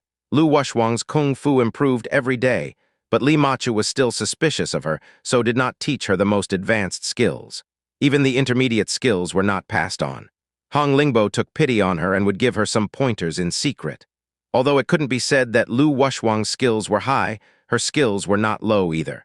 That day when Li Machu and Hong Lingbo went to the tomb to search for the Jade Heart Manual, Lu Wuxuang noticed that they did not return for a long time, so she decided to escape and go to Jiaxing in search of news of her parents. Although she saw with her own eyes Li Machu seriously wounding her parents, she had not seen them die. There was still a glimmer of hope. She held onto this glimmer of hope and went to find out the truth. Before she left, she thought she might as well go all the way and took Li Machu's book, The 5 Poison Codex. It was a copy of a list of poisons and their antidotes. Her left leg was lame, and she hated those who looked at it. One day in an inn, 2 Taoists looked at her leg, and she immediately shouted at them. The 2 Taoists did not have good tempers, so after a few words they used force and they started to fight. With her curved saber, she cut off their ears and agreed to meet them at Wolf Valley the next day. That day when Li Machu took her away and headed north, she and Yang Guo met each other at the entrance to the cave. They were both young, their faces had now changed. They weren't able to remember their encounter of years ago. Lu Wuxuang was full after she finished the second piece of roasted meat. Yang Guo used the light of the fire to look at her face. Where on earth is my Gugu? If the girl in front of me was Gugu and I was roasting meat for her, wouldn't that be wonderful? He was deep in thought and stared at her as if he was mad. Lu Wuxuang thought, I'll endure your disrespectful stare for now. I'll kill you later in the middle of the night. She then returned to the stone house and slept. In the middle of the night, she quietly got up. She went outside and saw Yang Guo by the fire not moving. The fire had gone out long ago. She went over to him and slashed him with her blade across his back. Her wrist suddenly shook, it started to ache. She couldn't hold onto the saber and let it go. She felt that the place she slashed across was like metal or stone. She became extremely frightened and leapt away and thought, could it be that Sha Dan has reached the state of being impenetrable by blades and spears? She moved away tens of feet, but Yang Guo had not chased after her. She turned around, he was still by the fire, not moving an inch. Lu Wuxuang was suspicious and she called out, Sha Dan, I have something to say to you. Yang Guo did not reply. She took a careful look and saw Yang Guo's body had formed a circle. It looked extremely strange. She boldly went over and saw that it did not look like the body of a person. She stretched out her hand and touched him. It felt like the clothes were placed on top of a rock. She grabbed the clothes and lifted up. Indeed, there was a large rock below. Where was Yang Guo? She stood there for a while and called out, Sha Dan, Sha Dan. She didn't hear a reply, so she listened carefully. There seemed to be a snoring noise coming from the house. She went over there quietly and saw Yang Guo sleeping on the table that she had just slept on. His back towards her, and he was snoring loudly in a deep sleep. Lu Wuxuang was angry and didn't even think about how he ended up sleeping on the table. She immediately leapt forward, raising her saber, and pierced into his back. The saber's tip had plunged into flesh, but she didn't feel any resistance in her hands. She heard Yang Guo snore a few times and then said in his sleep, Who's scratching my back? Don't, I'm scared. Lu Wuxuang turned pale, her arms quivered, thinking, Is this person a demon? She turned around to run, but her legs didn't listen.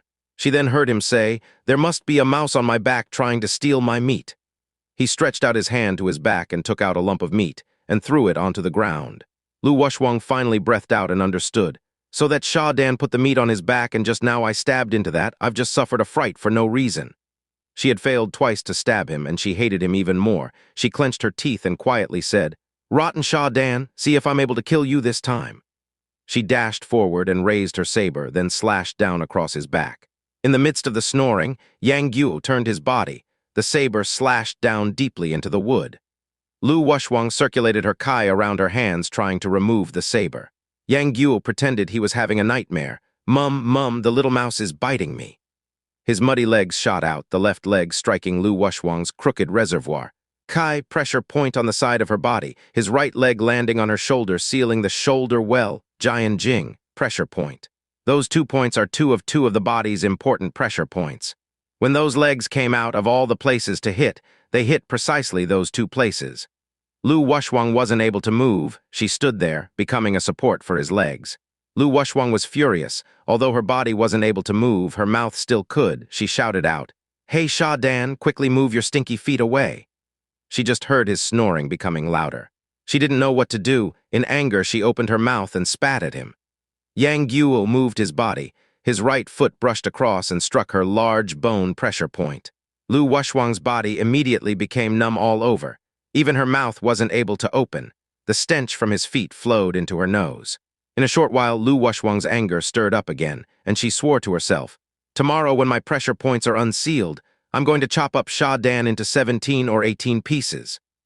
After a while, Yang Guo felt that he'd had enough fun. He released his legs and turned around. Although it was dark, he was still able to look at her angry expression clearly. The angrier she got, the more she looked like Xiao Longnu. Yang Guo stared at her in a daze. How would he be able to close his eyes? In actual fact, Lu Wuxia and Xiao Longnu did not look like each other. It's just that when girls get angry, they all have a similar look. Yang Guo missed his master, and looking at Lu Wuxia's angry expression reminded him of Xiao Longnu. It was like looking at a picture of her. After a while, the moon was in the west, its light shooting into the room. Lu Wuxia saw Yang Guo's eyes were open, staring at her in a daze, and shivered. Could that Sha Dan be pretending to be mad? He sealed my pressure points. Could it be that it wasn't an accident? When she thought about this, she couldn't stop herself from breaking out in a cold sweat. At this moment in time, she saw Yang Guo's eyes looking at the floor. She followed his eyes and saw 3 shadows. There were 3 people standing at the entrance. She looked carefully and saw that the 3 shadows were holding weapons. She secretly cursed at herself. "Crap, the enemy has to come now when Sha Dan has sealed my pressure points." Although she was suspicious, she couldn't believe that this dirty and humble farmer possessed a set of good martial arts. Yang Guo laughed and said, "If you won't call me that, then fine. I'm going home now. Have a nice rest." He got up and turned towards the door. Lu Wuxia thought, "If that person goes, then I'm definitely going to die." She had to hold down her temper and said, "What do you want?" Yang Guo said, "Originally, all I wanted was for you to call me good brother 100 times, but all along you have scolded and insulted me. I'll help you if you call me that 1,000 times. Lu Wuxia planned it in her heart. "I'll promise him now, once I get better, it won't be too late to get rid of him." So she said, "I'll call good brother, good brother. Good brother AI ya, Yang Guo said. "Fine, there are still 997 times left. Remember that, you can finish it when you are better." He walked over to her and stretched out his hand to take off her clothes. Lu Wuxia automatically cringed back. She was alarmed and said, "Go away, just what are you doing?" Yang Guo took a step back and said, "I don't know how to put your bone back in place with your clothes in the way. The dog and sow didn't have clothes when I fixed their bones." Lu Wuxia thought this was funny, but she would be embarrassed if she allowed him to take her clothes off. After a while, she lowered her head and quietly said, "Fine, I won't trouble you." Yang Guo said, "If you don't want to be healed, then don't. I don't care." As he said this, he heard someone suddenly say from outside, "That little bitch must be within 20 miles of here. We'll quickly search around here." When Lu Wuxia heard this voice, she immediately turned pale with fright. She didn't care about her pain and covered Yang Guo's mouth. The person who was talking outside was Li Machu. When Yang Guo heard this voice, he too was alarmed. He heard the voice of another girl say, "The saber that was planted in that man's shoulder looked like the silver saber of apprentice sister, and it's a pity that we couldn't get it for a closer look." That person was Hong Lingbo. After the two left the tomb, they returned to Scarlet Cloud Manor and discovered that Lu Wuxia had escaped. Li Machu wasn't too bothered, but they didn't expect that she had also stolen the 5 poison codex. When Li Machu roamed Jianghu, what the martial artists of the Jianghu world were afraid of was not her kung fu, but her divine five-poison palm and her soul-freezing silver needles. In the five-poison codex, it had the types of poison, its concentration, the antidote and the processing technique of the divine five-poison palm and soul-freezing silver needles. If the secrets were leaked, the scarlet serpent deity would be like a poisonous snake without its fangs. She had long ago memorized the contents of the codex. There was no need to take it with her, and she hid the codex in a secret place in the Scarlet Cloud Manor. But she didn't know that Lu Wuxuang was especially aware and noticed every detail and knew her master's hiding place. When she decided to escape, she took the book with her. Li Machu was furious. She took Hong Lingbo and chased after her night and day. But Lu Wuxuang had left long ago, and she kept to the small roads. Li Machu and her disciple went north and then south. She searched east to west, and then she went over the places again several times but still couldn't find any trace of her. One night, by coincidence, the two of them were near Tongyuan and heard members of the beggar clan spreading news that there was going to be a meet for the members along the western roads. Li Machu considered the fact that there are numerous beggar clan members everywhere. Their ears and eyes see and hear everything. There must be someone who had seen Lu Wuxuang. The two rushed to the meeting place to scout for news. On the way there, they saw a fifth band disciple being carried by another beggar clan member. Around them was 17 or 18 beggar clan members escorting them. Li Machu saw the person had a saber in his back. It was Lu Wuxuang's silver saber. She slipped to the side to listen in and heard a few angry beggar clan members talking, saying that it was a lame little bitch who did this. Li Machu was delighted when she heard this. She knew that this person was recently wounded, so she quickly left and scouted around, eventually coming up to the stone house. When she got there, she saw the remains of the fire and smell of fresh blood, and under the moonlight she saw drops of blood on the floor. They were new stains. It displayed the signs of a recent battle. Li Machu tugged her disciple's sleeve and pointed to the house. Hong Lingbo nodded. She took out her sword and charged in. When Lu Wuxuang heard the voices of her master and apprentice sister, she knew that she had ran out of luck. She decided to lay there and wait for her death. She heard the sound of the door. A person in yellow dashed in. It was her apprentice sister, Hong Lingbo. Hong Lingbo had friendly sentiments towards her apprentice sister, but she knew that this time her master would use every method that she knew to torture her and then slowly kill her. She saw that Lu Wuxuang was lying on the table and thrust a sword at her chest to spare her the pain. As the sword tip was about to pierce her chest, Li Machu stretched out her hand and patted Hong Lingbo's shoulder. Her hand lost all her strength immediately and lowered. Li Machu chuckled. "Do you think I won't kill her? Why do I need you to rush into it?" She faced Lu Wuxuang and said, "You see your master in front of you and you don't greet her." Although she was furious, her tone was normal. Lu Wuxuang thought, "Now that I'm in her clutches, even if I beg or plead, I'm going to suffer." She calmly said, "You and my family had deep feuds over the years. There is no need to say anything." Li Machu stared at her. One couldn't tell if her eyes were filled with joy or hate. There was an expression of pity on Hong Lingbo's face. Lu Wuxuang's lips curled up. Her expression was one of pride. The three of them stared at each other, and after a while Li Machu said, "Where's the book? Give it to me." Lu Wuxuang said, "An evil Taoist and a beggar took it." Li Machu was startled inside. Although she hasn't done anything to offend the beggar clan, she's had run-ins with the Quanjin. She knew that the beggar clan and the Quanjin sect had a deep history. What's going to happen now that her book has fallen into outsiders' hands? Lu Wuxuang saw a wry smile on the face of her master and knew that she was thinking up ideas of how to torture her. All along during her escape, the only thing she was afraid of was that her master was going to catch up with her, and now she has. Instead of first feeling fear, she thought, "Where's Sha Dan? Where did he go?" She is facing death, and when she thought about the ugly and dumb farmer, unwittingly she felt a warm feeling inside her. Suddenly a light from a fire appeared. A rumbling sound was heard. Li Machu and Hong Lingbo turned around to see a large bull heading inside. On the bull's right horn there was a saber attached to it. On the left horn was a torch. The force it was approaching at was frightening. Li Machu immediately leapt to the side, but saw the bull turn around in the house and rush out. When the bull first entered, it was dashing ferociously. When it left, it rushed away with the same speed. In the wink of eye, it had traveled tens of feet. Li Machu looked at the image of the bull running away and at first wondered, who attached the saber and torch to the bull's horn?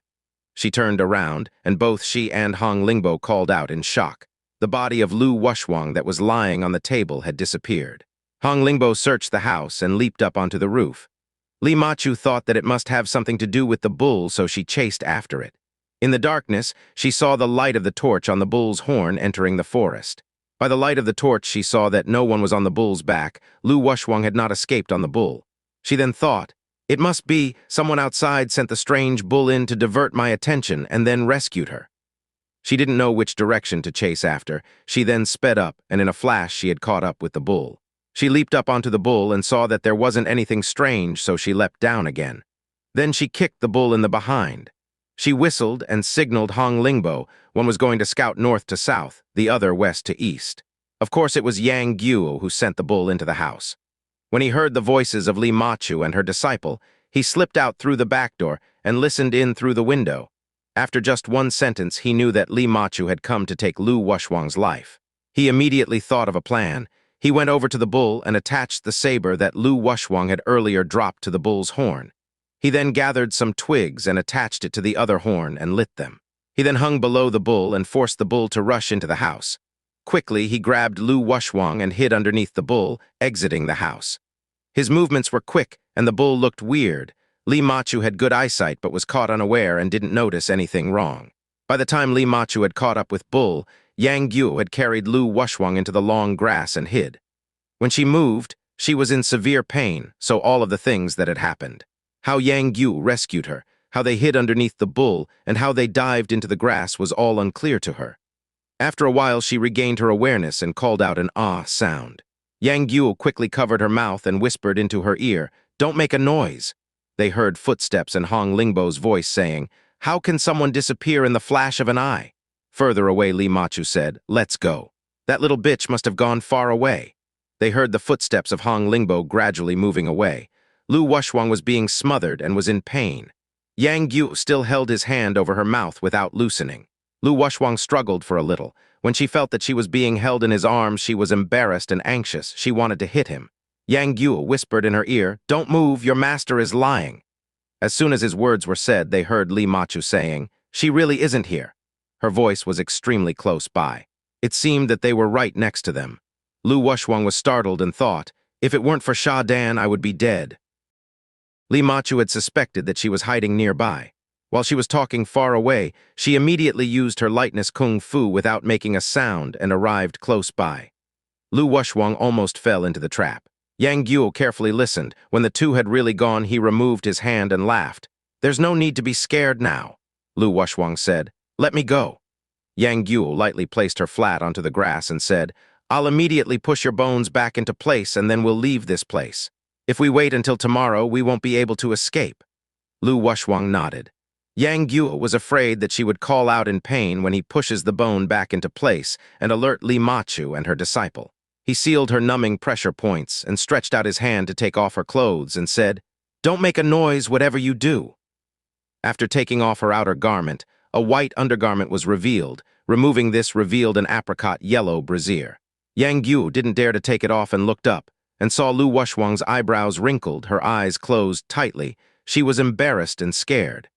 Yang Guo had his first awakening of lust. When he smelled the fragrant scent of a virgin girl, his heart pounded wildly. Lu Wuxia opened her eyes and quietly said, "Just cure me." After she said this, she closed her eyes again and turned away. Yang Guo's hand shook as he unbuttoned her underwear. When he saw her breasts, he didn't dare to touch her chest. Lu Wuxia waited a while but felt a cool breeze brushing across her naked chest. She felt cold and turned around, opening her eyes, and saw Yang Guo looking at her in a daze. She angrily said, "What? What are you looking at?" Yang Guo was startled. He stretched out his hand and touched her ribs. When his hand touched her skin, he shivered, like as if his hand was touching a fire. He immediately pulled back. Lu Wuxia said, "Quickly close your eyes. If you look at me again, I'll..." When she said this, tears flowed from her eyes. Yang Guo quickly said, "Yes, yes, I won't look anymore, don't cry." He closed his eyes and felt out the broken ribs and pushed them back into place. He quickly covered up her chest with her underwear and calmed down. He gathered 4 sticks and placed 2 across the front of her and 2 behind. He then got some vines and tied the sticks tightly into place so the bones won't move out of place. He then buttoned up her garments and unsealed her pressure points. Lu Wuxia opened her eyes and saw the moonlight on Yang Guo's face. His cheeks were red, He was blushing. He looked at her face and their eyes met. He quickly turned away. Her bones were now fixed into place. Although they still hurt, it wasn't as painful as before. She thought, that Sha Dan does know how to seal pressure points. She now could see that Yang Guo isn't an ordinary person. He is definitely not a Sha Dan. But ever since she met him, she had insulted him and looked down on him. Now she had seen him save her, yet she didn't change the way she talked to him. She asked, Sha Dan, what do you think we should do now? Shall we wait here or run away and hide? Yang Guo said, what do you think? She replied, of course we should run. Are we going to wait here for our death? Yang Guo said, where? Lu Wuxuang said, I want to go Jiangnan, can you accompany me there? Yang Guo said, I need to find my Gugu, I can't go far. When Lu Wuxuang heard this, her face dropped and said, fine, leave. Let me die here. If Lu Wuxuang had kindly asked him, Yang Guo would of course reject her request, but when he saw her angry face, it reminded him of Xiao Longnu. It was hard for him to reject her, and he thought, maybe Gugu headed south. If I escort Miss Lu there, maybe good deeds will be repaid, and the heavens might pity me and let me see Gugu again. He knew that this was a remote possibility, but he had no way to reject Lu Wuxuang's request, so he convinced himself, sighed, and then picked her up. Lu Wuxuang angrily said, why are you picking me up? Lu Wuxuang gave a smile and was delighted. She said, Sha Dan, Jiangnan is far from here, can you carry me all the way there? Though she said this, she was leaning on Yang Guo peacefully without moving. The large bull had disappeared. Yang Guo was afraid that they might bump into Li Machu and her disciple, so he kept to the small paths. Although his legs were quick, his upper body did not move and did not disturb Lu Wuxuang's wound. Lu Wuxuang saw the trees by her recede. He was hurrying along the path like a dashing horse. He was much faster than she would be without carrying anything. His lightness kung fu was not below her master's. She was curious and thought, so this Sha Dan is highly skilled, how could he learn to such a level at such a young age? Not long after, the east began to lighten. She lifted her head and saw that although his face was dirty, he was handsome, his eyes captivating, and her heart was moved. She gradually forgot about the pain, and after a while she fell into a deep sleep. When the sky became bright, Yang Guo felt a little tired. He dashed over to a large tree and placed her gently down, and then rested next to her. Lu Wuxuang opened her eyes and smiled. She said, I'm hungry, aren't you hungry? Yang Guo said, of course I'm hungry, let's find a restaurant and get something to eat. He got up and picked her up again, but because he had carried her for half the night his arms felt numb, so he lifted her onto his shoulders and slowly walked. Lu Wuxuang's legs were bouncing lightly off Yang Guo's chest. She laughed and said, Sha Dan, what exactly is your name? If you don't tell me, I'll call you Sha Dan in front of others. Lu Wuxuang hurtfully said, if you don't want to say, fine. Who's your master? When Yang Guo heard the word master, he didn't dare mess around because he respected Xiao Longnu so much. He turned serious and said, my master is my Gugu. Lu Wuxuang believed him and thought, so his skills are passed on from his family. She asked again, what family or sect is your Gugu from? Yang Guo dumbly said, I don't know whether she is at home or what rank she is. Yang Guo is playing on her words. The word for family can also mean home. The word for sect can also mean order. Lu Wuxuang angrily said, you idiot. I ask you, from whose school of martial arts have you learned? Yang Guo said, are you asking about my family's main door? It's made out of wood. Again, a play on words. Lu Wuxuang's heart sank and thought, could this person really be a Sha Dan dumb egg/idiot? His martial arts are good, but he's dumb. So she softly said, Sha Dan, tell me honestly, why did you save my life? Yang Guo couldn't think of a reply. After a while he said, my Gugu told me to save you, so I saved you. Lu Wuxuang said, who is your Gugu? Yang Guo said, Gugu is Gugu. Whatever she tells me to do, I'll do it. Lu Wuxuang sighed and thought, this person really is dumb. She had some warm feelings for him, but now they turned into loathing. Yang Guo didn't hear her say anything and said, why aren't you speaking? Lu Wuxuang gave a grunt. Yang Guo asked again. Lu Wuxuang angrily said, if I don't want to speak, I won't speak. Sha Dan, shut your mouth. Yang Guo knew that her face right now was a nice sight, but since she is sitting on his shoulders he wasn't able to see, he couldn't help but think, what a pity. Not long after, they reached a little town. Yang Guo found a restaurant and ordered rice and dishes, and the two sat down together. Lu Wuxuang smelled the stench of cow shit on him and wrinkled her eyebrows and said, Sha Dan, sit over there, don't sit at my table. Yang Guo laughed and sat at another table. Lu Wuxuang saw that he was still looking at her. She was vexed. The more she looked at him, the more loathsome he was. She hid her face and said, don't look at me. She pointed at a faraway table and said, sit over there. Yang Guo gave a laugh and grabbed his bowl and sat at the entrance of the inn and ate his rice. Lu Wuxuang said, "That's better." Although she was hungry, her chest hurt. It was hard to swallow. She felt an urge to take her anger out on Yang Guo, but he sat far away. She wasn't able to shout at him. Just as she was feeling troubled, some people were outside singing, "Little Miss do good deeds." Another person followed, "Give the beggar a bowl of rice." Lu Wuxuang raised her head and saw 4 beggars outside lined up, all looking at her. She could tell from their eyes that they had come with ill intentions. She was secretly alarmed. She heard the 3rd beggar singing, "The path of heaven is not for you." The 4th one sang, "Hell has no doors, yet you've entered through." The 4 beggars were singing the lotus falling begging tune, each one holding a bowl in their right hand and a stick in their left. There were 4 coarse pockets on their shoulders. Lu Wuxuang once heard her apprentice sister say that the beggar clan members use the coarse pockets to differentiate between rank within the clan.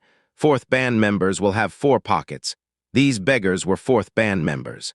She remembered how she fought beggars Han and Chen yesterday at Wolf Valley. They had 5 pockets. It seems they were a level higher than these people in front of her.